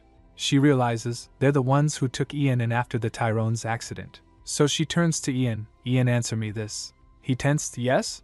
She asks Lady Whitepall, "Is she the gorgeous lady we ran into at the birthday festivities? The one with wavy red hair and ocean blue eyes?" Ian confirms it with a simple, "Yes." Olivia thinks, no wonder Ian seemed so uncomfortable around her. His usual confident demeanor was nowhere to be seen, and she was glaring at me with blazing eyes. That can only mean one thing. Anger blazed on her face. The poor servant with the flowers is terrified. Olivia realizes that and thinks, "Oops. Hold your horses, Olivia. This is your second marriage and you're getting upset over his ex-girlfriend?" She took a sigh, then a thought crossed her mind. But wait a minute. Why did Ian suggest getting my hair done? What did he mean by that? Fiery red curls and silvery straight locks, ocean blue eyes and scarlet eyes. It's such a clear contrast. She confronts Ian. "Did you say I was your type because my features are the exact opposite of her looks?" Ian admits it with a simple, "Yes." She was left speechless. Seriously? Meanwhile, in the imperial palace, the emperor was reading a note. 4 days later, lunch. Then he burned the note. Later, he was having a conversation with James Parnell. The emperor asks, "All right. So, when are you heading down to the north, Lord Parnell?" James took a sip and replies, "Not until I get my wife back." The emperor replies, "That's a done deal." James then says, "Your Majesty, you didn't honor your end of the deal. Consequently, I am no longer obligated to honor my part." The emperor smirks. "A deal. I admit my fault in that aspect. However, you can't simply lay all the blame on me. Remember what you told me?" He recalled the scene where he had said, "Olivia Florence? A complete stranger whom you've never talked to previously. You want her as your wife?" James reasoned. "We share the same birthday." Back in the present, the emperor says, You led me to falsely believe you chose her for no apparent reason. If I had known how much you loved her, I would have thought twice. James replies, You know I'm not much of a talker. The Emperor says, Cut the crap. All of this happened due to the utter lack of interaction between you and Olivia Florence. No? Parnell twitches. The Emperor continues, Regarding this matter, you have every right to hate me. However, Grand Duke and Duchess Tyrone are very happy together. So why don't you let it go this time? James's response is chilling. No. Even if it means she'll slowly wither away to death by my side, I'll never let go of her. The Emperor is shocked. You son of a b. He stops in the middle. James gets confused. The Emperor tries to play it off. Oh my, excuse me. I thought I saw a cockroach. He took a sip and thinks, If you truly love her, you should want her to be happy, you self-centered and selfish jerk. Goodness, my dear sister-in-law. You've gotten yourself tangled up with one huge hole. Meanwhile, back at the Grand Ducal residence, Olivia is served tea. She was lost in thought. It seems like Ian has some kind of history with Lady Whitepall. Even worse, I think she still has feelings for Ian. Objectively speaking, I have no reason to be upset. But this is getting on my nerves a little too much. She fumes with anger. Just then Ramana asks, Your Grace, would you like some tea? Olivia shrugs it off. Chamomile tea please, she replies. But inside she's thinking, I really don't understand why I'm acting this way. Logically, it makes sense, but emotionally, it's a different story. Olivia asks, How's Ian? The maid responds, He's in his office right now. And the bouquet? Just then she panics inside. Olivia, are you out of your mind? Why would you ask that? Ramana reveals, His Grace told Sir Reginald to throw it away at once. Olivia is lost in thought. And then, the final says, Bring it back to me. Ramana presents her the flowers. The flowers, Your Grace. Olivia examines the bouquet closely. Blue forget-me-nots. Flowers that symbolize remembrance and true love. Olivia is not having it. Bite me! Sending a subtle message through flowers, a well-known means of communication amongst the nobility. Olivia's internally screaming. Olivia, just let it go. You know Ian doesn't care about these things. She's so frustrated. Didn't you see him tell Sir Reginald to discard it without hesitation? Yeah, I know I have nothing to worry about. Olivia sighs. But it still upsets and infuriates me. I'm trying so hard to ignore it, but I just can't. Ugh, I don't know what to do with myself. She throws the flowers back on the table. Just then a letter fell from between the flowers. Inside is a message. The only person who truly loves you is me, Ian. You're Lily. Olivia scoffs, face twisting in anger. This home-wrecking bitch. She crumples the letter in her fist. Her maid, Ramana, rushes to her side. Your Grace, you're going to hurt your hand. Olivia rises, a determined glint in her eyes. We're going out, Ramana. The maid looks surprised. To where? Olivia replies. To the best cake shop in town. The carriage rattles down the road. Inside, Olivia stares out the window, lost in thought. She recalled the scene from a few moments ago. Ian watches from a window as Olivia's carriage pulls away. She thinks, he stood there as if I was leaving him for good. I mean, I'm not surprised given the way I acted. The carriage screeches to a halt. Olivia steps out, guided by Ramana. This is... Olivia's eyes sparkle with excitement. Ooh, it's Liberty Market. One tea shop's popularity naturally spawned a market of dessert shops. Eventually, it evolved into an exclusive market catering food and desserts for nobles and royal families. Ramana explains, a little history lesson for you. Olivia replies, I see. Olivia smiles, enjoying the atmosphere. This is remarkable. I didn't get to visit in my previous lifetime. The Parnells were not a huge fan of dessert, so the only time I came across them were in tea parties or banquets. Olivia halts, staring at a towering cake. Ramana asks, Shall we? Olivia nods. A bell jingles as they enter a shop. Welcome. The baker gasps, surprised. Oh my! Isn't this Her Grace in the flesh? Olivia gets embarrassed a little and laughs. Olivia thinks to herself, so, turns out I'm quite the superstar. Given the recent events, understandable. The baker asks them, Looking for anything in particular, Your Grace? Olivia points. This one. The embellishments are truly breathtaking. Olivia compliments. The baker replies, Thank you, Your Grace. Our cakes are known for their heavenly aesthetics and taste. Then she asks, Can I write a message on it? The baker says, Yes, ma'am. Up to 15 letters. He asks, So what would you like me to write? Olivia pauses thoughtfully. She then spoke. It doesn't bother me. Later, Olivia sits with the cake box, thinking. Come to think of it, I don't even know if Ian likes cake to begin with. Well, if he doesn't, I'll make a note for next time. It's the conversation that matters, not the eating itself. Olivia gazes out the window. The Orse department store. It's coming together. She smiles, remembering.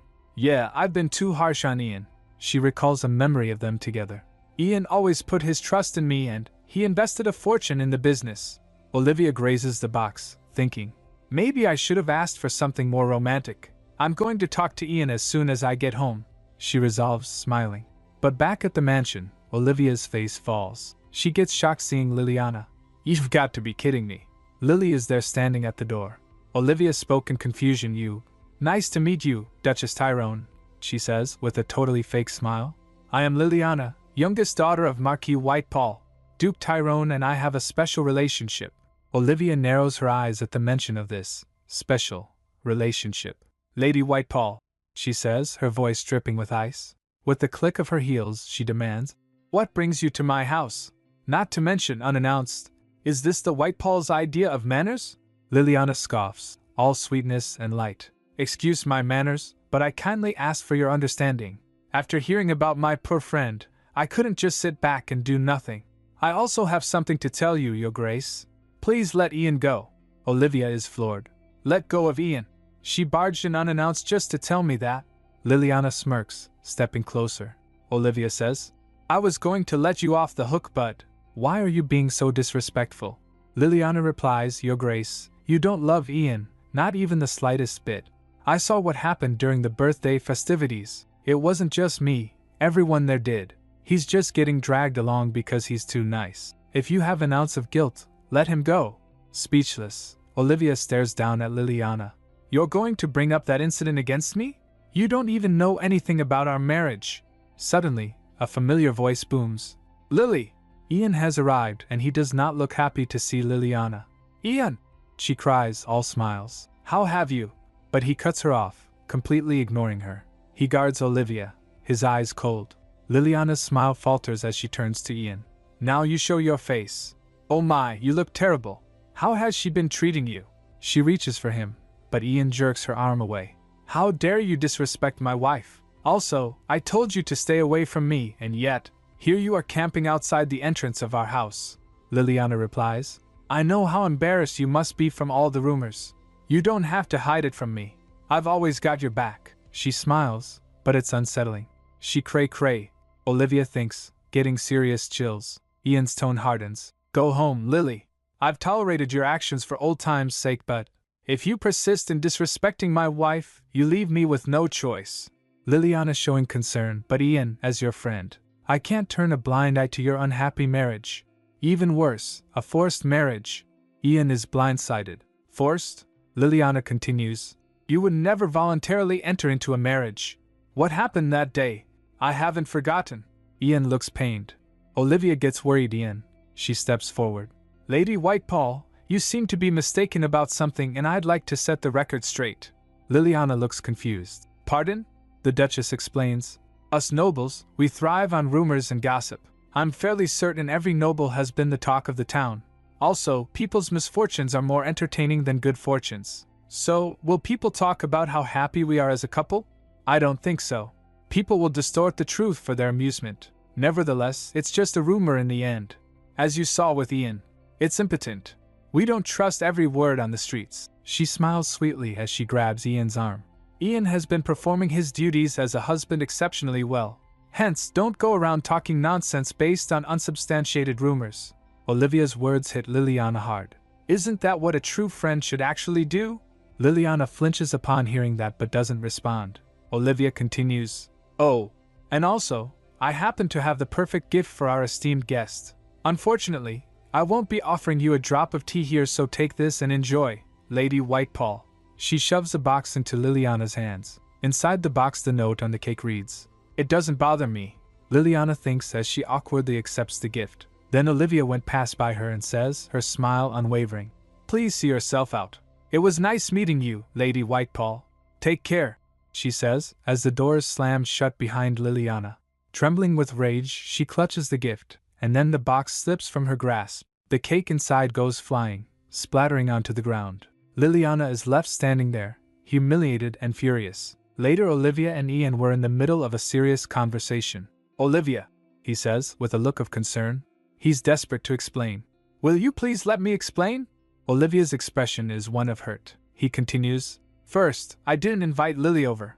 Ian is clearly agitated. "Regardless, I shouldn't have let her off the hook for so long." Olivia's face is stern. She says, "Don't call her by that." He asks, "Pardon?" She says, "Don't call her by her nickname." Olivia's face twitches as she thinks. It feels horrible. If you think about it, Romeo and I also have nicknames for each other. It's just a nickname that means nothing between longtime friends, but I just absolutely detest the name Lily coming out of his mouth. She concludes, "Now I understand why he was so upset." Ian says, "Olivia." Ian reaches for her face. "Are you being jealous?" he asks. Olivia seems unsure how to respond. She wonders, "Am I?" She responds, "I don't know, Ian. My emotions don't feel like they're mine. I can't figure out why this is so upsetting." And she thinks in her mind, "On second thought, that makes complete sense. I've never been in a proper relationship, let alone a marriage." She lets out a small laugh. Ian laughs. She asks, "What's so funny?" Olivia's shocked. Here I am serious as a heart attack, and he's laughing? He laughs. "I've never seen someone express jealousy like you before. How adorable." "Phew," Ian sighs. He adds, "Also, wasn't the cake actually meant for me?" Olivia gasps as she heard that. "This fox of a man, he always sees right through me. So embarrassing. I don't even know anymore." Olivia's face flushes. She closes her eyes with embarrassment. Ian looks at her with a look of question. Then they kiss. They lean in for another kiss. Then they kiss, and Ian chuckles. Lying on bed hand in hand, Ian says, "There was nothing between me and Lady Whitepaw. Our relationship, it's not what you think. Although not bound by blood, our bond was akin to that of siblings." Ian says, "Well, at least until Liliana found out about my royal heritage." The story goes back to Ian's past. Former Duke Tyrone, who simply treated me as the Emperor's brother. The Duchess, who received no explanation as to the sudden arrival of a random child. They couldn't give me the love I needed as a newborn baby. They departed this world without giving me an ounce of affection, and I met His Majesty for the first time at their funeral. He told me everything. Since my reign is not yet stable, your royal lineage, I'd keep my mouth shut about it. From the outset, destined to be unloved. And it was none other than Marquis Whitepaw who approached me. Marquis says, "You must be my brother's son." Ian responded, "Yes, sir." Marquis patted him, "You poor thing. Come on in and make yourself at home." Upon the passing of Duke and Duchess Tyrone, I was placed in the care of Marquis Whitepaw, and he treated me as if I were his own. He was like a father to me, and I felt loved for the first time.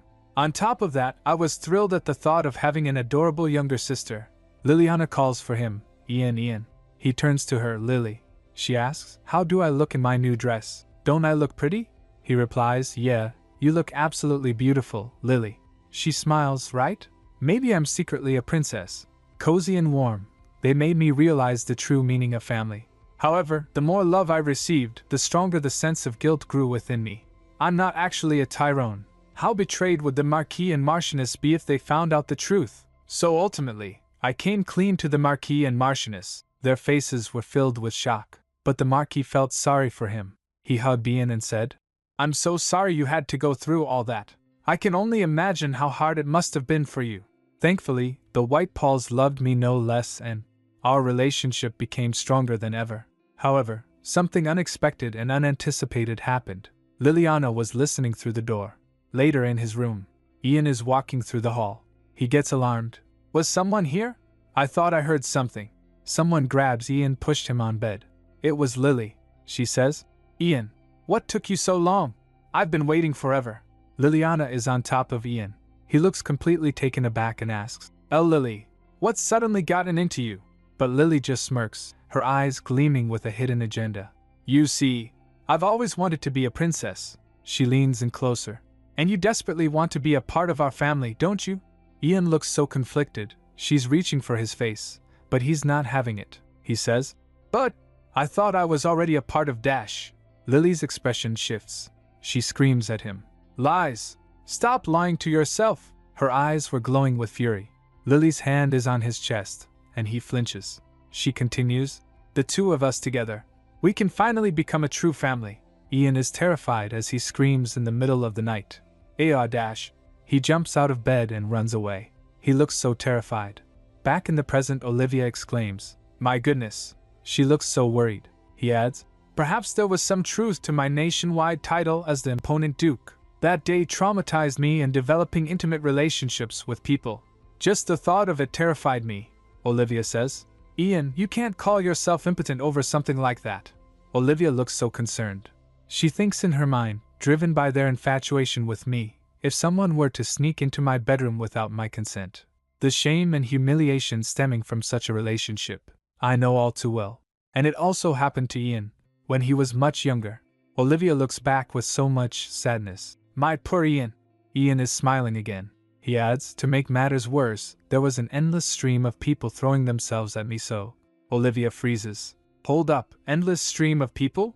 It wasn't just her?" He spoke. "Well." Ian is still smiling, but there's a hint of smugness in his eyes. "Dazzling looks, a duke with immense riches. Who wouldn't throw themselves at such an eligible bachelor?" She fumes. "Eligible what now?" But undeniable, she realizes. That explains the countless rumors revolving around him. Some called him impotent while others called him a womanizer. Then Ian calls, "Olivia, I've told you everything about me now. Why I can't have children, what my past was like," he asks. "Despite the ugly truth, do you still love me?" Olivia's eyes are full of love and admiration. "Ian, how can I not love someone like you?" She pulls him close. "It's still difficult for me to open up to you about everything like you did, but I can say one thing for sure." She pulls him in for a hug. "All those lonely nights I spent were a small price to pay for having you." They look so happy together. He replies, "Same here. Their love is so sweet." Later we see beautiful city, bustling with life. A carriage pulls up, a servant opens the door and announces, "We have arrived." The Marquis Mayen steps out of the carriage. "Royalty of the Orse Kingdom, Marquis Mayen." People are whispering as they see him. "Who are they?" "They're not from here." Someone answers, "Huh? Those people, they look like they're from the Saint Germain Guild." The other says, "Saint Germain?" One replies, "You know, the renowned guild from the Orse Kingdom." "Oh, why didn't you lead with Orse?" "So that's the guild everyone's been talking about in the continent. Speaking of which, the head of the guild. I heard he was Orsian royalty. Anyway, what's he doing in the Empire?" Marquis Mayen glances around, and he looks so composed. "So this is the Empire. He thinks in his mind. "It's already been 20 years since I began my search for her. He's clutching his cane. He looks so determined. Now, the Empire is the only place left. He's looking for someone, maybe the love of his life?" he says internally. "Melissa, where are you?" Then he says to the servant, "Let's go." The servant replies, "Yes, sir." 4 days later, at the Imperial Palace, the day of the three-party meeting with James, Olivia is back, and she is stunning. She thinks in her mind. First, an obsessive girl, and now, a possessive ex-husband. She's so annoyed. What is wrong with these people? Just let it go, man. Just then Ian says, "Olivia, don't let him get to you." She looks at him, and her face went red. Ian says, "He's not worth it." Ian is standing there, looking so handsome and collected. "Gah, I can never get used to that face." "But," she smiles, thumbs up. "Looks like we've already won today." Ian asks, "Pardon? What do you mean?" She replies, "Nothing." Ian gets confused. She thinks, despite James's usual indifference and high self-esteem, he'll find himself intimidated by Ian's exceptional handsomeness today. Ian and Olivia are getting ready to enter the palace. He asks, "Shall we?" She glances at him. "Yes, lord." They hold hands, their bond is so strong. They head into the palace together, ready to face whatever awaits them. James, dressed in his stern, dark attire, seated across from them, a storm brewing in the air. Olivia sips her tea, a slight frown on her face, muttering, "James." Then, with a pointed look at his outfit, she whispers, "Why is he dressed like a Grim Reaper today? Gosh. I mean, just look at how pretty Ian looks today. Seems like no one's helping him dress. If it were me." Suddenly, Olivia's eyes snap open, red, and she refocuses on James. Ian looks at her in confusion. Meanwhile, she scolds herself. "Olivia, you dumbass! What are you thinking?" She questions herself. "If it were me? You're not his wife anymore. Stupid love-hate relationships." Just then Startus enters the room and says, "You're all here." All of them stand, so she says, "Take a seat." All of them comply, yes, Your Highness. Then Startus began. Given the circumstances, I volunteered to assume the role of a mediator. However, she pauses, a calculating look on her face. I'm not so sure this matter needs any mediation to begin with. James' face twitches before he began. So in other words, you claim to mediate without actual intent, deceiving not only me, but the entire court, just to get out of that situation. Olivia, overhearing this, is shocked. Her thoughts is a mix of disbelief and anger. The nerve on this man. What happened to the knight who cared about nothing but his country? That's really unlike James, Startus retorts. If it weren't for me, that day you would have been the last day you ever saw the Duchess.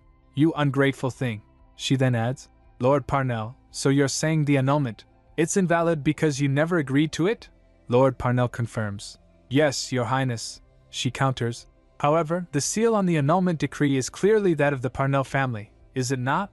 James then states, those who stamped the seal without authorization from the head of the house are currently under house arrest, behind bars. Olivia flinches, her eyes widening with realization. Her inner thoughts are a flurry of confusion and hurt. He actually locked up the 3 jackasses? Because of me? But why? I don't understand. She trembles thinking. Then why didn't he in the first place? Just then Ian gently takes her hand. Ian leans in, whispering close to Olivia's ear. I'm right here. Olivia, seemingly reassured but still contemplating, nods. You know what? It doesn't matter.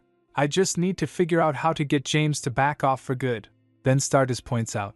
While you were away on the battlefield, didn't you delegate your authority to them? Regardless of your intent in this matter, isn't such a penalty too harsh for someone who was merely doing their job on your behalf? James began, that's but got interrupted. As Startus asks, Grand Duchess, what is your will on this matter? With a serene yet determined expression, Olivia declares, I will never return to the Parnell estate.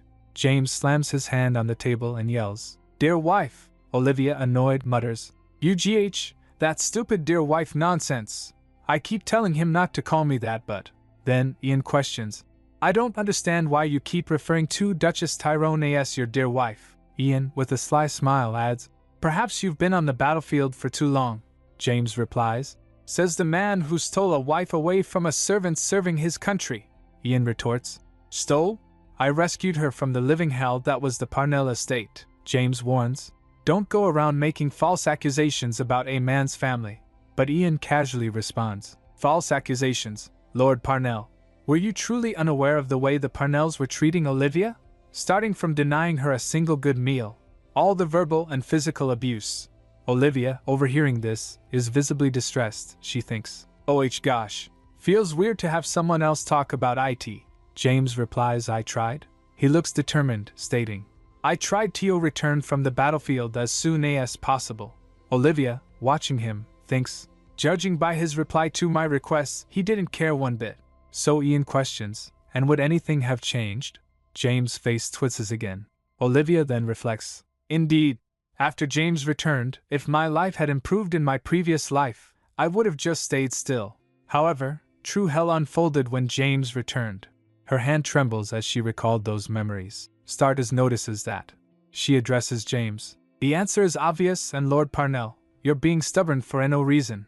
Congratulate your ex-wife's fresh start and gracefully step back. James, protesting, says, This is unfair, Your Highness. Then Olivia puts down her cup and says, Unfair? Then adds pointedly, What's truly unfair is how I had absolutely no say in marrying you. James, looking intently at her, says, However, you don't even know what I'm really like. James had a cold certainty. Olivia remembers, I do. In fact, I know better than anyone else. If the years we spent after your return were a true reflection of you, I expect nothing more from you. So, why don't we put an end to this mess once and for all today? Olivia's inner thought is a sly, triumphant. Then she says, Exactly my point. Olivia smiles a dangerous, knowing smile. We never even began, but... James looks stoic, as Olivia declares, You and I, we're done forever. Then Olivia exhales, sitting down. Then James stands and bows his head. It seems this is where I should take my leave. But before leaving, James glances at Olivia intently. Olivia's eyes widens. The teacup topples, spilling its contents. Olivia exclaims, Dear me, I'm sorry you had to witness such an ugly sight, Your Highness. As she saw Olivia panic, Startus suggests, If you're really sorry, divorce Grand Duke Tyrone and marry me. Olivia gets confused. Pardon? All of a sudden, Ian chimes in. Stop with the utter nonsense, Your Highness, he admits. I admit my wife's a macho and dashing lady she is, but suggesting divorce to newlyweds? Olivia reacts with disbelief. What is wrong with these people? Stardust gives her reason. She's too good for you, Ian points out.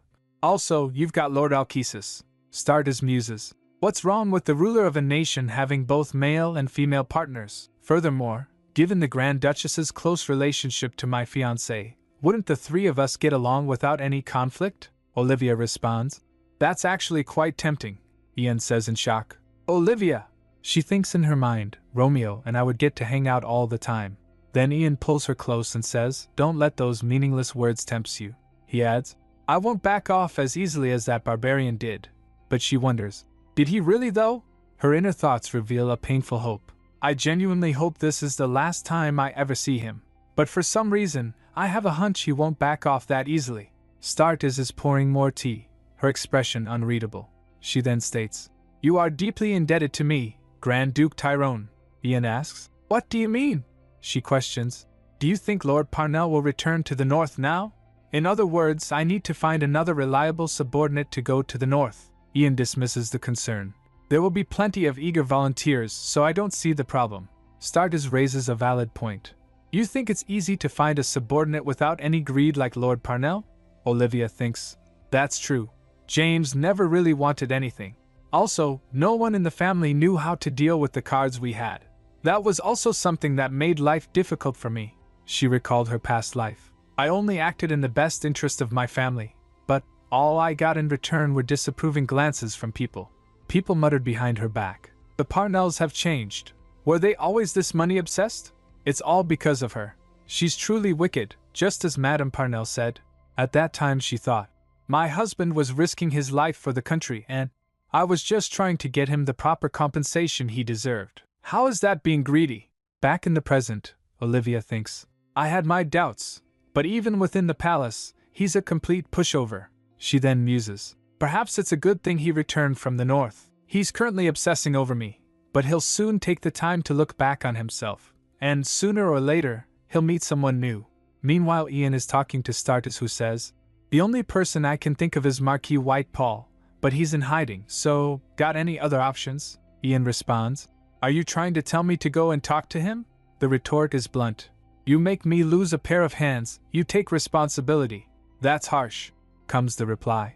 Olivia's thoughts drift again. Marquis Whitepall. She remembers meeting him once, noting, when I was busy socializing before, he wasn't in hiding. Come to think of it, I even met him once. He was quite the gentleman. He probably became a recluse because of the incident Ian talked about. Ultimately, it all comes down to Liliana Whitepall. Olivia's confused. I don't recall meeting her in my previous life. There's no way I would have missed someone as gorgeous as her. Oddly, her name kind of sounds familiar. But then, a flicker of recognition. Suddenly an OH erupts, and everyone looks at Olivia. Ian asks, Everything okay there, Olivia? She stammers, Then, a dawning realization hits her. I remember who she is now. How could I have forgotten? Liliana. She's the woman who became the Queen of Polka. I heard she made quite the plea, volunteering to move to a faraway country with a language barrier. Was becoming a queen that important to her? She remembers Ian saying, Do you like me because I'm a Grand Duke? At another moment, until she found out about my royal heritage. She concludes, As expected, she only cared about his status rather than who he was as a person. I can only imagine his pain. Tyrone turns to Olivia, a concerned look on his face. Olivia, are you okay? Are you tired? She replies, No, I was just thinking about something. When he asks, May I ask what it was? She takes his hand and says internally with deep sincerity, I want to be your rock. I want to heal all of your past wounds with my love. She smiles gently, reassuring him. I was just thinking about what to do in the future. Nothing to worry about. They sit together, holding hands, and Stardust watches them. He calls out, Olivia. Stardust's inner monologue is, Someone shoot me now. Suddenly, she interrupts. Sorry to interrupt you lovebirds, but... Sorry, not sorry. Grand Duke Tyrone, I'm going to need you to go to the north. Later, Olivia's contemplation hangs heavy in the air as she sits at her desk, a troubled look on her face. The thought of a successor, or the lack thereof, weighs on her mind. She remembers Startus saying, "Should I fail to find a trustworthy successor, you will have to head to the north, Grand Duke Tyrone." She worries. It's not something we can just laugh off. There's a good chance she was being serious. Gaining power and fame on the battlefield is rare, but the north, where James was stationed, was an excellent place to achieve both. Such power and fame in the hands of greedy nobles posed a threat to the royalties, so the royal family proceeded with utmost caution regarding the north. Her expression is one of deep reflection as she states, "This is all because of him, James Parnell." She remembers, regardless of how many times and how much I talked to him, his answer was always the same. "I didn't accept this position for my personal gain." Her internal monologue flares. If he had actually cared about any gain, none of this would have happened. Ugh, that idiot! She then sighs. Getting myself out of the Parnell hellhole was definitely a wise choice. Just then a gentle voice asks, "Olivia, are you feeling all right?" He reaches out to her, and their eyes meet. Olivia is startled by his presence, exclaiming, "Oh, hi there! When did you get here? Almost gave me a heart attack." He smiles, a charming, almost playful smile, and asks, "Would you like to go on a date with me?" Olivia, taken aback, stammers, "A date?" She looks down, contemplating.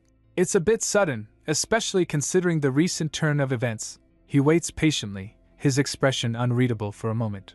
Then, he gently touches her chin. "That's exactly why I'm asking you out," he says. He then proposes. "Let's go out, have some good food, and live a little. I got us opera tickets, and we can check out the department store on the way." Olivia considers this. Escaping her lips. Finally, she relents, her face breaking into a smile. "All right, you win." He beams, giving her a thumbs up and saying, "That's the spirit." Later at a beautiful cityscape with opulent buildings and a carriage. Olivia, dressed in a lovely blue dress, stands by the carriage, looking slightly uncertain. "Don't I look a little too childish?" she asks. Ian reassures her. "You look fine to me." He then leans in and kisses her cheek. He smiles again, his eyes twinkling as he asks, "Speaking of which, what were you like when you were younger?" Olivia hesitates. "Oh, I..." Just then she heard two girls giggling and chatting, went by them. She looks towards them and recalled her younger self. She replies, "I studied and you know, the usual." He imagines and says, "How adorable. I bet you were a really sweet and lovely child." Olivia giggles. "Haha, I don't know about that." He takes her hand, and they walk towards a grand building. "Ah, we're here," he announces. Olivia's eyes widen in surprise. They stand in front magnificent facade of a building, with construction or work happening on one of the upper levels. "It's coming together so fast," Olivia exclaims. He replies, "We got lucky," she reflects. "But still, getting this much manpower wouldn't have been easy." She thinks in her mind, with so much already on his plate, if he were to go to the battlefield, she saddens a little. Ian notices that and clasps her hand. Then he says, "Let's go check out the inside, Olivia. The interior is even more breathtaking." Olivia smiles, her eyes sparkling with anticipation. "Can't wait." Meanwhile, at a lively pub, her father was chugging down his drink. He fumes. "Olivia, that brat is causing me nothing but trouble." He takes a sip of his drink, his expression darkening. He recalled the scene where he was denied entry to the Capitol. A guard says, "Sir, you are not allowed in the Capitol." He explodes in anger. "What the hell are you talking about?" He sits at the bar, fuming. "This is ridiculous. They're treating me like I'm some criminal." Then he recalled Olivia saying, "Get out of my house immediately." He looks distraught, then yells, "Damn it! Olivia, that ungrateful brat. Treating her father like this now that she's the Grand Duchess. I took her in even when I didn't have to, but she's not thankful at all." He then says, "Hey, bartender! Another cup." Before he could finish, another man pours him a glass. He gets confused. He's asked, "Are you Lord Florence?" He nervously replies, "Why yes, but who's asking?" The man who asked leans in, his eyes narrowed. "It's our first time seeing each other, isn't it?" He then introduces himself. "I'm James Parnell." Inside, Ian meticulously outlines the department store's layout. Cosmetics on the first floor, ladies' apparel on the second, and, he pauses, looking at Olivia, men's apparel on the third. "Is that how you want it?" Olivia, with a gentle nod, confirms, "Yes." He praises her foresight. "That's fantastic. You've factored in accessibility and made sure there are plenty of rest areas. You're amazing, Olivia." she demurs. Oh, it's nothing. I just hope the department store does well.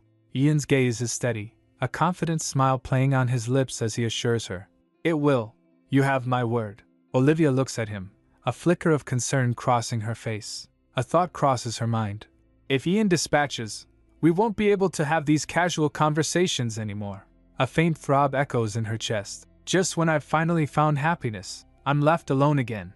Just then Ian calls out, Olivia? She's lost in thought. He steps closer, his voice a gentle plea. Olivia! He stoops slightly and then he kisses her. Startled, she pulls away, her eyes wide. What was that for? He replies. You wouldn't answer me so. Olivia, flustered, quickly recovers. I was just thinking about the department store. She lets out a soft, almost giddy laugh. Ha ha! Ian smiles, a genuine warmth in his expression. Don't worry too much. It's not even complete, but it's already so perfect, he teases. If we make it even more perfect, people might start fainting. She asks. You think so? He gently says, his gaze earnest. Yes. You have a tendency to shoulder everything yourself. Let me know right away if you have any concerns or troubles. Olivia, her eyes meeting his, simply whispers, Ian. Then he drags her. I need to keep you from getting distracted. Come on, let's go. Olivia is caught off guard. Huh, where? The scene changes to a sun-drenched garden where tea is being poured. Olivia says, I had no idea you prepared something like this behind the department store. Ian replies, We never get to enjoy a cup of tea like this. He gestures to some dried leaves in a small dish. These will be sold in the tea leaf shop on the first floor. What do you think? Do you like them? Olivia takes a sip, her eyes sparkling. Yes, they're great. Smells great as well. Then he chuckles. That's a relief. The tea expert approves. She playfully retorts, Are you making fun of me? He laughs. I wouldn't dare. Then she puts down her cup and asks, By the way, Ian, when are you heading to the north? I'm asking to find out what I should prepare and by when. He freezes upon hearing that. She then tries to reassure him. Don't worry about me and Tyrone. With all the help from trustworthy aides, I can handle it. Her gaze drifts upwards, a thoughtful expression on her face. If Ian has no choice but to go, I need to be strong for the both of us. She recalls her past. In my past life, I led the Parnell family without any help. Who knew such a dreadful experience could offer reassurance? Ian lets out a soft sigh, his eyes closed. He stands up saying, I don't know if I should call you reliable or indifferent. He then asks, Aren't you worried about me getting hurt? Olivia's gaze meets his, and she replies softly, Of course I am. A gentle smile spreads across her face. He says, Who knows how many years we might be apart? She replies, That will be tough, but there's nothing we can do. Ian reaches out to her. She adds, I'm sure you're grappling with your own worries about this situation, but if I start whining, who will take care of you? Ian crosses his arms, a hint of annoyance in his voice. I'm not a child. He then asks, lowering himself, Also, let me get this straight. We're family, aren't we? He places his hand on her arm. As I said before, don't try to shoulder everything by yourself. Olivia whispers.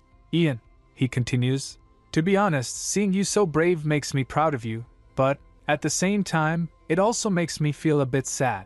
How immature of me, she says. I'm sorry, Ian. Honestly, I'm devastated, but if I let my emotions get to me, I don't think I can get through it.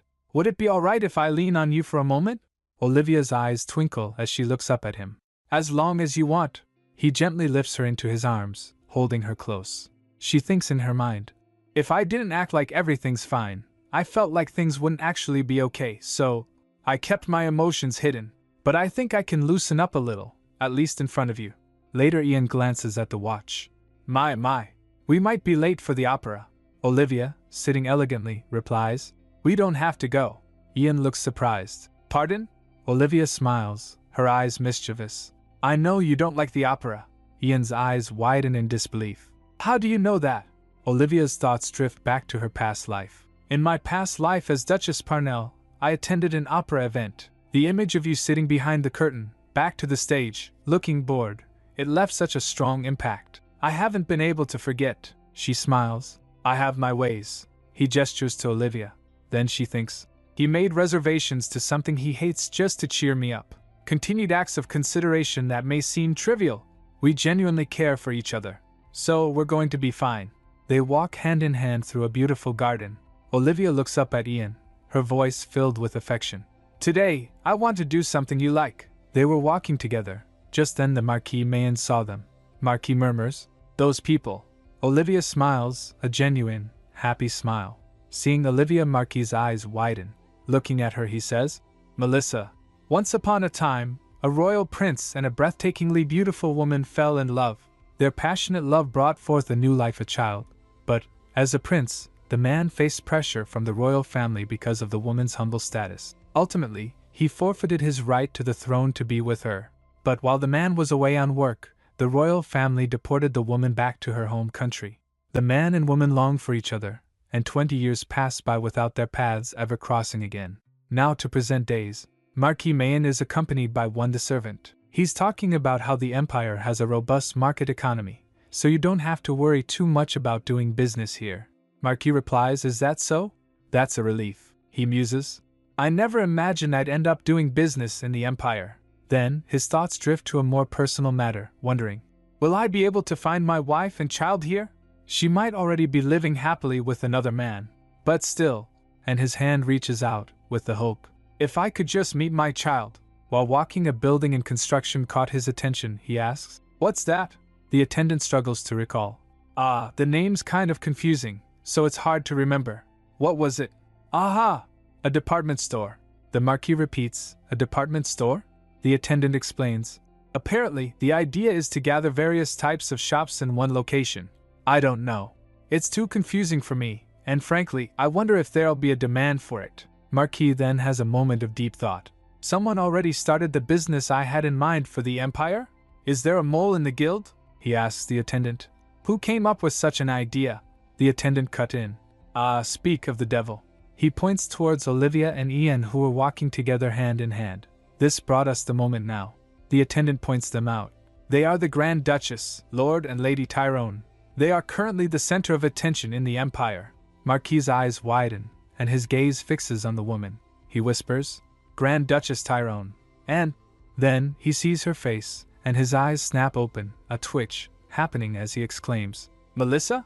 He wobbles in shock. She looks so much like her. "What in the world is happening?" He asks, "Who is she?" The attendant clarifies, "That's Grand Duchess Tyrone. Originally from a lowly viscountship, but she suddenly became the Grand Duchess and became the talk of the town." Marquis, still processing, demands, "Get me everything on her, and find out how I can meet her." The attendant looks bewildered. "Pardon?" Then the Marquis started walking. His attendant follows, thinking, "Goodness, I am so lost right now." After their date, Ian and Olivia spent every following day together. They're looking at papers together, and then we see them walking, holding shopping bags. Olivia confides, "I thought we were getting along well without any issues, but occasionally Ian expressed his dissatisfaction." He confronts her. "You're spending an awful lot of time and energy packing for me.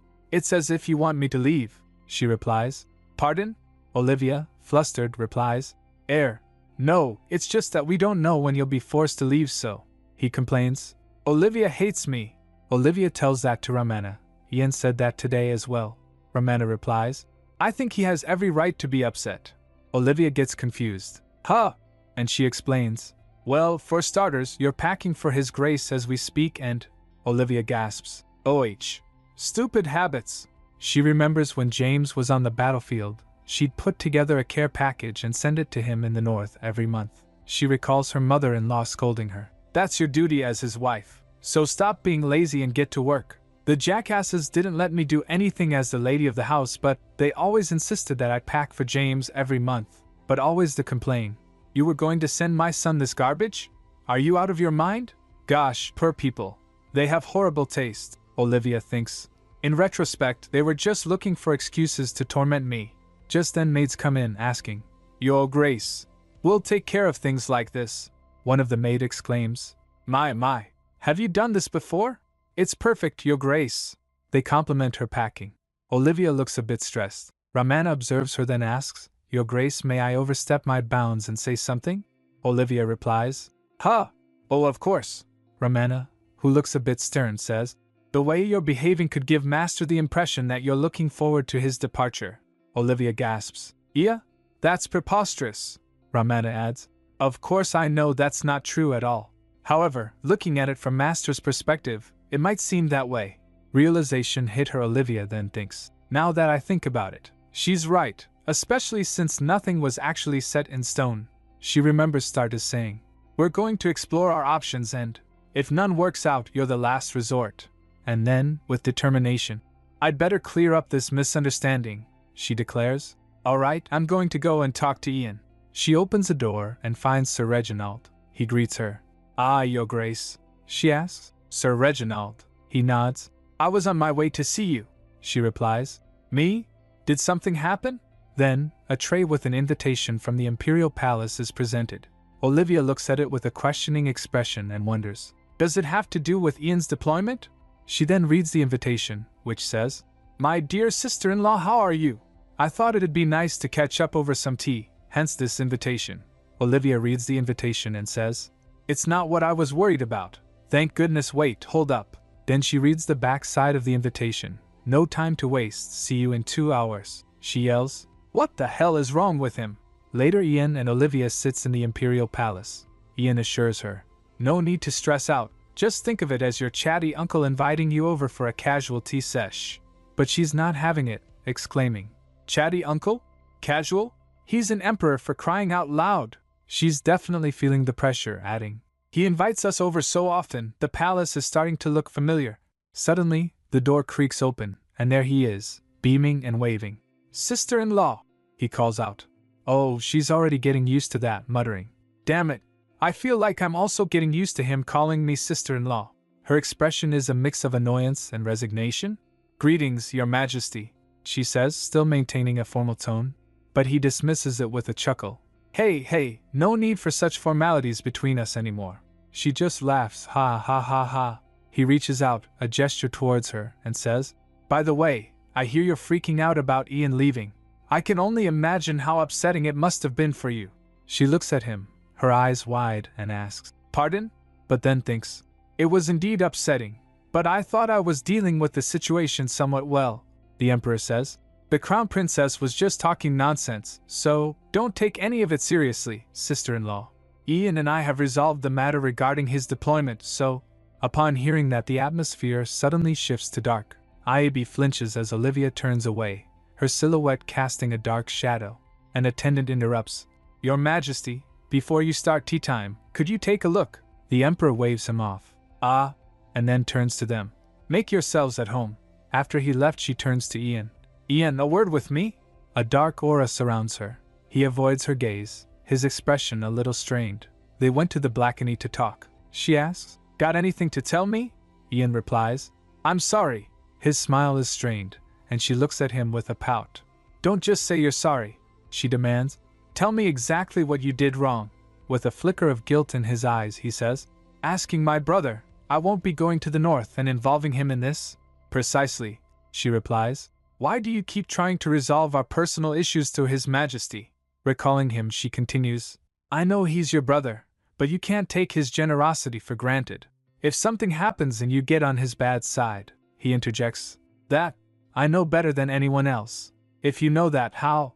She starts, but Ian interrupts her, his hand reaching out to her. Then, he says, The situation isn't as serious as the Crown Princess is making it out to be. I have absolutely no intention of leaving you. He leans in for a kiss. And there's no need for me to, he murmurs. She gently stops him, saying, Hold on a moment, Ian. She then thinks, her expression thoughtful. He actually makes a good point, and that's exactly why I was going to apologize to Ian earlier. She looks directly at Ian, her expression softening. You're right, she admits. I was being too close-minded, and I apologize for that. She smiles, a genuine, warm smile this time. She remembers, James always left for the north willingly, so it never occurred to me that he had the option of refusing. And in Aramir, James clearly said, The north will be safe for a while, even without me. He said the north will be safe for a while. She is thinking, that means James is planning to return. Another thought follows. In that case, my current concern, it shouldn't be about how to see my husband off, but rather, the Emperor calls out, Sister-in-law. They looks at him, a hint of suspicion in her eyes. Inside, the Emperor asks, Were you two talking about me behind my back outside? She turns to the Emperor, her expression serious. Your Majesty, I have something to tell you. The Emperor takes a sip of his tea, seemingly unbothered.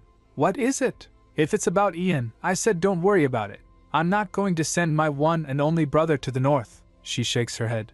No, your majesty. For Duke Parnell's service to his country in the north, I ask that you reward him accordingly. The emperor pauses, a thoughtful expression on his face. She recalls her past. James rarely talked about what happened in the north. A part of why was because of his innate reticence, but she recalls his nights where he would abruptly wake up shouting, "Book!" his arms. She thinks, unbeknownst to anyone, he was haunted by trauma from the war. The emperor repeats, reward him accordingly? Olivia replies, yes, your majesty. You yourself admit he's gone through hell. Then the emperor asks, you're not particularly fond of Duke Parnell. Why are you looking out for him? She replies firmly, this has nothing to do with my feelings. She then looks away, her expression troubled. I think that's where everything started to go wrong. A butterfly effect. In her mind she thinks, in fact, didn't all the problems originate from thoughtlessly sending an inexperienced young boy onto the battlefield? The way His Majesty treats James is unquestionably wrong. The emperor smirks. So, he says, his gaze fixed on her. What will you do if he demands you as a price for his loyalty? He asks, his voice dripping with malice. Upon hearing that, Olivia thinks, me? That's definitely a possibility, she states. He's going to demand from me every chance he gets. As you can see, he's not really thinking straight right now. Most likely due to his traumatic battlefield experiences from a young age.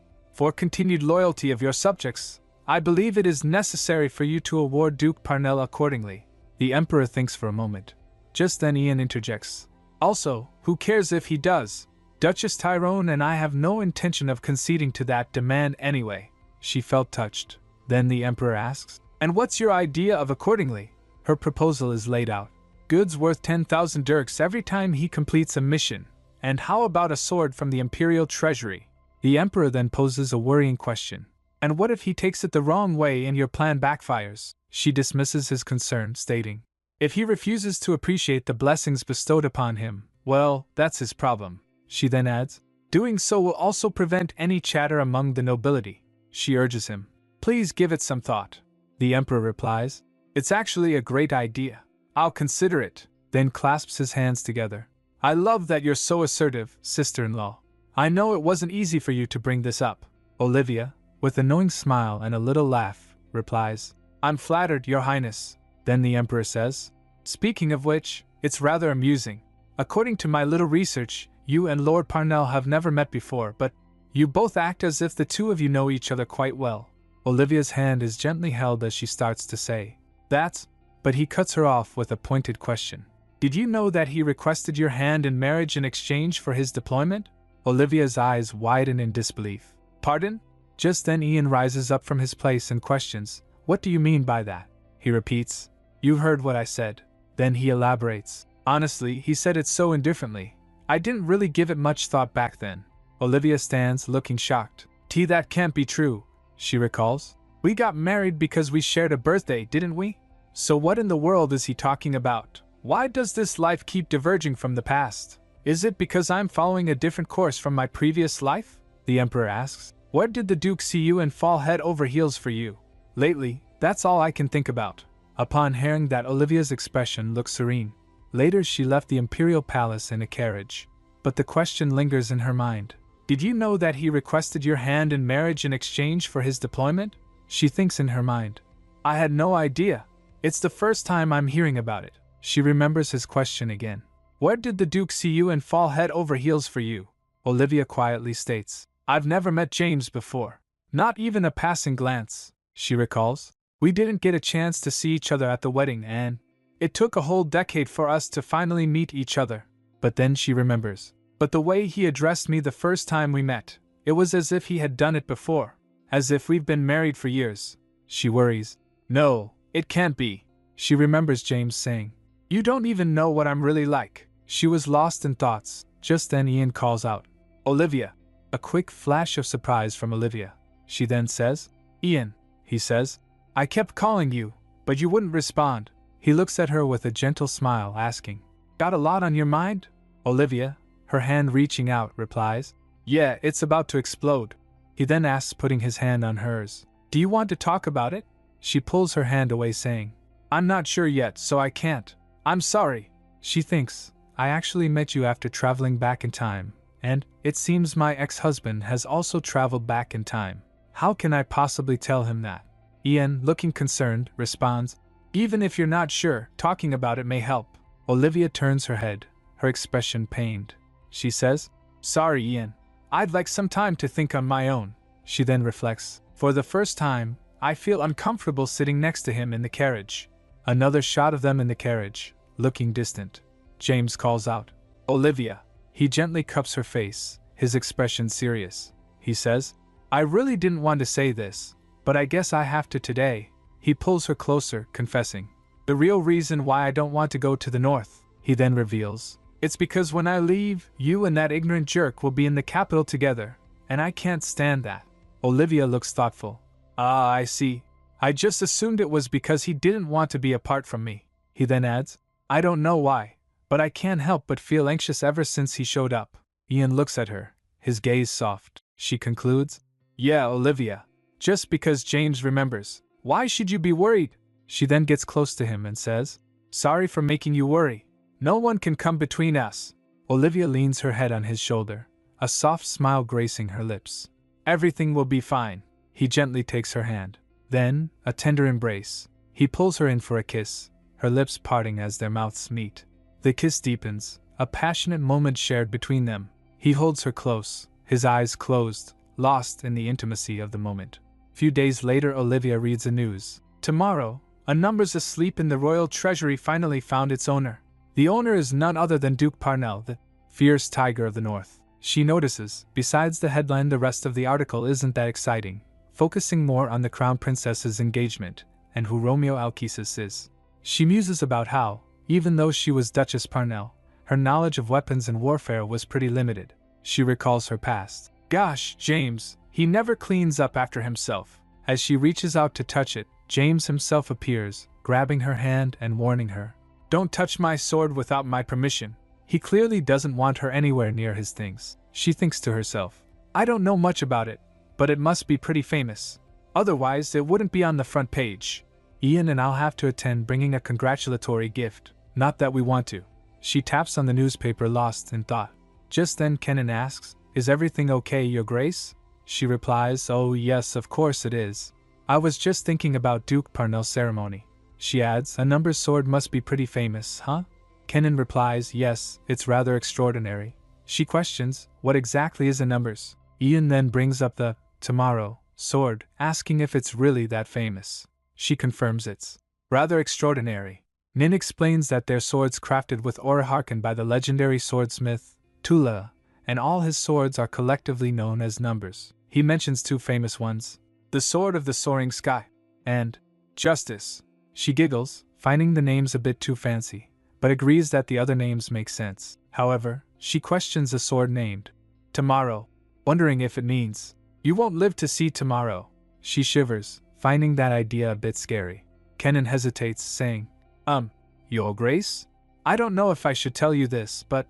She asks, what is it? He reveals that Duke Parnell hasn't been seen in the capital lately, and he hasn't gone back north either, so his whereabouts are unclear. He's worried he might be plotting something. Olivia replies, I doubt it. Kenan says, but… Olivia adds, believing he's an honorable knight, he wouldn't resort to underhanded tricks. Still, she crumples the newspaper, muttering, it's probably nothing, right? Instead of the Imperial Palace, James's awards ceremony was set to take place at the cathedral, meaning anyone could attend. Olivia thinks, His Majesty's such a politician, symbolizing that loyalty to the Empire will be acknowledged and rewarded. The ceremony hall is grand, with a red carpet leading to the altar. While he's at it, he's planning to make the most of the opportunity. He may act like a simpleton, but he's one sly fox. Looking from window, Ian says, quite the crowd showed up today. Olivia replies, indeed, Numbers has made quite a name for itself. He then gazes at her. She asks, why are you staring at me like that? He replies, you look absolutely stunning today. What if everyone there fall for you when they see you? She rolls her eyes, thinking, here we go again. He declares, I can't let that happen, especially Parnell, that barbaric jerk. She then ponders, is the stone heart of his capable of feeling things? Impossible. However, if it were to happen, she says, we'll just make out in front of him and let that speak to him. He looks surprised, asking, "Really? I'm actually going to." She quickly retracts, saying, "Please don't." He chuckles, she adds, "Gosh, I can't say anything to you. Let's go back to our seats." He comply, "Yes, Melody." Back at the cathedral, they are seated, and she observes, "They must be envoys from the Orse kingdom. It's customary to throw an extravagant reception for envoys, and this awards ceremony is serving that purpose, saving them from organizing another event. Smart move, she thinks, her eyes glowing red. His Imperial Majesty has arrived, a voice announces. After him, James Parnell enters. Looking at him, she thinks, goodness, why does he look like that? He didn't even bother to comb his hair on his big day? What on earth are the servants doing? She then shakes those thoughts away. You know what, that's none of my business.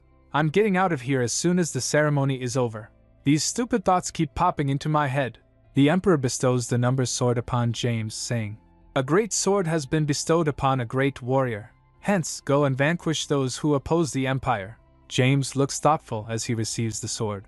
Olivia thinks, he's telling James to go back to the north. He's impossible to read. Suddenly, a voice calls out, "Olivia!" She turns to him, looking surprised. Her father appears, he looks grim. She turns to him and says, "Father?" She asks, "What are you doing in the capital?" He smirks. "Why? Did you really think you could keep me out of the capital?" She thinks, "Keep him out of the capital? How in the world am I supposed to do that?" Olivia stands alone in a dramatic, dark setting, her expression somber. Then Ian places his hand on her shoulder and says, "Father-in-law." He bows and greets. "It's been a while. You're looking a lot better than last time." Olivia, looking at him, thinks, "Did Ian," her father questions, "look a lot better? Are you blind?" Ian replies, My, stop being so harsh on yourself." Her father yells, "I look like a train wreck because I haven't been able to sleep lately. How can a father sleep when people are calling his daughter promiscuous without a shred of decency?" He clutches his chest in distress. People in the audience exclaims, "Good heavens! Such profanity in this sacred place." Murmurs ripple through the crowd as Olivia's father continues, "I've failed in raising my daughter." He looks utterly distraught. "You're already married to Duke Parnell. But how could you even think about remarrying with a remarkable husband like him?" Olivia, her eyes narrowing with a piercing red glare, asks herself, "Where is all of this coming from all of a sudden?" She wonders. Last time he showed up, he wouldn't stop complimenting Ian. Something's not right. It's as if someone gave him the idea. Ian then states, "This isn't the right place for such a conversation. Also, the Emperor has already made his decision." Her father declines. "If not here, where else? The Tyrone estate? You're just going to kick me out like last time." Olivia's father declares, "I am Olivia's father. An important decision made relating to my daughter without my permission is unacceptable." He then adds with a smirk, "Therefore, as her father, I do not approve this marriage." The crowd begins to murmur. Olivia retorts, "As my father? You never once treated me like your daughter." She then defiantly says, "I don't need your approval." He smirks, "Oh yes, you do." He pulls out a document from his pocket saying, "When you signed the annulment, your birthday hadn't passed yet." With the scroll he explains, "In other words, you needed my consent as your parent." Olivia gasps. Olivia thinks in her mind, "The day I traveled back in time was my 40th birthday, so I naturally behaved like an adult when I returned. The audacity, he never once said happy birthday to me." Olivia's father exclaims, "This is what the Grand Duchess is really like. An ungrateful soul abandoning her father after all he's done for her." He continues, "All she cares about is herself." Olivia, her eyes flashing with anger, retorts, "You're calling me ungrateful? What about your debt I paid off? Instead of giving me a dowry and wishing me a happy marriage like everyone else, you sold me off along with your debt." Then Ian interjects, "Father-in-law." He steps up so her father flinches. Ian puts his hand on her father's shoulder and says, "Looks like I've portrayed myself as too much of a gentleman." He grips his shoulder tightly. Olivia's father gasps in fear. Just then someone interjects, "What's with all the intimidation when he's speaking the truth?" Ian looks towards the voice and says, "James Parnell? Are you behind this?" Olivia's heart sank. She questions James, "How could you do this to me?" James, with a stoic expression, replies, "I don't know what you mean." She thinks in her mind, "I trusted him, and I trusted his chivalry, though I had my own doubts. When Kenan was worried, I reassured him. But how could you betray my trust?" Olivia, her voice filled with anguish, completely ruining my reputation and publicly humiliating me. What's in it for you? He replies. Who cares about that? Her father kneels in front of the emperor and pleads. Yes, your majesty. As her father, I object to this marriage, so this marriage is void. The emperor, looking regal, is seen. His hand tightens as he says, the crown I bear. His expression turns to shock and anger as he shouts. Does that mean nothing to you? Murmurs spread through the crowd.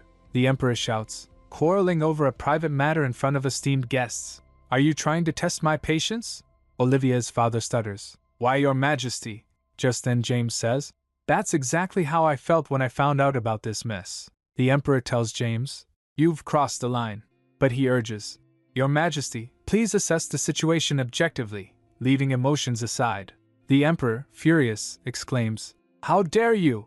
Seeing them, Olivia thinks, there are a lot of eyes here, including those of foreign envoys. If the emperor exerts his authority over him here, it's clear how people will react. The emperor took away the wife of the loyal Duke Parnell and gave her to his brother. Olivia, with a determined look, adjusts her necklace, saying, I need to fix this. She tells the emperor, your majesty, the assertions made by those two are based on a flawed premise. The emperor asks, what do you mean by that? Olivia, with wide, determined eyes, looks Yo and declares, Lord Florence is not my real father. She declares, that man is not my real father. The emperor asks, what do you mean by that? A secret I've never spoken of in my past life. It's finally coming out to everyone. She continues, it means exactly what it says. She then reveals, my real mother is Viscountess Florence's sister, Melissa Orlando. She passed away shortly after giving birth to me, so my aunt, Viscountess Florence, raised me as her own. The emperor, looking quite stern, asks, and do you have any evidence to support that?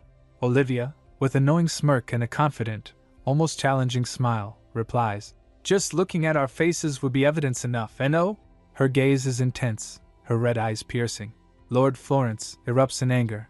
And oh, your majesty, this child wants to be the Grand Duchess of Tyrone so much.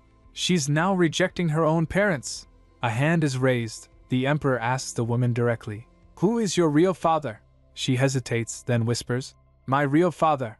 My mother took father's identity to her grave, and my aunt was equally in the dark. With this shabby necklace, I might not be able to find my father. However, my life has changed. I'm not going to have regrets like a fool. Her expression hardens, her eyes sharp and determined. I'm fine with people constantly speculating about my father's identity. I'm done with living in the shadows of Lord Florence and James.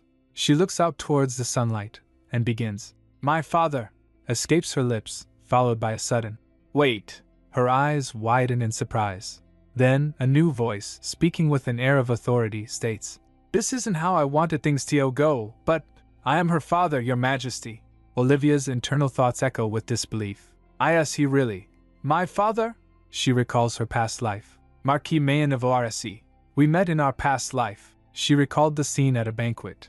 People murmurs, gosh, that girl is nothing but a white elephant. My. Must be exhausting having to teach her every single thing. Her mother-in-law replies, I can't even kick her out because His Majesty arranged the marriage. After hearing their complaints, she went outside. She sniffles. I ask this what marriage is. Do I have to put up with this for the rest of my life? She rubs her eyes, and a man's voice gently interrupts. Excuse me, he continues. I apologize if I'm being nosy, but rubbing with your hands can irritate the eyes. She looks at him, her expression softening slightly as she replies, thank you for your concern. She then addresses him directly. Marquis Mayen, right? He smiles kindly. Yes, please pardon me. It's just that you reminded me of my daughter. She muses. A daughter. He has a daughter, I see. And she says, she's so lucky to have a loving father like him. She remembers. In the days that followed, we talked a couple more times and he always treated me with respect and kindness. It was as if he was speaking to the daughter he had been searching for all over the world. Back then, you simply walked away. Why? Why now? Olivia, still wearing her necklace. Don't give me false hope. Otherwise Marquis Mayen then declares, I intend to respect my daughter's decisions, whatever they may be. Hence, I humbly request that you honor my daughter's wishes, your majesty. She thinks, your sweet words make me selfish, urging me to speak for myself. Tears well up in their eyes, and she confesses, I'm in love with Ian and that will never change. Ian also feels her. Olivia. Then the Emperor adds with a sigh. Do as you wish. This will be the final discussion on this topic. I'm so sick of it. He then turns to Duke Parnell and says, And, Duke Parnell, you'd better brace yourself this time. He turns and announces, We'll adjourn for now. Then Lord Florence, looking furious, shouts, Showing up out of nowhere and calling yourself her father? What kind of nonsense is this? What proof do you have? He screams. You swindlers! The king, observing from a distance, his attendant asks, Your Majesty, what about Lord Florence? He then calmly replies, Let the Grand Duke take care of it. Chaos erupts as two guards grab the angry man. He shouts, Who are you guys? The guard replies, It's the Grand Duke's order, to eject those who have disrupted the sacred ceremony. Ian's voice is firm. Get him out of here. As he is dragged away, he shouts, Just wait and see. His Majesty will hold you accountable for your sins. You're all sinners as well. The sound of a door slamming echoes. The crowd murmurs, then Ian calls out, Olivia! She responds, Ian, he gently asks. Did he hurt you? She replies, I'm fine. Her biological father smiles, seeing her happy. Then James asks, Why didn't you tell me? Olivia replies, Why should I? You and I were nothing. Her red dress seems to mock his distress. He retorts, But you told him. He cuts him off. Well, I am Olivia's husband after all. Ian puts his arm around Olivia, a possessive smirk plastered on his face. She thinks, should we make out? It's practically written all over him. Olivia glares. Don't. If you do, I won't talk to you for a month. Ian sulks. Dang it, you brought it up first though. James watches the scene unfold, his expression unreadable. He turns sharply, his cape billowing behind him as he walks away. Olivia sighs and thinks, now all that's left is... The crowd exits the cathedral still murmuring. Olivia, Ian and Marquis Mayen stays. She asks him, Are you really my father? He gives a knowing smile, then presents her with a necklace. Would this answer your question? Olivia gasps, recognizing it immediately. That's, she says, yes. It's the same as the necklace I have. Her father's smile widens. I personally carved that pendant. Just two of a kind in this entire world, he adds. Initially, I had my doubts when I saw your face, but after seeing your necklace today, I became certain, he tells her. You are my child, the one I've been searching for. She thinks in her mind. If it weren't for this necklace, I wouldn't have been able to find my father again in this lifetime. She recalls the scolding of her previous mother-in-laws. Ugh, look at that cheap necklace she brought with her. How could His Majesty do this to us? Is that how little he thinks of the Parnell family? Olivia vows to herself. To survive, I need to keep something like this hidden, she then says. You really are my father. Tears stream down her face as she asks. I'm not dreaming, am I? He reassures her. Of course not. I miss you, my child. Olivia wakes up in her bed next to Ian, blinking in confusion. When did I dash? Ian answers. In the carriage. You were sound asleep, so I carried you up. Olivia says his name softly. Ian, she thinks. I must have cried myself to sleep. Ian cuddles her and Olivia apologizes. I apologize for making you carry me. You must have been exhausted too. Ian responds. Not at all. With everything that happened today, I would have been surprised if I didn't have to. Olivia is silent, but thinks to herself. James, the Viscount, and even my father. It feels as if I went through both hell and heaven in a single day, she says. Ian. She grabs him and asks. This isn't a dream, is it? It's real, right? Ian replies. All of it is real. You meeting your father, you being in my arms. Olivia confesses. You can't possibly understand how anxious I am, Ian. I'm so scared that one day, I'll wake up and realize everything was a dream. I'm terrified I'll wake up in that cold room as the miserable Olivia Parnell. She looks at him with pleading eyes and asks, Ian, is it okay for me to be this happy? Ian assures her. Of course. Everyone has the right to be happy, and that includes you. Just like happiness, you found me, someone who would have been forever labeled impotent and alone. Olivia looks up at Ian with love. She pulls him closer, and they kiss. But it doesn't stop there. Ian starts nibbling on her neck. Wait, Olivia says breathlessly. Ian then slides her nightgown off her shoulder. She says. Ian replies. It's okay, as he continues to slip her nightgown off. Just leave it up to me. And with that, they continue their intimate moment. Ian still smirking, musing. She's usually so shy, but today, this cutie. By the way, she cried a lot today, so I'm worried her eyes will be sore. Should I get some ice or something? Just then someone knocks at the door. Someone dares to interrupt their alone time? A servant stands outside the door. Sorry for bothering you at this hour, Your Grace, but you should come and see for yourself. Ian, looking less than pleased, heads out. Ian turns to him. Kenan bows. All the preparations you spoke of have been completed. There was quite a bit of resistance, so the staff had a hard time. Ian says, he still doesn't know his place, does he? I must have gone too easy on him. Kenan, nervous, says, ever since you married Her Grace, you have been much nicer. Kenan complains in his mind. Of all days, why did I have to be on duty today? As if knocking on their bedroom door wasn't enough, I have to cope with my liege at his crankiest. Then Ian started walking and says, how funny is it? I only opened my guard to Olivia, but everyone thinks I'm some pushover they can walk all over. He then commands, let's go. Ian and Kenan enter another room. Lord Florence is kneeling on the ground. Why, Your Grace? You came to check up on me, he says, clearly terrified. Kenan scolds. How rude! Address him properly as the Grand Duke. The man apologizes, stammering. And my apologies. You wouldn't just leave me out to dry, would you? Olivia is, after all, my eldest, and she has a duty to support her parent. Ian's had enough. But you're not her parent, he states flatly. The man looks confused. Pardon? Ian smirks. Olivia found her real father, and yet you still refer to her as your eldest? The man protests. We may not be related by blood, but I raised her. Ian points. It's not just about raising her, is it? It's how that matters. The atmosphere darkens as the man insists. In that case, pay the price for my youngest daughter. Ian and Kenan are shocked. What? The Duke asks, clearly unprepared. Kenan, his face contorted with disgust, thinks, what a waste of skin. The man continues, you two basically stole my daughter from me, didn't you? Naturally, parents have rights over their children. Otherwise, why bother raising them? He's really laying it on thick. Ian's had it. He grabs the man by the collar, his eyes filled with rage. You son of a... But Olivia intervenes. Ian, stop. She steps up. Ian begins. Olivia, how did you? She quickly interrupts. I got this.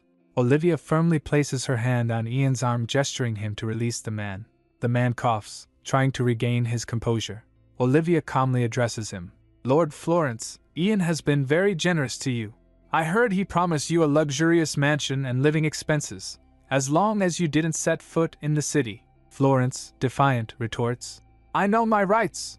Even if it's His Majesty's order, it's unjust. Olivia is not impressed. So, you decided to partner up with Duke Parnell? You scum. Her eyes narrow and she says, if we don't do anything, you're going to cause bigger problems. Ian, would it be alright if I call the shots on this one? Ian replies, of course, milady. He smiles adoringly at her. Go ahead and do as you wish. Olivia smiles back and he pecks her on the cheek. Turning back to Kenan, Olivia says, Kenan. Kenan responds, yes, Your Grace. Olivia gives her order. Transfer this man to our territory, the Roland Republic. Kenan comply. Yes, Your Grace. Florence is horrified. What are you talking about? The Roland Republic? Why would I go there? Olivia's expression turns cold. Now you're within our control. There, you'll pay for everything you've done. A chilling smile spreads across her face as Florence gets the chills. And no, he cries as he is dragged away, pleading, Your Grace, please have mercy. While walking back, Olivia stumbles, but Ian is right there to catch her. He steadies her, concern etched on his face. Olivia, he says softly. Don't worry, she reassures him. I just need to lie down and I'll be fine. Ian hugs her close. You did great. It's all over now. Olivia drifts off to sleep in their bed. The next morning, something's bulging under the covers. She twitches in her sleep. She gets confused, huh? Suddenly, a little puppy bursts out, panting and wagging its tail. Woof! A puppy? She wonders. She reaches out to the little guy, petting him gently. There. Where'd you come from? Are you hungry? You look kind of familiar though. She stares at the puppy, a dawning realization in her eyes. Are you? Just then she opens her eyes. She was lying on the bed. A flash of memories, and Olivia knows. A dream?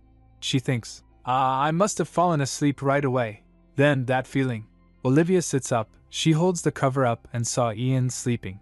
Gosh, she says, then continues in her thoughts. Why is he sleeping so uncomfortably? It must be stuffy. Sharing the bed with someone, I used to hate it so much.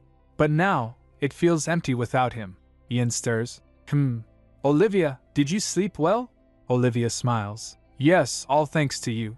In her head, she thinks, even when he's half asleep, he's looking out for me. She smiles. Thanks to you.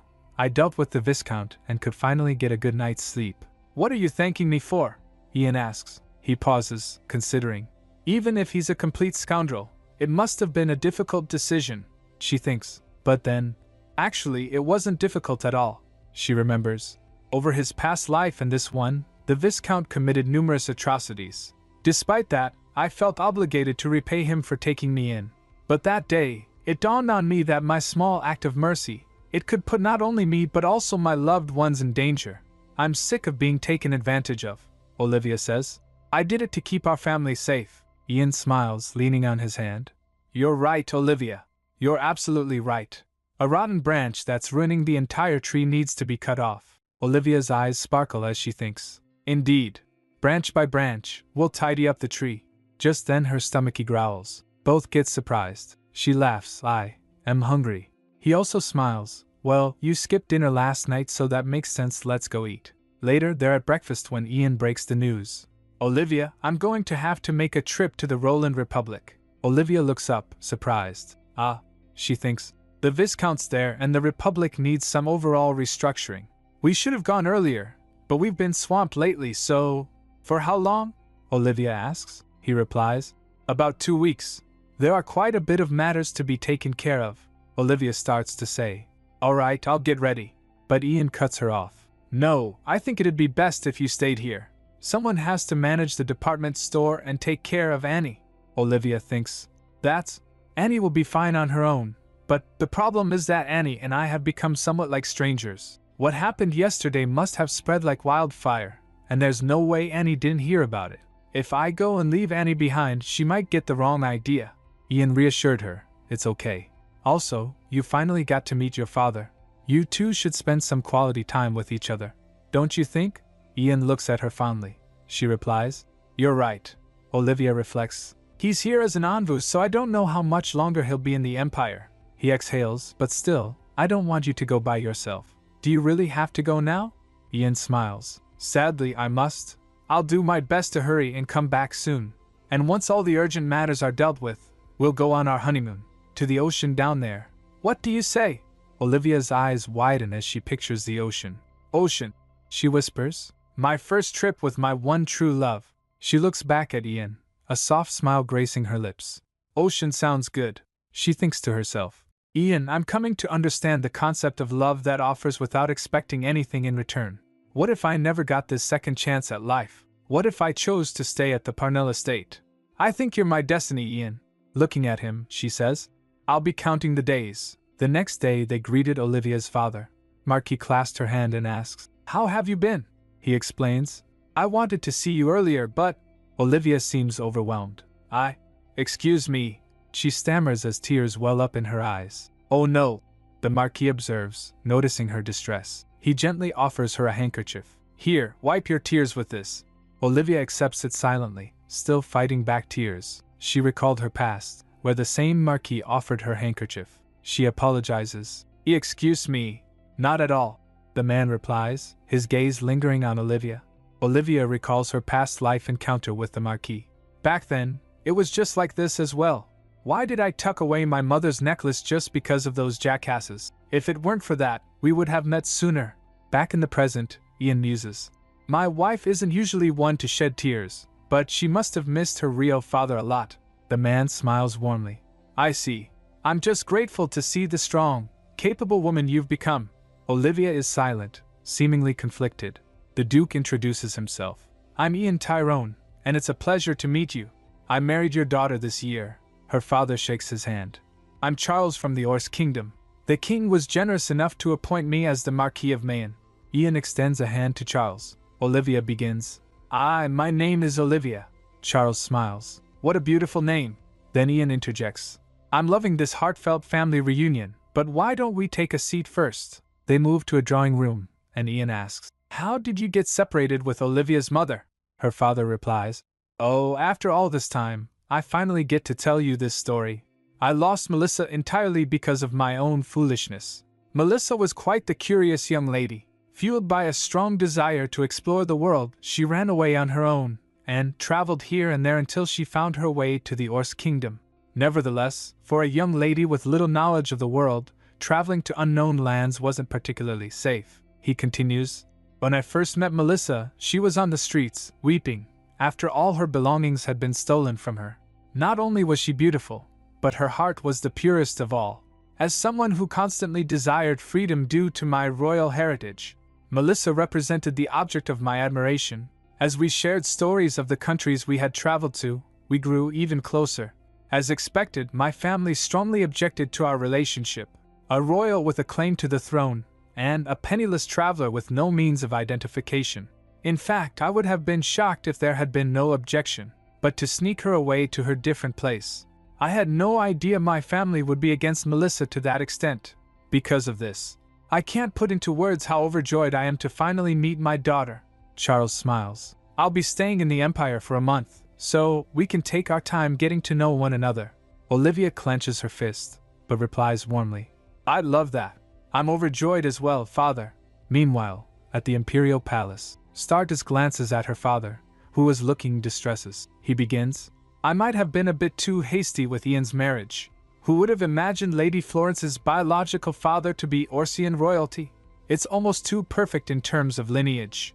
Stardust asks, being in-laws with the Orsian royalty, it's a good thing, no? The Emperor replies, way better than a Viscount's daughter.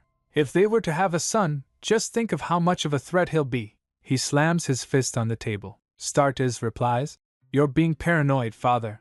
She sips her tea thinking, if he becomes a risk, it's as simple as sending him away.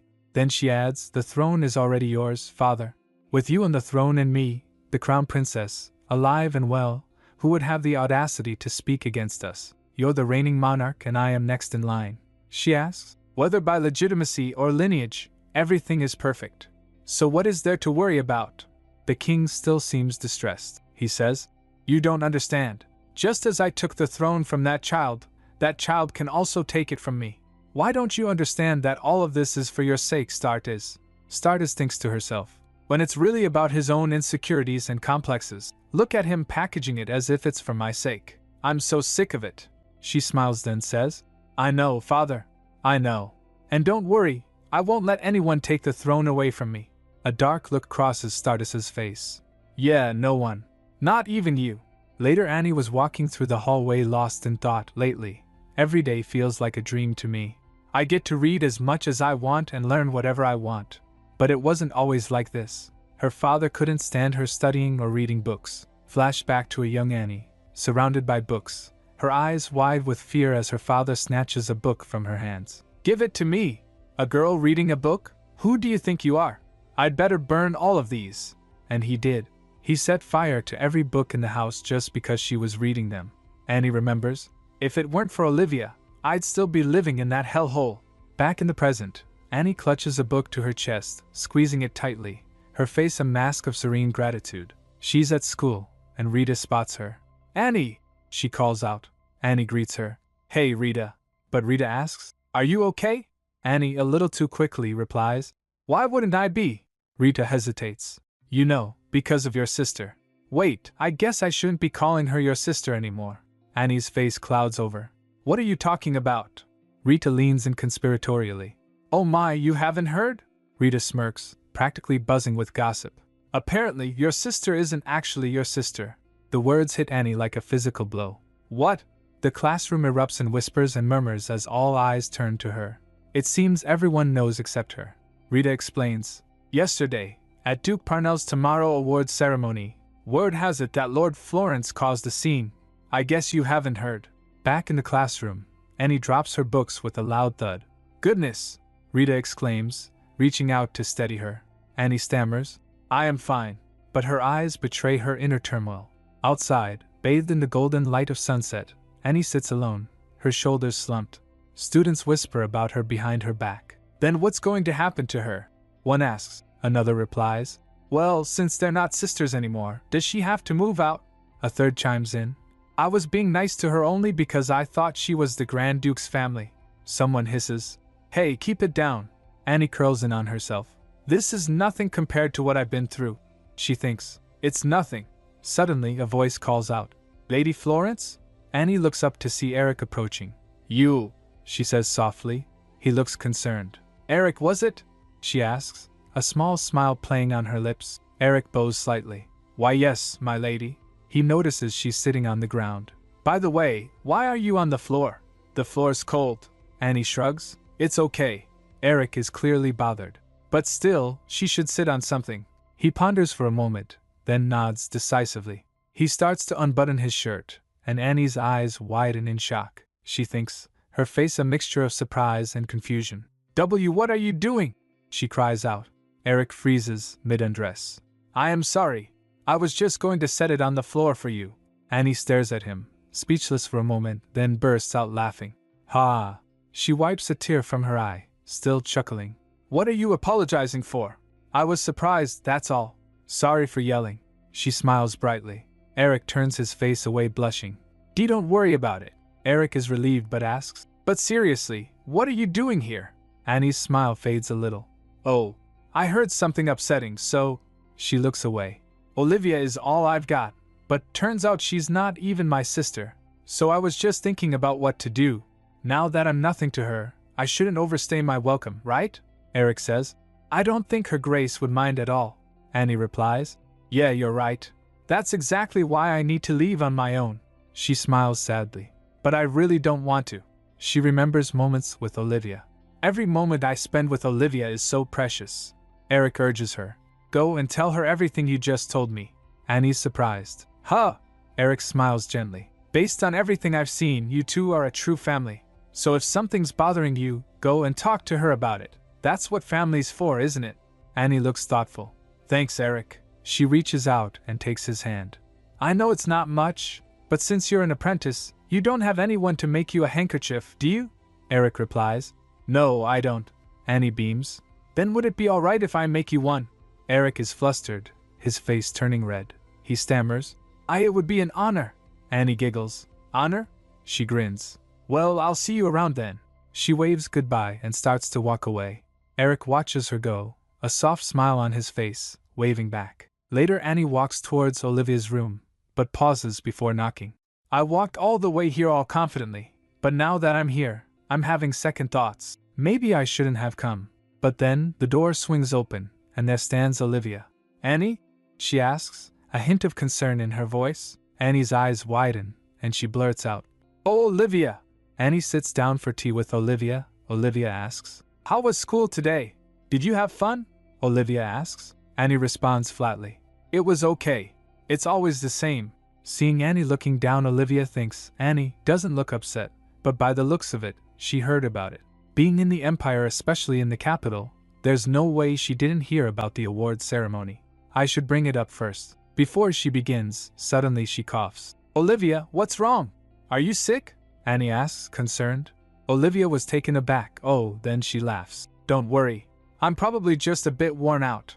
She then says, Annie, I have a feeling you came here to talk about something. But would it be alright if I spoke first? Annie agrees. Of course. Taking a deep breath then begins. We're actually cousins, not sisters. Olivia continues, telling Annie about her birth, her mother's death, her reunion with her biological father, and how Annie's mom took her in. She finishes with, But I still think of you as my baby sister. Annie is floored. Olivia. She is in disbelief that such a thing happened. She realizes why Kenan picked her up from school. Olivia was dealing with this. Annie then says, I actually came here to talk to you about that. I should probably go back to living with my older brother or father. Olivia immediately cuts her off. What are you talking about? You're going nowhere. Annie looks down, fidgeting. But there's no reason for you to take care of me now. Olivia rises and firmly grasps both of Annie's hands. Listen carefully, Annie. Families come in countless variations in the world we live in.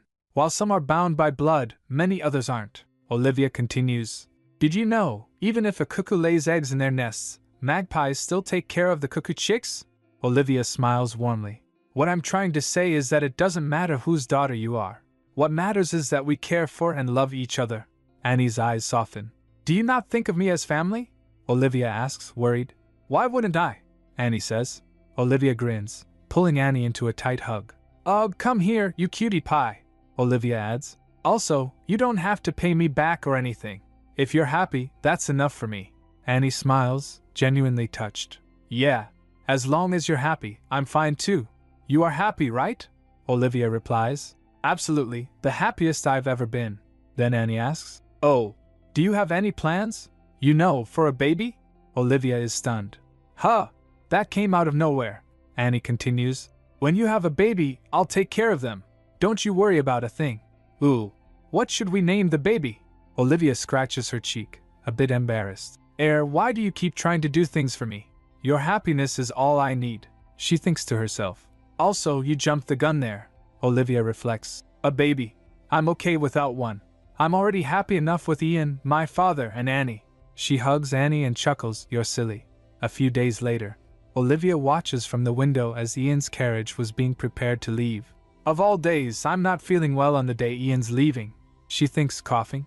A creak announces Ian's presence. Olivia, how are you doing? He asks, concerned.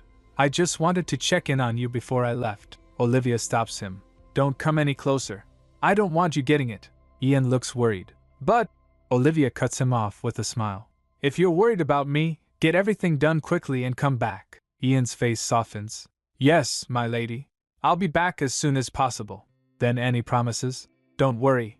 I'll be by her side, nursing her back to health. Annie pops up, equally concerned. Olivia addresses her. You need to leave as well, Annie. Annie asks. Why? Olivia explains. Because you might get it from me as well? Isn't it obvious? Annie replies. But I'm majoring in herbology. Olivia retorts. That doesn't make you a doctor or nurse, so zip it and leave. Ian reassures Annie. She's right. Come on, let's go. Annie reluctantly agrees. As Ian and Annie leave, Olivia waves goodbye. Soon his courage left. Ramana came and informs His Grace has left. Olivia sadly says, yeah. She begins now, but suddenly she felt dizzy. Huh? What's happening to me? She becomes lightheaded. My body. Olivia wobbles and collapses to the floor. Ramana lunges towards her, crying out, Oh dear, my lady. The maid cries out, Oh dear, my lady. Later Olivia is startled awake by water being thrown on her face. Her father looms over her, his expression grim. Father, she murmurs. He looks down at her, tucking her in. Get some rest, my child, he says softly. Olivia wakes up again, this time alone. She gets up. Ow, my head. How long have I been out? She wonders. Annie came in with a bowl. Seeing her awake, the bowl fell from her hands. She was in disbelief. She quickly hugs Olivia. Thank goodness, Olivia. You slept like a dead person for so long. Are you all right now? Can you get up? Annie asks, panicked. Of course. Don't worry, it was just a slight cold is all. Olivia reassures, but Annie is not buying it. Slight cold? I was worried you'd never wake up. Olivia smiles gently. I'm sorry. I didn't mean to startle you. Then Ramana came and asks, Your Grace, you're up. Olivia greets her warmly. Oh, hey Ramana. Ramana exclaims. What relief! I shall send word to His Grace right away. He will be much relieved to hear that you are feeling better. Olivia reflects. Oh goodness. Looks like I make everyone worry about me. She thinks. He must have felt terrible for leaving to the Republic after seeing me like this. She then asks Annie. Oh, right, Annie, would you be a dear and make some milk tea for me? Something about waking up is making me crave something smooth. Annie, ever eager, replies. Right away, sis. The best herbology has to offer.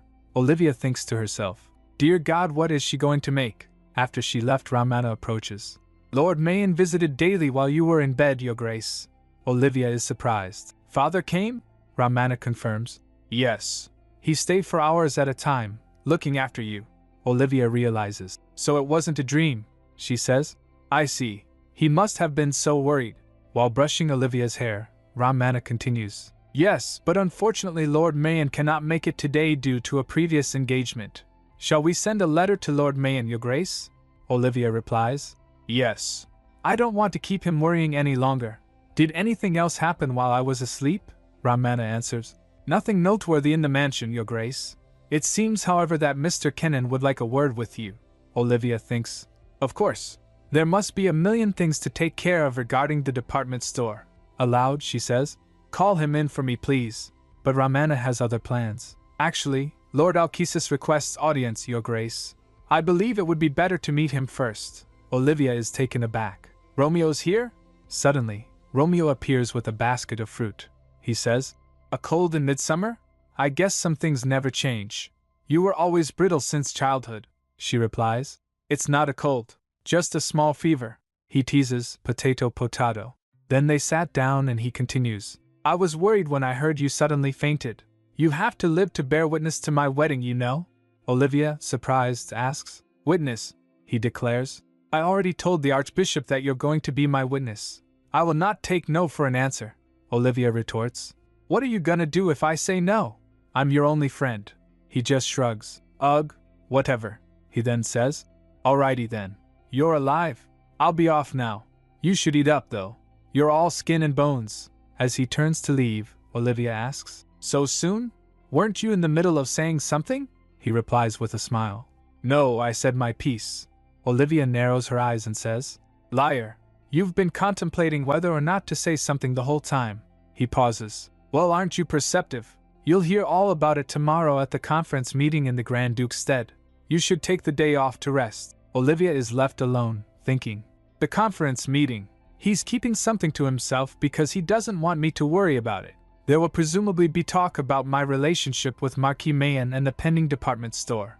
Ian's political opponents are itching to take advantage of his absence right now. Olivia's expression hardens. "You twerps think I'll let you corner me? I'm no longer the naive little Olivia Parnell you used to know." She thinks about Romeo. "Such a thoughtful friend, you came all the way here to see if I was doing okay, on various accounts." Before he left, Olivia smiles and stops him. "Oh, and Romeo, thanks for coming. Congratulations on your engagement, buddy. I wish you all the happiness in the world." She exhales. "Focus on making yourself happy now, Olivia." Then he left. Olivia picks up an apple, thinking, "Lifetimes have changed. But you remained the same, Romeo." Then she went to talk to Kenan. "Sorry to keep you waiting, Kenan," Olivia says. Kenan replies, "Not at all, Your Grace.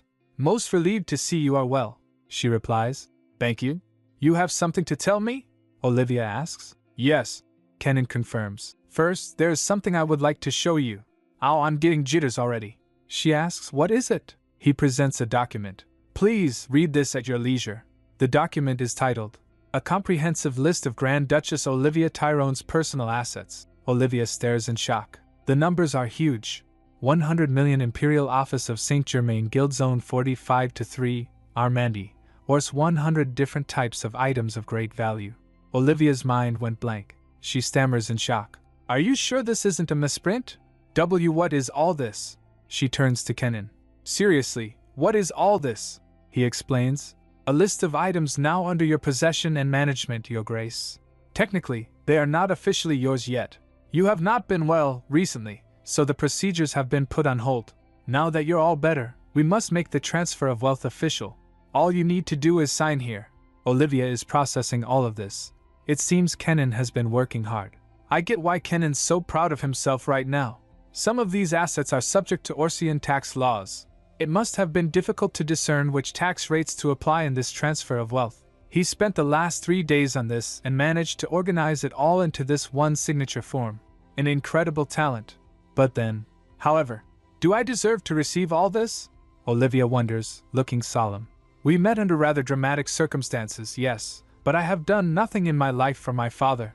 Kenan continues. Please keep in mind, this is not the entirety of Lord Mayen's inheritance. Your Grace must travel to Ors in order to inherit the entirety of the Saint Germain Guild. Would it please you to schedule a visit to Ors sometime near the end of the year? The entirety of the Saint Germain Guild?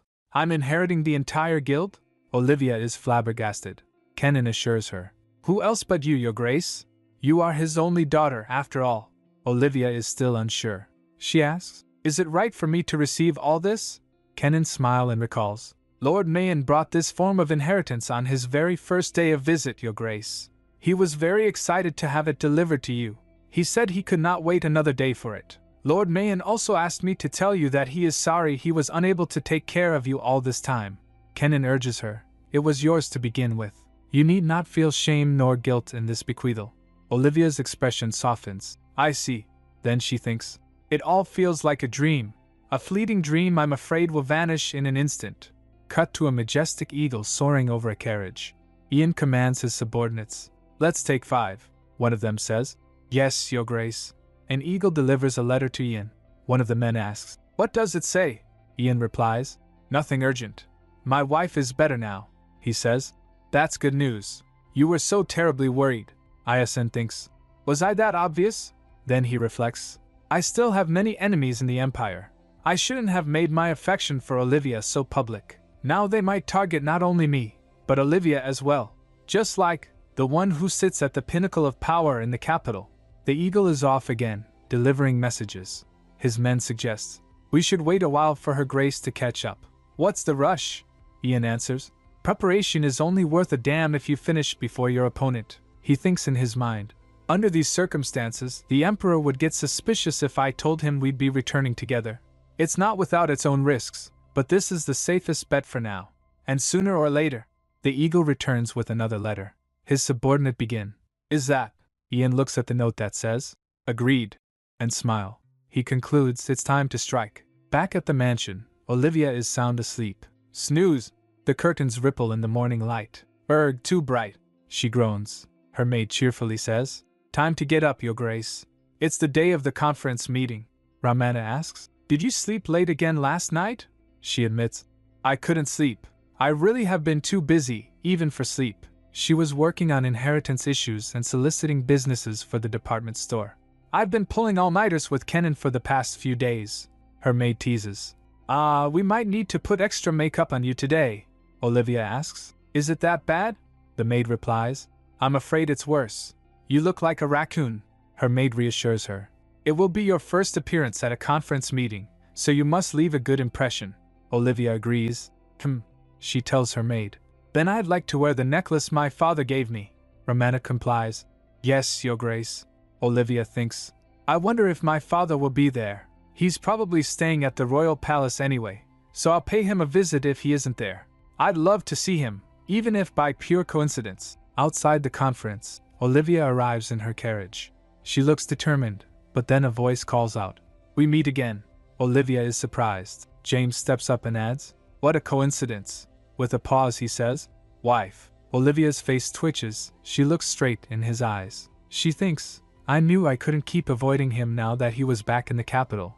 But did James really have to ambush me like this? She crossed her arm. Like I said, I am not your wife. He's got the audacity to say, Excuse me, force of habit, he claims. She groans, Ugh.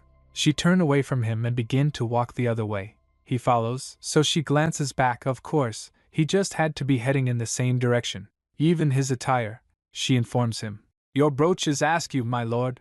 You should fix it. He fumbles with it, admitting, I'm not used to this kind of thing. She grumbles, If you can't do it yourself, have your maids or your 3 devouring mothers do it for you. She recalls her past, where she was used to fix his bow tie. But then she panics. This is no good.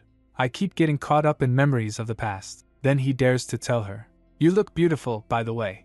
Upon hearing that, she stops in her track. She scoffs, Save your breath, my lord. Compliments from you mean nothing to me. As she storm off, she trip. Ramana was besides her. She thinks, why now, after all this time? What's the point, James? At this point, it's just revolting. She arrives at the conference. As she stands with her maid, she can see people chattering and giving her the side eye. Olivia wonders, how long is it going to take for people to stop peeping? Then a man greets her. Pleasure to meet you, Your Grace. It is an honor to be seated next to you. Looking at him, she thinks, Marquis Roland? Well, this is unusual. He's famously arrogant. Oh well, can't hurt to make friends with him. She greet him. It's been too long, my lord. How have you been? He responds. You remember me? We only met once at the wedding. She replies, Why, of course, she says internally. And a few times in my previous life, but you don't need to know that. He continues, Most people go through such a frenzy on the day of their wedding that they can't remember a thing. Seems like you managed swimmingly. She smiles. I have my husband to thank for that. She thinks that was worth a few points, right? Then Ramana whispers, Your Grace, look. She looks ahead and saw Romeo seated in front of her. Oh, Romeo. He greets her. Hey! Then she remembers, what did he mean by? You'll learn all about it at the conference meeting? The meeting is called to order. Silence! His Majesty the Emperor and Her Highness the Crown Princess are announced as they take their seats. Let the 4th conference meeting begin. the Emperor announces, and bangs the gavel. Olivia thinks in her mind, I've only ever seen the goofy side of him until now. This feels a little awkward. The Emperor gives her a frosty look. She felt creeps. What was that just now? The Emperor begins, as you are all aware, Duke Parnell's return to the capital has left a vacancy in the northern front lines. Someone must take responsibility for this. He turns to James. Duke Parnell, have you anything to say for yourself? James steps forward, saying, Your Majesty, I have already spent the past 5 years in the north. I believe I have sufficiently proven my loyalty to the crown. The Emperor asks, You refuse to return north? James replies, I do, Your Majesty. The nobles begin to murmur among themselves. Wasn't he bequeathed a numbered sword recently? How could he be so straightforward with the Emperor even after that? The Emperor bangs the gavel again. Silence! I assume it is due to some lingering qualms regarding your divorce. Is that correct? Upon hearing that, Olivia flinch. James responds, I shall keep my silence on that matter. The nobles begin to chime in.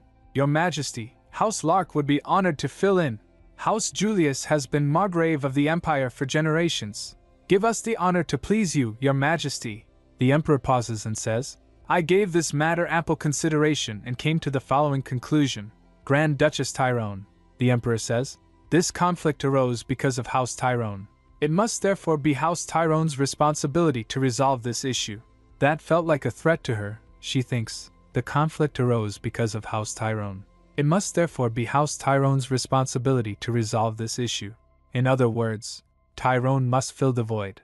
Then she bows her head. House Tyrone accepts the honor, Your Majesty. But then Romeo interjects, Wait. If I may a word, Your Majesty. Olivia gets shocked. The Emperor looks over, curiosity on his face. What is it, Lord Alkesis? Romeo steps forward, a murmur rippling through the court. He begins, Many in the public seem to question my ability and speak ill of my presence in court. With your permission, Your Majesty, I would like to prove my worth to the kingdom by leading the northern expedition. After the meeting, Olivia approaches Romeo. Romeo, have you lost your mind? She grabbed his hand. You can barely handle yourself down a staircase. How the hell do you expect to handle a war? With Romeo's outburst, the conference meeting came to a sudden conclusion. Romeo would be the one to take on the northern expedition. The reasons were transparent. The Lord of Alkesis is an amateur who has never wielded a sword before. If he dies on the expedition, the seat of imperial consort to Empress Startes would stand vacant. That seat entailed more honor and merit than a single expedition to the north could ever afford. All court members welcomed his proposal with open arms. But Olivia? She's absolutely disgusted. Disgusting pigs. Meanwhile, Startes confronts Romeo. What were you thinking, really? Romeo tilts his head. Pardon, she persists. Is Grand Duchess Tyrone truly someone you can trust enough to volunteer to go to battle, which you know nothing about? Olivia winces, but then Romeo simply smiles. Yes. That's the kind of friend she is to me. My one and only friend. Listen to me, Romeo, Olivia tries to reason with him, but Romeo gently clasps her hands. Ollie. He tells her to calm down, take a deep breath. But Olivia is having none of it. Romeo, you idiot, you're going to get yourself killed. He reasons, Duke Tyrone is just as inexperienced as I am. He asks, would you rather risk his life than mine? She fumes. That is not what I'm saying. I'm objecting to you sacrificing yourself, Romeo says, smiling. Don't think of it as sacrifice, Ollie. It really is for my own benefit and gaining some footing in court. Startes interjects. You call this friendship? Not limerence? Both Romeo and Olivia's face distorts in shock. Startes is clearly annoyed. All right, I get it. Stop making that face. Then she adds, I still have some things to discuss with Duchess Olivia. It'll take a while, so let's go somewhere quiet. There's too many eyes and ears here. Later, outside, she asks the question. Grand Duchess Tyrone, do you trust me? Trust, Olivia thinks. Olivia asks, does your highness trust Ian? Startes replies, you jest. She continues, I have no interest in that man's motives. What I'm curious about is yours. Olivia thinks, based on what I've seen so far, the Crown Princess and Ian aren't exactly friendly, but they're not hostile either. But based on her reaction to my question just now, then she says, I would like to place my trust in you, your highness. Startes asks, what makes you say that? Olivia answers, I believe you to be trustworthy. She recalls her past. I've already seen what kind of ruler Startes becomes in the end. She was wise and just. All things considered, Our relationship is closer to an alliance than anything. Unless I deliberately get in her way or oppose her, she is not someone who would ever cause me harm. Stardust smiles. You just get more fascinating the more I get to know you, Duchess Olivia. You've decided to trust me, so I'll share this one bit of information with you. The Emperor is watching you with extreme caution. Olivia is a little shocked. Stardust asks, were you aware? Olivia gets curious. He's watching me? I couldn't figure out why, but I did feel that he seemed very disturbed by my presence. Stardust explains. The reason is simple, really. It's your bloodline. The Emperor has been insecure about his own bloodline his entire life. That's why he's ambivalent about Duke Tyrone. Then one day, out of the blue, Tyrone appears with a wife who happens to be of high noble heritage. Of course it drove him crazy, Olivia says. Yes, but he's already. Stardust adds, insecurity isn't something that can simply be cured with title or status. The Emperor is someone who can't even trust his own children. So what is going through the Emperor's mind right now in this situation? There's only one probable conclusion. Olivia is silent, then spoke. I should have just given her to Parnell. Stardust sips her tea. Bingo. The Northern Expedition is indeed important to the Empire, but what irks the Emperor the most is your heritage. That's why he's being so prickly. Olivia sits there, looking regal, and asks, then what about Romeo's deployment to the north? Olivia pauses, thinking. If that's how the Emperor feels, surely the Emperor is even more displeased by Romeo's outburst, volunteering to take Parnell's place. Romeo looks at her concerned. Then Stardust says, Romeo had already agreed to it beforehand. We knew what was coming. After all, I am the Emperor's closest confidant. After Romeo made up his mind on what he would do, I gave him a choice. Will you give your friend a heads up? Or leave her in the dark? She's got this unsettling smile, like she's playing a game. Olivia is taken aback. She remembers when Romeo came to visit her. At that time she had said, so soon? Weren't you in the middle of saying something? Romeo stated. No, I said my piece. She then turns to Romeo. He says, you would have done the same for me, Ollie. Her expression hardens. She was about to cry. She reflects on how much Romeo is sacrificing for her. Oh my God! How can I ever repay you for this, Romeo? Stardust interjects smoothly. We can deal with that later. But the gravity of the situation quickly sets in. Right now, we have to figure out how we're going to deal with the Emperor's wrath. Olivia thinks in her mind. We need to do something that would prove our loyalty to the throne in order to put the Emperor's mind at ease. Then Stardust smirks. Seriously, Duchess, have you no plans to just become my second consort? A woman like you is wasted on the likes of Ian. Olivia just laughs, then asks, please tell me, Your Highness, what must I do? Resolve hardening her gaze, she declares, I'll do whatever needs to be done. Later that night, alone in her room, she brushes her hair, deep in thought. What would Ian do if he were here? House Tyrone must take responsibility, don't you think? The Emperor's words echo in her mind. I knew the Emperor was somehow upset with me, but I never imagined he would go so far as to send someone so dear to him as Ian to the north. She stares at her reflection, her thoughts racing. If Romeo hadn't stepped in, a horrifying image flashes through her mind. Ian, lying on the ground, struck by arrows. The brush clatters to the vanity. Thud! And there I was, happy as a lark, completely oblivious to everything that was going on. A dark realization dawns on her. Trust no one. The nobler they are, the more harrowing their ulterior motives. She continues to dwell on the situation. Maybe I should have gone with Ian to the Republic. As she lies in bed, the turmoil keeps her awake. Did Ian know? Did he leave because he was oblivious too? Or did he keep silent to spare me the distress? Finally, exhausted, she drifts off to sleep, whispering, Ian. Later, she dreams of Ian. He gently brushes her hair away from her face. She flinches at the touch and abruptly wakes up. Ian? When did you get back? Ian reaches out. He pulls her into a tight embrace. She buries her face in his shoulder, overcome with emotion. I miss you, Ian. She then abruptly wakes up again. Mom. She is still in her bed. Act dash.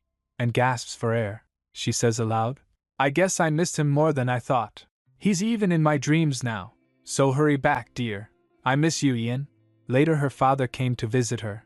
During tea he says, I must return to Ors next week. Afterwards, I will officially request the king's permission to come over to the Republic. She smiles. What's Ors like, father? I always wondered. Her father smiles knowingly. Ors has a very distinct and prevalent culture. You are welcome to witness it for yourself whenever you like. I left you the mansion for that very purpose. The Duchess, surprised, thinks, exactly how rich are you, father? Most people don't have mansions specifically for visitation only, she says. Ah, I see. With a cheerful smile she asks, does that mean your primary residence is elsewhere, father? Her father responds, sipping his tea. It is hard to say where my primary residence is, Your Grace. I happen to have 14 houses in the capital alone. I stay in whichever residence meets my needs at the time. She is taken aback. He continues, of course, they will all be yours once we solve the legal issues behind transnational inheritance. You need not worry a thing, she exclaims. Oh, father, it's quite all right. This is too much for me to even grasp, he sternly responds. One can never have too much property, Your Grace. You mustn't refuse. Slightly intimidated, she replies. Ah, okay. Then he adds, there is actually a more convenient way to settle this. Eager to please, she asks, what is it? If it makes things easier for you, father, I'd be more than happy to try. Her father drops a bomb. You could attain Orsian citizenship, Your Grace. We could officially register you as my daughter. She is stunned. Ah, he continues, there is great merit to having dual citizenship. You can shuffle around your assets to reduce taxes, he adds casually. Even money laundering becomes easy if you play your cards right. She jolted in shock. She slumps down. I'll pretend I never heard that, father. She then thinks to herself, I wondered how a naive young man from royalty became one of the wealthiest men in the empire. He wasn't so naive after all. Her father smiles faintly. Just then, an attendant leans in. Forgive the interruption, Your Grace, but you are needed outside for a moment. She looks up, curious. What is it? The attendant whispers in her ear. If I may borrow your ear for a moment, she replies. Sure, he says. Lady Liliana White-Paul is here to see you. Liliana stands impatiently outside the gates. What's taking her so long? She gripes, clearly agitated. She thinks, I'm the one who should be living there in the first place. Flashback to a few days earlier, Liliana is already in a foul mood, slamming her fist on the table. Damn it, she hisses. How could this happen?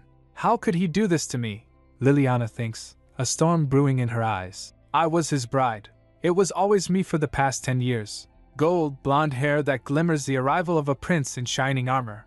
Rosy cheeks that make you blush. Lily. She reflects on Ian's kindness towards her. Eyes that tell stories with a hint of sorrow. And beneath all that, his noble essence, Ian was perfection incarnate. How then could it not be destiny that he should be my man? Aside from that one small flaw, Liliana thinks, her expression hardening. It's okay, dearest. I understand. You only pushed me away for fear that your flaw would burden me. I didn't believe a word they said when rumors started to spread about your scandal. I knew it was all part of your efforts to push me away to protect me, even from you. Never in my wildest dreams did I expect something like this would happen. You actually got married. Liliana's eyes glow with rage as she imagines Ian with Olivia. That salacious witch pulled some trickery on you. I'm certain of it. She storms off. I need to go see Ian again. I get it. You were trying to make me jealous. Well, mission accomplished, Ian. You can stop this facade now. Liliana throws open the door. Who dares enter without my pee? She begins, only to be interrupted by her mother sliding into the room. Mother? She asks, surprised. Her mother says smoothly, we must talk, dear. Follow me. Leading Liliana and her father to a sitting room, Liliana asks, what is this about? Her mother explains, Father visited the royal palace today. Liliana replies, yes, I'm aware. For the conference meeting, right? Her mother nervously peeks at her father. The Empire has forged an alliance with Polka. We agreed to seal the alliance with a marriage between the two empires. One of ours will become queen of the Polka Empire. Her father elaborates. As you know, however, the prince and princess are already engaged, and the duke has no daughters. So I was wondering, how would you like to become the next queen of Polka? Queen of Polka. Liliana muses, surprised. Her mother chimes in. It's a great honor, don't you think? You always wanted to live in a castle ever since you were a little girl, remember? Liliana pauses, then states, I would like to speak to the emperor directly. Her father is shocked. What? Liliana says with a dark smile. I would like to have a little chat with him. She clenches her fist, a determined look on her face. Back at the mansion, Liliana is at the gate. Olivia thinks Liliana White-Paul, her father's available, yet she seeks an audience herself. Her purpose? Clear as day. she says. I assume it's become difficult for you to deny her any further. Yes, Your Grace, comes the reply. She sighs softly. Why does it seem like everyone around me has lost their mind? She clasps her father's hand. She says, We have a lovely greenhouse in the mansion. Would you like to have a look while I tend to something? He replies, It would be a pleasure, Your Grace. Olivia smiles. I'll be right with you, she says, even giving a little wink. This way, my lord. The attendant instructs, leading the way. Olivia seems a little saddened. Then she went to meet Liliana. Her footsteps echoes, she says. I must say, I'm rather taken aback by this visit. We received no prior notice. Olivia smiles and calls, Lady Whitepall. Liliana replies, Pleasure to see you again. Olivia scoffs. I hope you don't mean to make a habit of this. Coming unannounced so rudely as before. The grand mansion of Grand Duke Tyrone isn't some park you can stroll in and out of. Liliana smiles. I hope you aren't this hostile to all your guests, Duchess. I am simply visiting. Olivia retorts. Visitors give prior notice and request admission. Barging in as you have is called intrusion. The air crackles with tension between them. Liliana shouts. I don't appreciate that tone, Duchess Olivia. You've insulted me enough. I must ask that you refrain from any further malicious slander.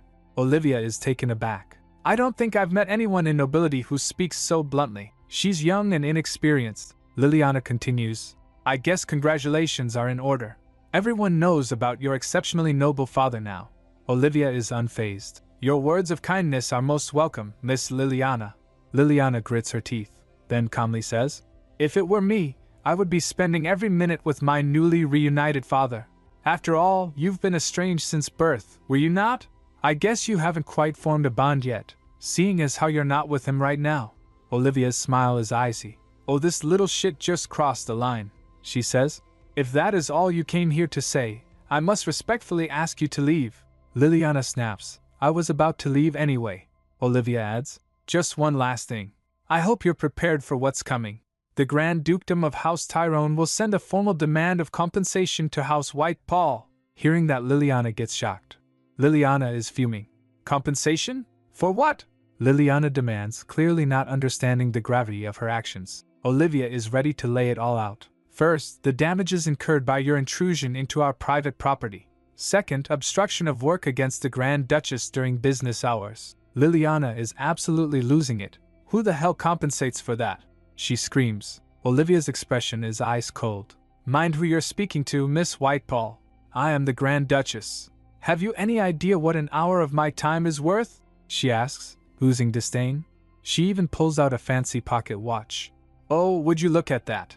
It's already been 5 minutes. Liliana panics. Olivia continues. 5 minutes and 5 seconds to be exact. Now 6. The clock ticks. She's counting down the expensive time. Liliana scoffs. HMP. As if your time is so expensive. You can't intimidate me with a receipt. Olivia shows her the clock and keeps counting. 17, 18. Liliana can't take it anymore. All right. I'm leaving. What a crook, she yells, storming off. But Liliana isn't done yet. Before leaving, she turns and says, Oh, Anne, I don't know how you managed to fool Ian, but he will soon come to his senses and realize where his heart truly lies. Liliana's confident declaration echoes. Ian loves me. Olivia's eyes narrow. I try to adore you, but you keep asking for an ass-whooping, she thinks. Then she says aloud, Please, Miss Whitepall. It is unbecoming of the future Queen of Polka. Liliana is shocked. You, how do you know? She trails off, completely thrown. Olivia thinks, Because I know your future, is what I'd love to say. Instead, she considers the facts. If the timeline I remember is correct, Miss Whitepall got married around this time. And what do you know? The hairy international relationship we have with Polka was brought up during the conference meeting. She became Queen of Polka in the previous life for power and glory. It makes me furious to think that she came back for Ian this time just because he belongs to someone else now. After everything he suffered for that very reason, she concludes. You don't love Ian, Miss Whitepall. You love his background and pedigree. Calling it love is an insult to the word. The Grand Duchess has had enough. You'll have to see yourself out from here. I assure you, you will not be able to enter so easily from now on, she says, before having Liliana tossed out the gates. Then Ramana rushes to Olivia's side. My lady, are you all right? She asks, panicked. Olivia replies, Ah, Ramana. Ramana is relieved to see her. I heard what happened, roughly, Your Grace. There was such a big stir about it. The Grand Duchess is unfazed. Good. I won't have to explain the situation twice. Take your time, Romana, she replies. Romana asks, will you really issue a request for compensation? She replies, yes. Let's leave that to Kenan. Tell him to extrapolate the hourly value of the revenue generated by the department store that will open next week. Tell him to send the invoice to House Whitepall. He'll know what to do. Romana complies, yes, Your Grace. But then, she pauses mid-stride. Come to think of it, regarding the department store. She stops, wait. She stops, a look of shock on her face. She saw her father, a look of concern on his face. There he is, standing under a tree, looking somber. Back at the Whitepall estate, Liliana is not handling things well. What's wrong with Miss Liliana? The servants whisper. It's just how she is these days. Give it some time. Liliana is seething. That woman is more cunning and ruthless than I ever imagined. My poor sweet Ian. I hate to imagine what horrors you must endure by her side, she thinks. She pictures Ian in chains, held captive by the Grand Duchess. I was supposed to make a big scene in front of Marquis Mayan. Ian aside, what happens if His Majesty is disappointed with me? She remembers her request. I would like to have a little chat with him. Flashback to a few days earlier. Liliana is face to face with the king. And to what do I owe the pleasure? He asks with a sly smile. Miss Liliana Whitepall. Liliana bows her head. She begins. I was told that Your Majesty has granted me the honor of marrying the King of Polka. It pains me to inform Your Majesty, however, that I am in love with Ian of House Tyrone. The king is unfazed. I see. Duke Tyrone, however, is already a married man. Liliana protests. He's just being stubborn, Your Majesty. He's lying to himself. He knows deep down that he loves me. The king remains firm. Be that as it may, as long as the two remain married, there is no room for you to interfere. Unless you are intent on becoming his consort, which I'm certain you are not. Liliana vehemently denies it. Absolutely not, Your Majesty. The king's tone turns cold. What a shame, truly. Had I known about you, Miss Liliana, I would not have permitted Duke Tyrone's marriage. I guess our only remaining option is divorce. Liliana looks up, hopeful. But Ian is caught deep in that witch's vice, Your Majesty. He will not agree to a divorce. The king smirks. Divorce need not strictly be consensual, my dear. Nor does it only concern the married individuals. It absolutely crushes me to imagine how Marquis Mayan would feel if he were to learn that Duke Tyrone already had a prior engagement. He slyly told Liliana about it, then apologized. Oops. Don't mind me, dear, a terrible habit that comes with age. Some thoughts just happened to spill out unintentionally. Do forget I ever said anything. Back in the present, Liliana realizes the implications. That's exactly why I visited the Duchess when I knew Marquis Mayan would be there. Gah! Damn it! A few days later, Liliana's maid is beside herself with excitement. My lady! Take a look at the papers. Liliana is in a foul mood. What is it? She mumbles. Marvelous news! Just marvelous! The maid exclaims. Liliana snatches the newspaper from her. Give it here.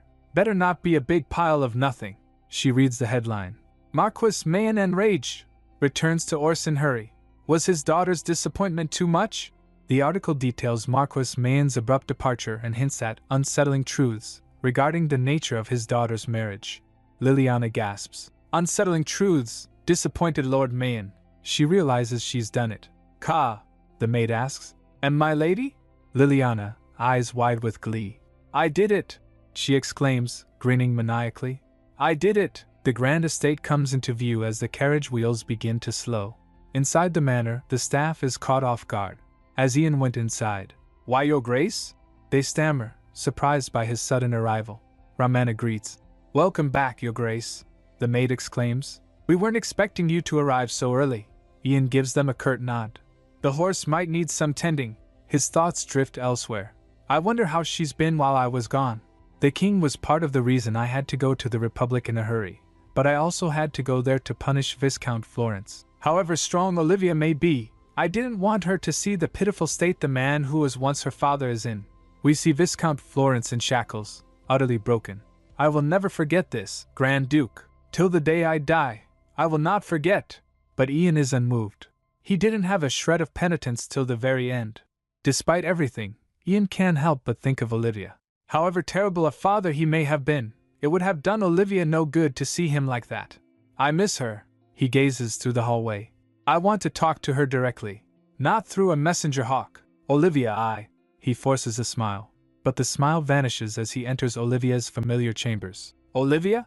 He calls out, his voice echoing in the empty room. A frantic maid rushes to his side. Your Grace. Ian's eyes narrow, a hint of steel in his voice. Where is my wife? Has she gone out? Office? Library? The maid hesitates, wringing her hands. None of them, Your Grace. Duchess Tyrone is. The next day, in the capital, newsboys are shouting. Breaking news! Exclusive updates! You don't want to miss it!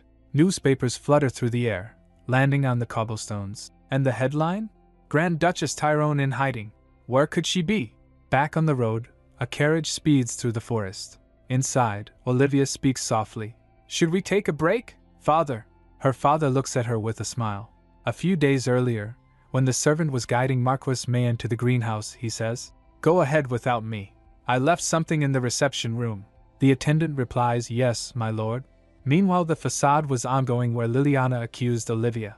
I don't know how you managed to fool Ian, but he will soon come to his senses and realize where his heart truly lies. He heard everything.